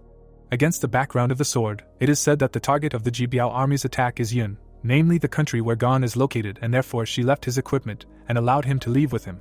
The protagonist calmly holds the blade. Jasmine states that once he encounters him, he will definitely take his weapon back, and it is good that everything is going according to plan. The enthusiastic protagonist in human form asks if Wen and the others are still alive. He opens his eyes excitedly. Jasmine looks at him and receives a question about herself. How is her body? Because the ability to copy greatly depletes mental strength. She asks him with a bright smile not to worry, because now they are safe. The protagonist looks at her with a serious face. Jasmine in glasses stands against the background of blue patterns. It is explained that during the copying of that girl from the demon race, her strength was greatly restored and therefore more strength and energy was invested. But initially she planned to defeat Tian with her own strength to stop the operations of the furious race. She stands next to the protagonist. It is said that then she saw him at the competition and does not know why. But her original plan underwent a change and she decided to place her hopes on him. Shrouded in a bright glow, Jasmine remembers that she defeated the villain and the others. But after exhausting her strength, the copied body will disappear and she does not have time to find out who is behind the scenes of the furious race that invaded their bodies, because there is little information. She sadly says that this time the time for repeated time travel is not too long and her ability to reincarnate is completely lost, and this is their last chance. She looks at the protagonist in surprise, who asks to rely on him, because he will never allow the enemies to get the key to the second area. He seriously declares that he will deal with them. Jasmine and Gon look at the crack in the sky. She says that they have not walked like this for a long time and want to continue the walk. They look ahead. The girl notes that unfortunately this world will not last long. They hug. Jasmine declares that when she defeats the enemy, she will immediately go look for him and take care of his body, waiting for his return. She raises her head and says that there is something else. The blade flies through the air. The opponent with a sword in his hands attacks the enemy with a shield and hammer. C thinks angrily. While his hand reaches for him, he reflects on the fact that such a large-scale event was held, but they did not prepare for defense, and it is his fault. The monster behind almost reaches him with its paw. Seeming points at him in a rage, shouting for his brother to get up. He asks not to protect him because the monsters came for the key. The guy excitedly tells him not to worry, because there is a second brother below. The furious monster rushes to attack and receives blows. Blades are visible on the fighter's hand. The hero stands next to Lu and calmly demands to protect the lord. The army commander seriously states that it is their army's fault for not providing themselves with decent protection. The fighting heroes notice something in the distance. Lu turns around with him and asks what it was. A fighter in the arena is captured by terrible tentacles. A sharp limb stretches out from a vile black puddle. Half turned into a monster, the fighter begins to laugh ominously. The system window says that he is a star warrior of the 510th squad, a star mage. The guy is kneeling not far from him. Ching is frightened as he is entangled in vile tentacles. He asks what kind of ability this is because he feels like he is being sucked in right now. The villain points to the girl in the crown and shouts that she has the key. Lu is shocked to see the monster approaching. A bright flash occurs. Wujun furiously cuts the monster on the way to her. He looks to the side and sees another villain. He cuts the enemy, thinking that these guys can turn into elements, and when attacking, they turn into shadows. He sees a black substance that attacks him. He understands that he cannot attack, unlike them. Black tentacles grab Wujun's arms. He sees slime on himself and realizes that his body has not yet fully recovered and that the strongest power of the demon clan is currently wounded and exhausted.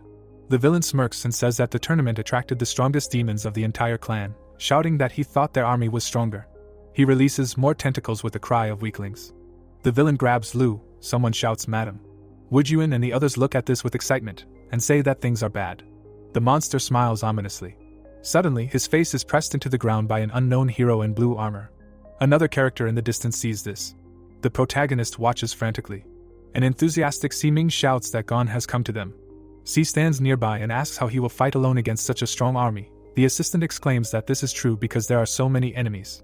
The guy looks with interest and says that he is not alone. Blue fighters are visible behind the protagonist. Siming explains that he has brought an army. Gon clenches his fist with a serious expression in front of his fighters, declaring that the furious clan will fall. Blue warriors are visible around the cluster of monsters, far outnumbering them. The tied-up Wujun looks at Gon in delight. The tentacles are cut, and the red-haired fighter says that he has finally come to them. The army commander turns to the lady and orders them to retreat and protect the leader. Wujun looks forward and says to let Gon figure it out himself. Lord Guan looks at the guy and asks how his sister is. Shan calmly declares that everything is fine, she did not receive serious injuries and will wake up soon. Her opponent's last blow was restrained. The system window says that he is an S-rank demon, Shuo's elder brother. The king looks forward and says that he did not expect this, because in the end, the entire demon clan can only hope for him. They look at Gon's back, saying that 200 years have passed. The protagonist stands calmly among the clouds of smoke, pronouncing the name of his native land. In the picture, a camera lens. The fighter's foot stomps on the ground, stones fly in different directions. Gon stands next to a huge blue monster, declaring that he and his army will help the demon clan take the lead. Spectators in the square watch the progress of the battle in the arena on a large screen. And sits next to Ming and says that the army of shadows is the secret weapon of the furious clan, and it has never lost before. An old warrior with an angry face says that although General Gon always brings surprises, the enemy is a high-ranking fighter, while the protagonist is now just an A+ rank soldier who, moreover, has not yet been promoted. In the frame, a blue girl is enveloped in black tentacles. Her hand breaks off and flies to the side. Something black breaks out of the ground. Half of the fighter's body lies in its background. The tentacles rush towards Gon. The protagonist sees them circling around. He exclaims about a fool who knows no bounds. Black huge hands try to grab the protagonist. They collapse. A powerful clap is heard. The creature in black guise sees this. The villain with a sinister grin declares that he is a representative of the S rank of the 10th level. The Lord of Guang stands near Shan and angrily says that his shadow power is legendary. The villain deftly cuts Gon inside the black palms. The man says that it lies not only in his powerful attacks, but also in the element. He says through clenched teeth that a physical attack is ineffective against the shadow. The villain in a mad rage attacks the hero, asking if he feels. The man says the most difficult thing. From the gap in the black hands, the transforming blade of Gon flies out. Small parts of the sword fly towards the villain. They dig into his black skin. He looks at it in shock. His body is pierced by several lightsabers. He falls. Clouds of smoke float around. The villain is motionless. He asks in surprise what is happening and why Gon was able to attack him. The protagonist looks at him, hearing that he has full health. he apologizes to the enemy. Gon clenches his fist, approaching the villain. He raises it and calmly states that his strength is nothing. He delivers a powerful blow to his jaw, saying that the monster is complete bad taste. The protagonist delivers a series of strong punches to the villain's face. The beaten monster screams stop. The surprised man next to Shan wonders how his weapon can do real damage. The villain's teeth fly out and blood. The man wonders what kind of moves he has and how this is even possible. Gon holds the frightened opponent by the neck. The Overlord thinks that the protagonist's abilities are far superior to S rank. The protagonist, with an unperturbed look, holds him back and asks him to say who his boss is. Frowning, the guy asks how he got into the demon clan and who helped him get in. The beaten and frightened villain asks if Gon really thinks that he will betray his comrades like the demons do. The guy squeezes his enemy's cheeks with his hand, saying that he has ways to make him talk. The villain's hand is harshly pierced by a blade. He understands that he cannot resort to his skill, because the weapon holds him back.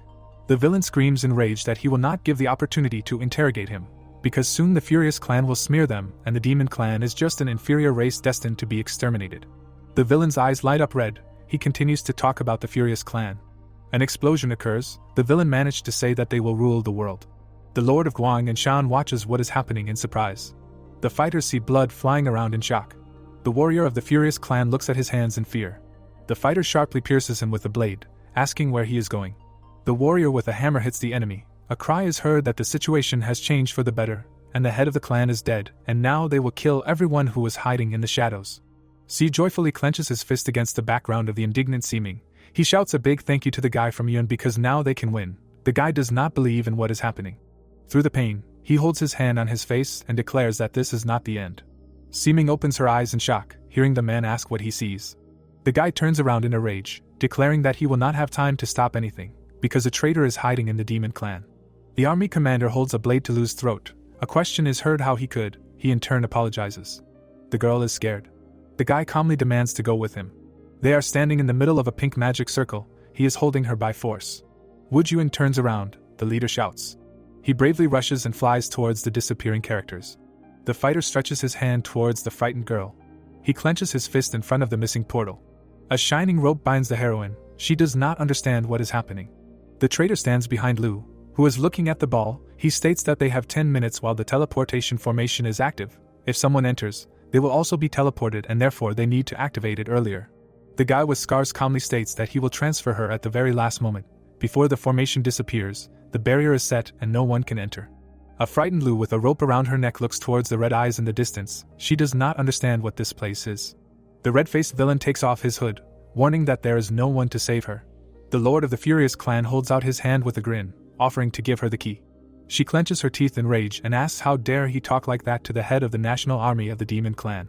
Qing turns away and says that in the entire demon clan, the strongest reach the S rank and even all the demons will not be enough to resist the Furious clan. He asks with a crazy look if she knows how strong the Furious clan is, because they only sent 2 generals and already turned the demons upside down. And what if a war starts? Who will survive? He explains with a serious look that the tide of time is inexorably moving forward and only by obeying it can one succeed, and he just does not understand the whole point yet. Lu with a collar angrily asks what this is the reason for his betrayal. Calling it shamelessness, she clarifies what exactly the Furious clan gave him. The Overlord looks at them, wondering why she is speaking in such a tone, since they and the demons share the same roots and origins, and only by working together can they prosper. He holds out his red hand with a mad grin, stating that all she has to do is hand over the key to the second region, and the Furious clan will guarantee not to harm a single inch of their land. Qing holds onto the orb, stressing that she must understand what is going on, and if a war breaks out, innocents will die. Lu, bound by a magical rope, asks that if they are going to start a war, why did they only send 2 generals to conduct covert operations? She seriously says that the key can only be handed over with the willingness of the holder. She turns to another enemy, warning that she would rather die than give it to them. The Overlord calls this interesting with a sly smile. Wu Juan, Gon, and the others stand in front of the place where the Overlord disappeared. The guy grabs his head in rage and screams that it's all his fault, and he shouldn't have gone so far away from her. But who would have thought that the commander would turn out to be a traitor? C turns to his ward and orders all units to fully begin a total search of the territory to find Qing and Lu. And even if they have to dig up the entire country, they must find them.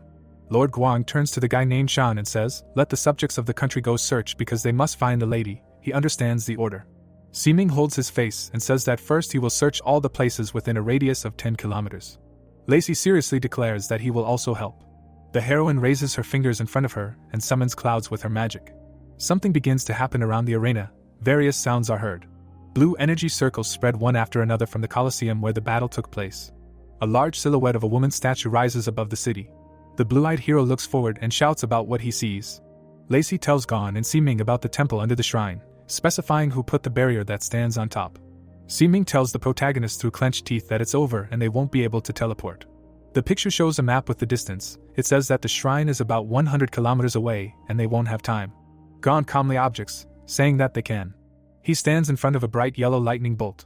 Lacey and Siming look at this in shock. He asks about such a strong pressure, because even he couldn't predict the appearance. The other specifies what it is. A huge black dragon is shown behind Gon. His comrade asks if this is the furious race again. The protagonist asks not to worry. He strokes the monster, saying that Jita is one of them and he is very fast. The protagonist looks at the surprised guys and offers to go with him to find them, because they will need their skills. They climb onto the dragon, noting that it is very beautiful and that the champion can be trusted. Siming behind Gon says that even so, they may not make it in time. Gon asks him to hold on tight. The protagonist continues to sit calmly while the others are blown away by the wind. C and the others see the dragon suddenly fly into the sky.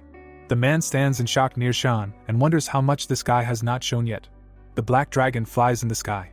A large stone statue of a woman stands in the middle of the forests. The lord of the Furious clan says with a smile that the little girl decided to play the martyr. Parasites crawl from his hand. He asks if she does not know that his ability is to control insects. Hundreds of small bugs crawl out of his body. Mixie, level 55, a mage appears in front of her. He declares that until he kills her, the key will belong to her. Parasites approach her face. He says that he will inject the bugs directly into her body. He says with an ominous smile that over time, she will turn into a lifeless body. The members of the Furious clan look at the crack in the ceiling in surprise. The ceiling begins to glow with pink magic. Qing looks up in shock and talks about his barrier. The statue begins to crumble, stones fall. A question is heard that he demolished it with one blow. An enthusiastic Lacey sits next to a sad Siming, shouting about the great damage. He talks about the statue. Gon looks at them and says that it is time to go down.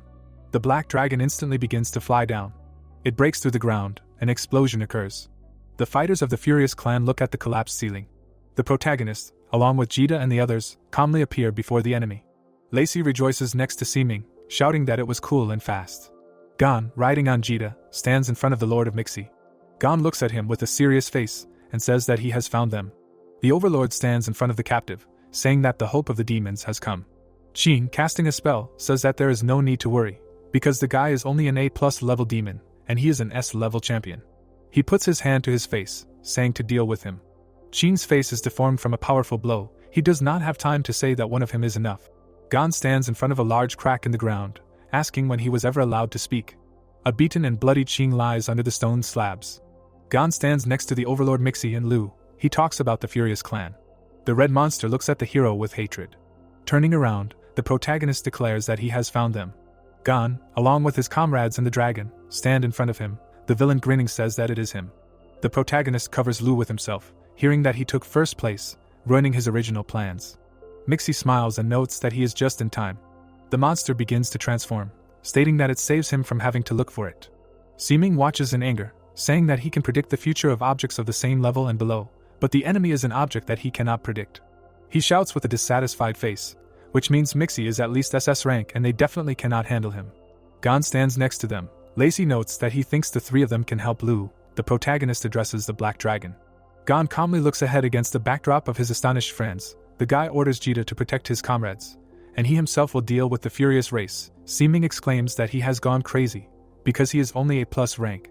The surprised guy looks at Gon leaving, stating that no one can anyway. The protagonist's fist flies into Mixie's face. The monster flies away in a second from such a strong blow, while Siming assures that no one will help defeat the enemy, being 2 ranks lower. Lacey, Lu and the guy open their mouths wide from what they saw. Black liquid flows from the protagonist's hand. The parasite flies near Gon. Mockingly he says that he only hit his formation. The insect begins to transform into something else, explaining that he is an SS level mage and Gon will never be able to catch his real body, but his blows are quite painful. Mixie holds his nose, declaring that the protagonist has angered him. His eyes begin to sparkle red. He screams that he is very angry. The picture shows thousands of members of the Furious clan with red eyes. The Lord says that there will be consequences. In anger, they all rush towards Gon, while Mixie says that the consequences will be disastrous. The protagonist looks down as he is attacked by monsters. It is said that in the human world, About 1 in 10,000 people can obtain the power of an awakening, and most people's talent is limited to ABC ranks.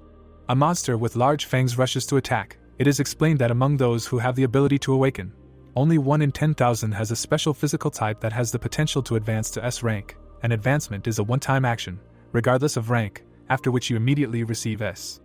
The blue fighter covers Gon and beats the mutants. It is said that many things are unfair, and this cannot be achieved simply by effort, and this is the reason why S rank is so rare. The protagonist stands calmly in front of the monsters. He thinks that when he came to the demon world, he discovered that they are also similar to humans. Gon frowns and realizes that he has felt this body from the very beginning. The parasite crawls out of the human body. Gon thinks that he has limitless potential and a constitution to advance to S rank. Seeming screams loudly cautiously, while the protagonist realizes that he has not experienced such feelings for a long time. The enemy's tentacles attack him. He realizes that he will no longer be like a mole and fate will not rule over him. The Lord Mixie screams in rage that all the demons present here are his first-rank larvae, and any of them can kill. The protagonist is surrounded by monsters. The villain screams for them to make a strong attack and tear him to pieces. Gon's face is still visible among the mutants. He realizes that he will not try to die anymore. He remembers the fight with the gladiator. Lacey looks forward in rage. Seeming and Lu stand behind Lacey, who shouts Gon's brother. The blonde says that he warned that it was not worth coming. At this time, the protagonist realizes that Nana spent everything to give them a chance to be reborn. Lu fearfully asks Gon to wait. He understands that even if he suffers from pain all his life, being bitten by insects, even if he falls to the very bottom, nothing else will stand in his way. A mountain of insects is visible in the middle of the battlefield. Gon understands what is beginning. A strong explosion occurs in the middle of the mountain. The blast wave illuminates everything around. Mixie watches this in surprise. Among the clouds of smoke, the silhouette of a fighter is visible. Gon calmly walks forward. The system window says about promotion to S rank and improvement of all characteristics. With glowing eyes, he understands that he will come out the winner. The system says about receiving a new skill called True Self, when any attack will cause real damage, as well as a copy skill. Gon stands in front of his enemy. He frantically declares that in fact, to deal with Mixie, A+ rank is enough, but now he wants. The protagonist takes him by the neck and declares that he wants to end everything as soon as possible. Mixie tries to breathe, not understanding what is going on. The system window writes that real damage is activated, ineffective against the element of 10,000 units. Gon runs forward with him. He hits the parasite on the ground. Enthusiastic Lu and Lacey look at this and exclaim that it was great, and Brother Gon is strong because he knocked him down with one blow. Seeming opens his mouth and declares that he advanced to such a rank so easily, and not only weapons, but also fists can cause real damage. The insect lies on the ground in pain, asking what kind of monster Gon is. The monster, being in shock, does not understand why it cannot change form. The notification says that real damage is activated. Mixie, in the form of a parasite in shock, tries to understand what kind of demon is in front of him. The protagonist calmly hangs over him, saying that it is time for torture and beating out confessions. Bloody Ching sits near a crack in the wall. It is said that his life will be given to the head of the military tribunal. Seeming angrily tells him that it would be better to explain, or at least try. The beaten Ching says that the winner takes all, the loser loses. The protagonist stands in front of the tied-up clan lord. Lacey among the bodies says that the insects have been cleared. The protagonist, along with Mrs. Lu, look at Mixie and he wonders who was the initiator of the plan. The monster calmly replies that they will not be able to get anything out of him, because the Furious clan is different in that they are smarter than demons. Gon with a serious expression asks why, knowing that their plan failed. No one came to save them, because he is just a pawn. The defeated opponent asks so what, because he was born a pawn and is happy to be one. Lu silently watches what is happening. Frowning, the protagonist realizes that the Furious clan has been under military administration since birth. The fighters fight against each other. Gon thinks that since childhood they are thrown into battlefields where they kill each other to instill the idea of violence, and the survivors are the elite who have gone through the Great Purge. The fighter holds the sword in rage. Gon realizes that this is why they are all natural-born warriors and suicide bombers. The cloaked subject kneels among his fellows. Opposite him is a monster on the throne. The guy understands that they are unconditionally loyal to the only king. A man in a red hood sits on the throne. Gon reflects on the fact that he is the supreme leader of the clan, the Furious Emperor. The picture shows the body of an insect. The protagonist understands that the Emperor's strength is extremely great, and he is very self-confident, so his attacks are never hidden and evasive. But now everything will change. He looks forward with a serious expression, thinking that this way of attack reminded him of the guy who eventually became the king after 6 years.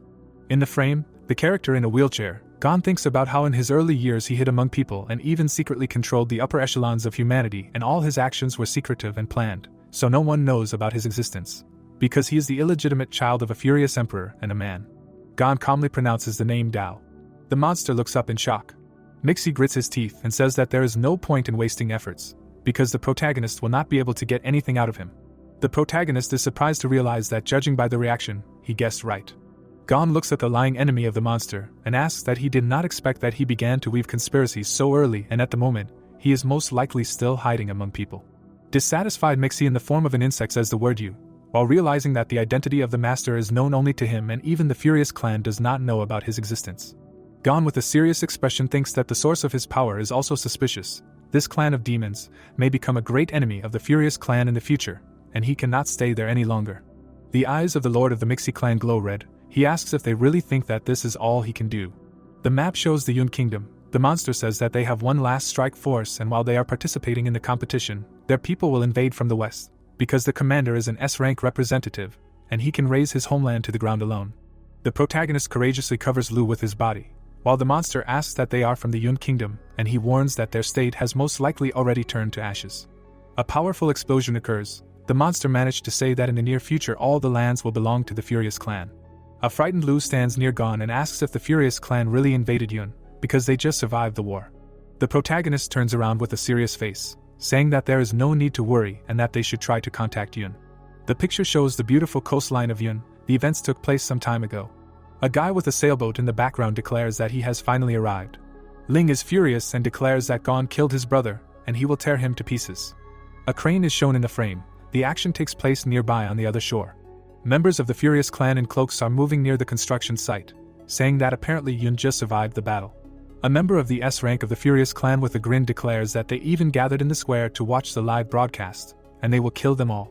Suddenly, the fighters turn around at the cry of who they are. A small character with green hair asks what they are doing here. A member of the Furious clan with a grin sighs. The picture shows containers against the background of the sky. A beaten character lies on the ground and asks for help. The cloaked villains loom over him. One of them orders the others to tear him into pieces and throw him in the square. The blonde guy in the suit behind them talks about the demon clan. Ling stands in front of the surprised fighter and asks where Gon is. They look at him with laughter, and he asks what he wants from them, calling him a fool. Suddenly, the head of the Furious clan member is cut off by a blade.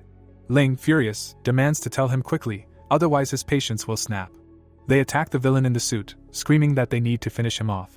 The green-haired guy lies on the ground and clarifies what is wrong with these creatures. He opens his unbruised eye in shock and surprise.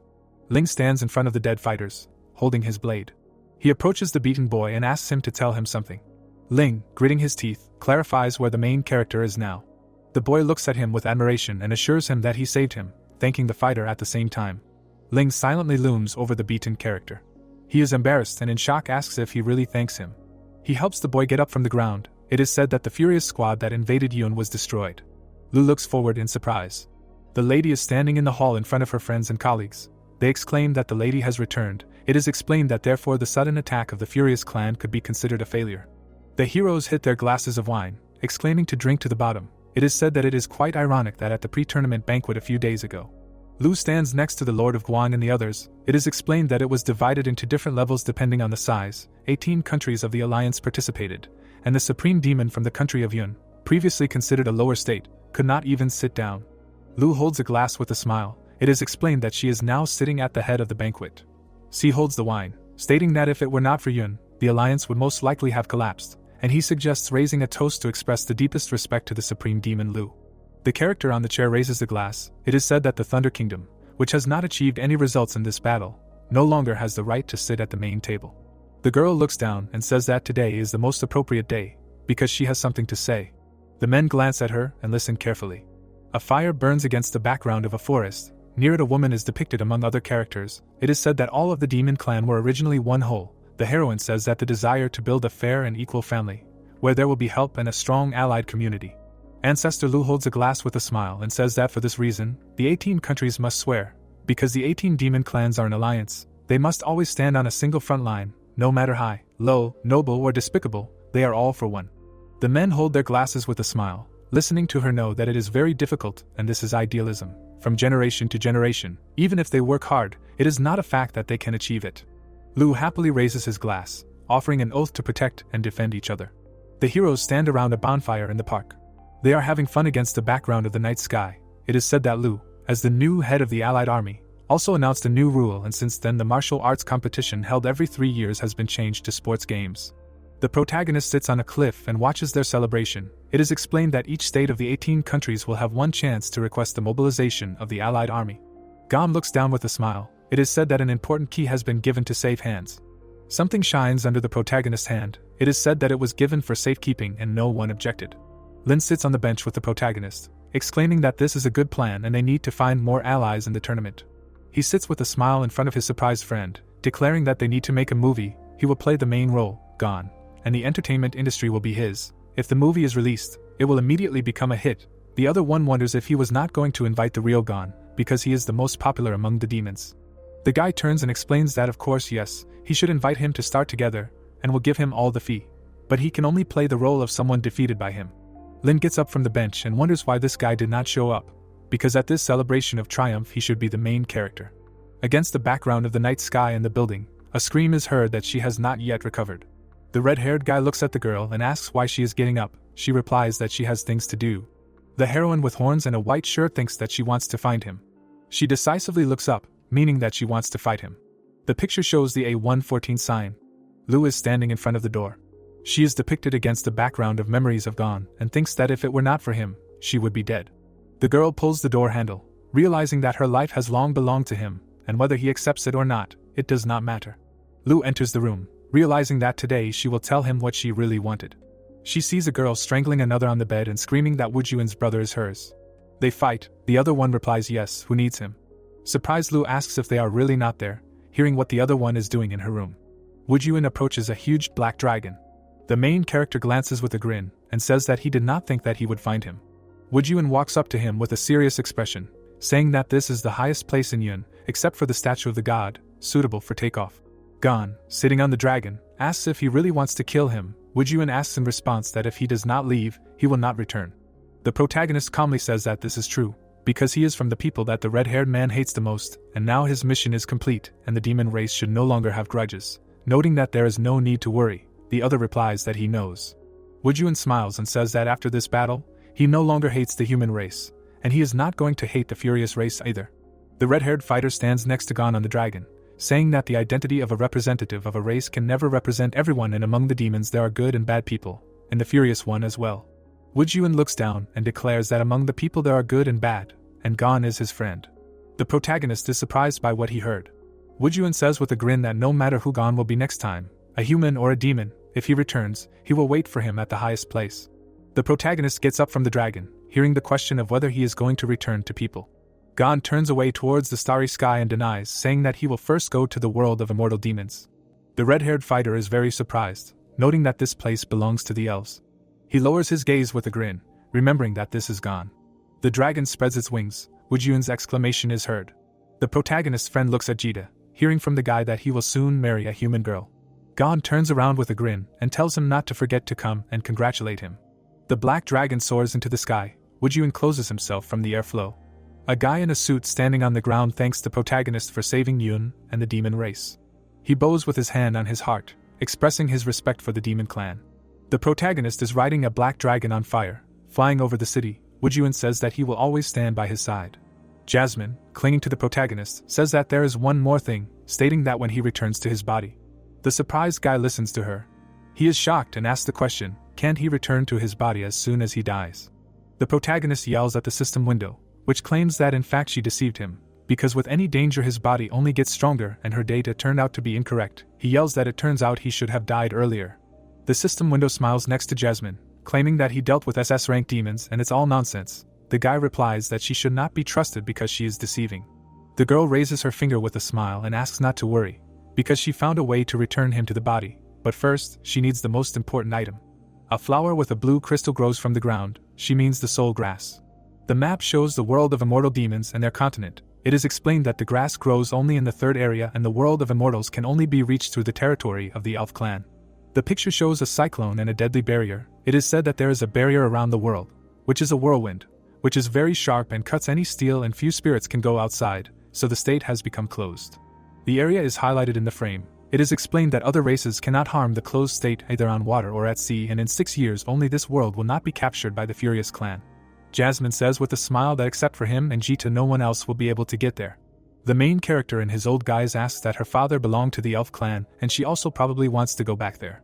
Jasmine sadly replies that if he passes by his grave, he should lay flowers on it. Gon seriously says that they have arrived. The dragon approaches the barrier in the sky. He holds onto the dragon and asks if Jita is ready. The dragon calmly replies of course. They fly further, shouting forward. Jita breaks into the clouds and whirlwinds. In the memories, he breaks out of the clouds riding a dragon with Jasmine. The girl behind him enthusiastically asked how he can rise so high. Jita and Gon fly above the clouds. They look down. The protagonist says that the vortex belts are under the cloud layer, and that is their goal. They fly to the area among thunderstorms and clouds. He shouts about the world of immortal demons. The guy with a grin declares that he is already on his way. The events take place in an underground prison. The character walks along the corridor among the cells. Seeming looks at his interlocutor in surprise and asks if he really wants to say that the next target of the Furious Race's invasion is the elves. Qing, with a chain around his neck, replies that this is true, because it was their ignorance that prevented his plans. The beaten hero looks down, saying that he initially infiltrated them, and if he had reached the highest ranks, he could have protected both the demons and the elves. Seeming, in a rage, holds him by the chain around his neck, exclaiming that this is a capitulation and does he really want everyone to live under the oppressive rule of the Furious Race. He in response asks what else they can do and whether they have the strength to resist. The blonde hears in anger that this time they were able to survive the disaster only thanks to the sudden appearance of Gon, clarifying what about the elves. Qing looks at his brother in rage and shouts that in those years they loved the same woman. Even united they could not protect her, and now her homeland will suffer from the disaster, and who will stop them? In the frame, the monster flies over the burning buildings. It is said that this time the actions of the Furious Race are different from the battle with the demon clan, and now the general will personally lead the troops, and the entire race of elves will turn to ashes. The protagonist stands among the green forests, admiring the world and saying that it is fundamentally different from theirs and even the air is much fresher. Gon, crossing his arms, says that if the large beach were the territory of the human clan, it would already be filled with ticket sellers. Jita asks to stop complaining, because it is very dangerous here and you need to be careful. Gon notices something in shock. He turns around asking what is the matter. Jita feels great energy and danger. The protagonist sees red energy in the bushes, stating that he also feels the power of at least SS or even SSS rank. He excitedly realizes that he has never felt such a powerful force even in his past life. The protagonist takes out his weapon from his belt. He turns around in shock, noticing something. The sword particles fly out and rush away. Someone's hand catches the blade. An old man in a shirt holds his sword and sitting opposite asks the demon why he came here. The man in glasses looks at the weapon and asks how such a sword ended up in his hands. Shocked, Gon realizes that perhaps this is not a person, wondering why the blade flew towards him. The mysterious character looks at him. The protagonist standing opposite the cliff watches the man and wonders who he is. The old man stood in front of the guy. Gon extended his hand and asked to return the sword. Qing lowered his head and asked what he wanted, for it to return. The sword trembled and he wondered if this was its new owner. The man stood in a stance, holding the weapon. He looked ahead from under his brows and said that he initially wanted to see what he was capable of. The hero was angry and thought that his opponent definitely did not have rag S and his body was not lying, because he took the blade and he could not take it.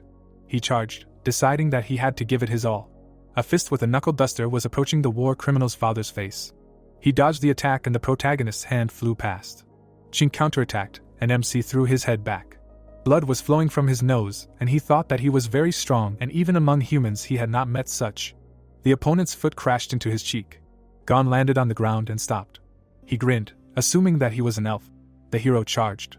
The bearded man was calm and thought to himself that his opponent was an S-rank demon. The sun was breaking through the clouds. A huge star was hiding behind the horizon, announcing the imminent end of the day with its sunset. Cheng stood in front of the guy.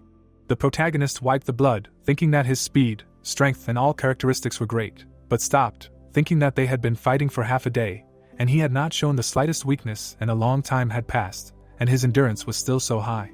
The fist was approaching MC, while he was thinking about how to defeat him in one blow. The old man made an attack and Gon's body flew to the side. He kicked the guy in the body. The man looked away and said that they had been fighting for a long time, and he was still okay with it, and said that it was quite good. A powerful blow occurred, creating a splash and the guy flew to the side. Qing was behind while the guy was regenerating, and he said that the hero had a good recovery ability. The blue-eyed man was calm, saying that the guy's combat power was mediocre. The protagonist's eyes sparkled. The old man was covered with hooks while the demon flew to the side. The bearded man became wary and found himself constrained. The fighter smiled, saying that the sea was in his power, and thanks to that, he finally created golems that spent almost all of his energy. The creature held the chains and the system showed the name of the ward. Gon looked at the chained one and said that the summoned golems were hiding under the surface of the sea, waiting for a chance. He approached the old man, saying that now every ice golem has his S-rank power, and he was chained with the same ranked chains, and asked that the escape route was already cut off. Ching lowered his head, saying that he did not expect him to use deception tactics, feigning weakness to lure him into the sea and then use all his strength to counterattack and kill. The bearded man hung in front of the guy, being chained. The hero went behind him and, after a meaningful pause, said that he did not intend to be hostile to him. The boy extended his hand towards the sword, saying that he was looking for something. The flying creature moved it to dry land. The protagonist picked up the blade. He examined the equipment, and said that he would take this thing, and then they would be even. Cheng appeared behind him. He approached MC and asked what he was looking for. Gon became wary, asking how he got here in the first place. The hero abruptly turned away. He watched as the ice puppet fell into the water, and the chains were broken. The hero looked at the place of imprisonment. He was perplexed, thinking that he had destroyed all the S-rank ice golems in an instant, and he could not restrain him. The protagonist stood behind the gray-haired man and thought that the old man did not show all his true strength even now, while he said that the first round was over and noted that if they were the same age and level, he would not be able to compare with him. His hand took the object out of the soil. Ching held the jar in his hand and said that they were starting the second round. He handed the sasha to him and said that welcome to the second round of the male battle. The fire gave off light with fire. They drank the contents of the vessel, and the bearded man asked for what purpose he came to the elf clan. Gon looked tired and thought about what was happening to the opponent. First he would attack him for no reason, and then suddenly he would pull him to drink alcohol. The girl kept her hand on the album. Liangna looked at the family album and thought that her chosen one had already reached the highest realm. Ching was depicted in the photo, and she thought that she hoped that her father was in the elf clan and asked to bless Feng so that everything would go smoothly for him. Gon turned to the interlocutor and asked if he could answer the questions of who he was and why he was attacking, and none of them knew yet that this meeting would be fateful. They looked at the stars, and the bearded man said that he was just an ordinary old man from the elf race who wanted to do everything possible to protect her while he was alive.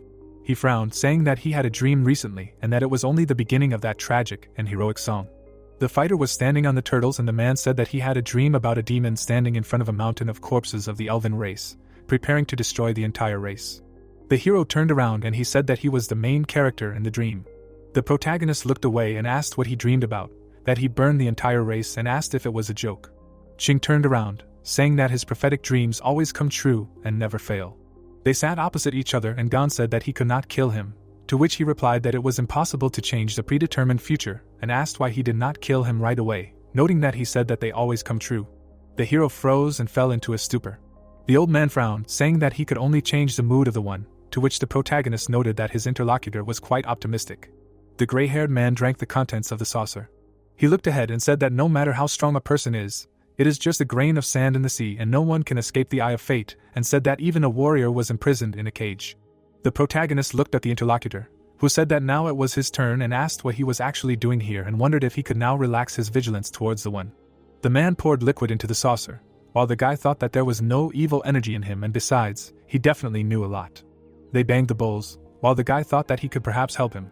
Gon became serious, and said that he came here to find the soul-summoning herb. The vessel lay on the grass, empty.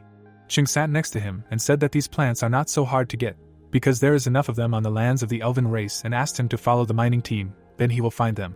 The old man looked away, saying that the demonic race will ruin everything. He looked down, saying that the division between the races is becoming more and more serious, and in the eyes of most elves, other races are destroyers. The bearded man extended his hand to his face and magic ran through it. The protagonist was surprised and asked that didn't he say that other races are destroyers in the eyes of the elves, and why he helps him. The gray-haired man looked away and said that he was helping not him, but the elven race. The guy stood on a mountain of skulls and asked that if everything happens again, then let him fight on the side of the elves. Gon smiled while he said that he gives a drop of water, and he will return the whole source, and replied that he knows how to invest. He became calm and promised, saying that once he got the soul-summoning herb, he would be in great debt to the elf race. The bird flew over the structures. The hero looked unwell. He held his head and asked how much he drank and where he was. The protagonist was lying in the coal and said that he did not remember anything, and everything ended. He was on a train and asked what a miner's cart it was and asked how he got here. The wheels began to break and spark, creating friction. The elf held the lever and said that they had arrived and asked to get ready to leave. Pasha put his finger on his temple and asked to quickly get out and get to work. He knocked on the carriage and asked if he was still sleeping. The redhead looked around, asking if he was new and asked to move, to which he said that he was fine and was already on his way. The elf was walking towards the portal and the employees were standing nearby. He turned around, asking him to get ready. Gon was tired and thought that this must be a mining team, and in front of him was a spatial portal, which was the door to the demon's lair. Pasha went inside. While he thought it reminded him of the entrance to the human space, and as soon as someone went there, he could immediately get into another world, and noted that the current demons originally came from that world, and there was also the source of all magical power. The workers went inside, and he thought that in his past life he often went into such lairs to kill monsters and level up. The Eastern elves looked back and asked the princess to stand behind. She opened her hood and said that her father was constantly watching her anyway. Patong took off her hood and said that she barely managed to slip out, and they still controlled her, noting that now she is a C-rank mage, and she can clean these D-rank and lower buildings by herself. Pasha stood behind her and said that this was just a D-rank demon lair, and there shouldn't be any danger. He turned around and told the two of them to walk behind and not to bother the princess. He was serious and said that if they upset the princess, then that would be the end for them. The frightened guy looked ahead and obeyed. Gon was calm, thinking that he felt a hidden power, even though the lair was low-ranked. The snake stuck out its tongue, and it was said that there were many low-level demons here, and they were analogous to beasts in the real world. The creature showed its mouth while the girl said that she would take care of it, and he thought that many of them did not have intelligence, and even more so those did not have the ability to leave the dungeon. The monster approached the girl while he thought that mainly monsters serve as experience packages for others. The princess's staff burned and the body fell to the floor. Pasha smiled, saying that the princess was doing well, to which she replied that she said she could handle it. The blade passed through the elf's hand and Patong was frightened. She turned away and her face was splashed with blood. She saw a sharp thorn that was stained with blood. Fear swung his sword. Everyone present was frightened and the servant asked where another monster came from. The monster showed its teeth and there was a huge hole in its head. Gon frowned, thinking that something was wrong in this lair. The fighter stood in front of Fierce and he thought that in such places the highest being is usually a monster no higher than rank C. But now a monster of rank B suddenly appeared. It opened its mouth, and he thought that it was a humanoid. The hero was serious while they were hiding behind him and thought that something was definitely wrong in this dungeon. But he could not join the fight now. He remembered the hand reaching towards him. Ching looked away and said that the effect could last for a maximum of 3 days, and during this period one should not use the abilities frivolously, and as soon as he began to use the power, the effect and duration would be significantly reduced. The princess held a stick and asked that they would definitely be able to handle it. The monster was missing a hand and smiled. He bowed his head. He opened his mouth and released a projectile. The attack flew to the side and asked to be careful.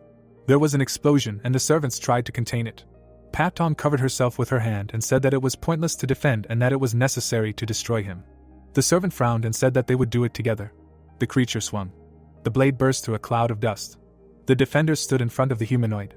The blonde stretched her hand forward. The monster struck and the sword cracked. The elf tensed and fell into a stupor. The bodyguard rushed to attack. There was a powerful cut, and the head flew off his shoulders.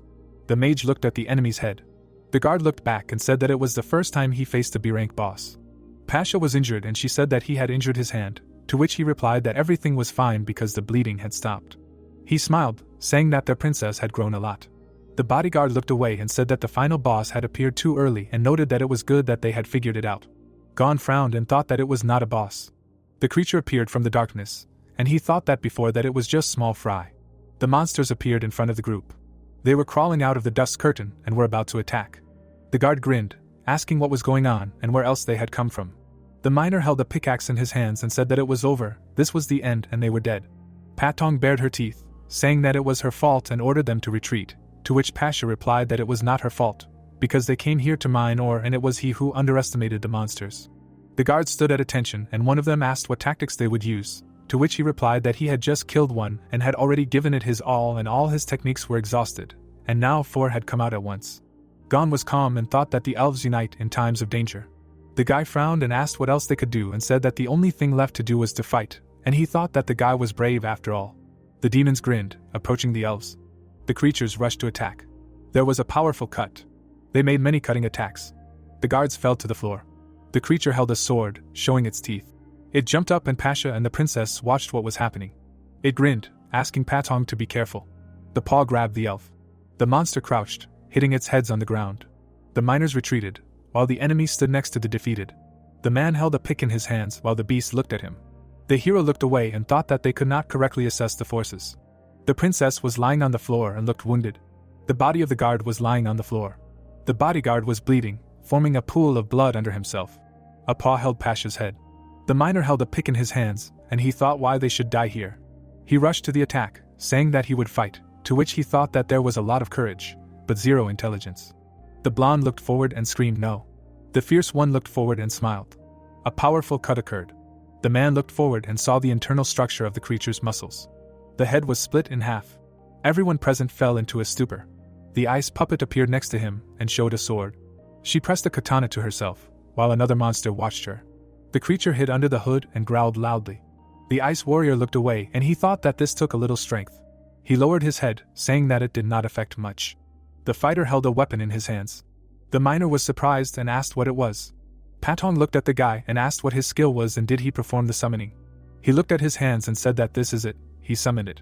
He pointed his finger forward and ordered to finish him off. Gon smirked and thought that let him be his strength. The ice warrior looked forward and he asked him to become a puppet of the worker. The ice servant took out a shining sword. Many cuts occurred. The miner looked forward and asked what in just a second, saying that it was a huge power. Patong looked away and said that she did not expect that there were such guys in their group and said that people cannot be judged by appearance. The creature put away the sword. The miner frowned, thinking that this was his summoning, which means he is the chosen one. The princess looked at the guy and said that he has enough strength to join the assassination squad. The guard smiled and said that he should then prepare to collect resources and noted that he would help him, and he would help him. Gon looked down, thinking that there was even more serious energy there, in the deepest place. Magic cut the floor on which everyone stood. The slab collapsed and everyone was scared. They fell into the depths of the dungeon. The block fell to the ground. Patong looked around, asking what it was. An army of monsters stood in front of them. The creatures looked at the guests, and she asked why there were so many of them. The guard grinned, asking how this was possible. The hero frowned and thought that it looked like he had led them straight to the lair. Pasha looked at the creatures, while he thought that judging by his specialization, he was considered a star mage. The king of the fierce smiled and said that finally the princess of the elves was in his hands. Patong grinned, saying that he not only knew how to talk but also knew her. He extended his hand, ordering everyone to kneel. The bodyguard frowned, furious. The ruler clenched his fist. The elf fell to the floor, experiencing excruciating pain. The strategist stretched his hand forward, calling out to Sage, and the steward said that they needed a potion. The red-bodied one pointed a finger and asked who was next. Patong was in a panic and thought that they would not be able to resist now, because this creature was more terrible than any monster they had met before. The miner trembled and stretched out his hand, trying to summon an ice puppet. His hand was torn apart, and he screamed in pain. The king pointed his finger forward and said that they were very weak, noting that even the princess did not obey. Pasha looked away and Gon thought about how the monster knew that she was the princess, and noted that its abilities exceeded all his expectations. The hero frowned, wondering if he was somehow connected to the Furious clan. The monster smiled, saying that in that case he would make them fall himself. The blonde looked ahead and thought that her body was not obeying and that it was all over. The cube was falling on them from above, and she thought that it was all over. The protagonist caught a huge object and asked if they could make a deal. He looked ahead and said that he would take all the plants. The monster was confused and asked why she did not fall. MC adjusted his helmet. He smiled and said that in exchange he would help them. Gon stood up. Patong grinned, saying that he was not his opponent, and asked him to run away. The king was angry and ordered them to kill. The enemies were approaching the guy, and he thought that using excessive force shortens the duration of the camouflage, and could lead to premature detection. He frowned. His hand held the weapon tightly, and he thought that he would only use the blade. There was a powerful blow, and the blast wave rushed forward, sweeping away everything in its path. The princess was stunned by what she saw. The ruler rested his chin on his hand and said that he had a blade. He extended his hand and said that it was still not enough. An invisible object fell on Gon, and he called 20 times gravity. The pressure fell on the guy, but he continued to stand. The eyeless one smiled, ordering him to kneel and noting that no one could withstand his pressure yet. A powerful explosion occurred. Air burst out. Pasha and the princess were stunned by what they saw. The guy took a step out of the dust. The hero walked forward and was unharmed. The king of the fierce grinned, saying that he still could not be killed. He extended his hand forward, calling everything together, and a notification appeared that the ability of the star horn was active. The monsters ran towards the guy and a notification about the increase in the combat power of the fierce ones came out. Patong was scared and asked to be careful. Gon stood calmly in front of the danger. He looked ahead from under his brows and thought about the fact that he had the ability to change gravity. The protagonist swung, thinking that the reason why monsters reach rank B is because they are strengthened by his magic. There were multiple cuts, and he thought that no matter what, this is not an ability that a rank A mage could have. MC stood in a stance, thinking that he was no weaker than those monsters. Patong looked ahead, saying that the monsters they fought with all their might were swept away by him in one blow. The swordsman held his weapon tightly and looked ahead. The monster was in a stupor and thought about what was happening, because under the influence of 20 times gravity, he moved freely. He became angry and decided to increase the pressure. The monsters were shrouded in magic, and he said that the power of the creatures should be his, but did not finish. Streams of energy were reaching out to him, and he ordered to give it to him. Gon looked ahead from under his brows. The magician transformed and notifications about the increase in power came out. He landed on the ground. The hero froze, thinking that there was a summoning herb and everything was easy and simple with it. The creature looked at his hand and said that he felt invincible. The ruler spread his hands and asked him to taste his attack and said that he had the most powerful defense, combat power, and magical properties. He bared his teeth, wanting to summon something stellar, but did not finish. There was a powerful cut. Gon ended up behind him and the head fell from the king's shoulders. The body fell to the floor and a notification came out that the stellar sea beast had died. He reached for the flower with his hand. The hero held the flower, saying that he did not know that he could find the summoning herbs so easily. Those present were shocked and the guard said that he had knocked down the invincible boss with one blow, and Patong asked if he was really from their clan, noting that she had not seen him before. Pasha looked away and said that the battle was not over yet. The monsters were approaching and he said that although the monsters were weaker than the boss, there were still a lot of them. MC pointed his finger at them and ordered them to bend down to the ground and not get up. Everyone was stunned. They began to squat and the bodyguard asked what he was up to which she replied that she did not know, but they had no choice. Gon swung, saying that everything was fine. A flash appeared, illuminating the evil spirits with its blinding light. The beam swept over the survivors. The shock wave enveloped the creatures, incinerating them. The princess and the servants were shocked and gaped. She looked at the savior with admiration and said that he did it with one blow of the blade. The hero came out of the dust. He smiled and she asked if there really was such a strong young man in their clan.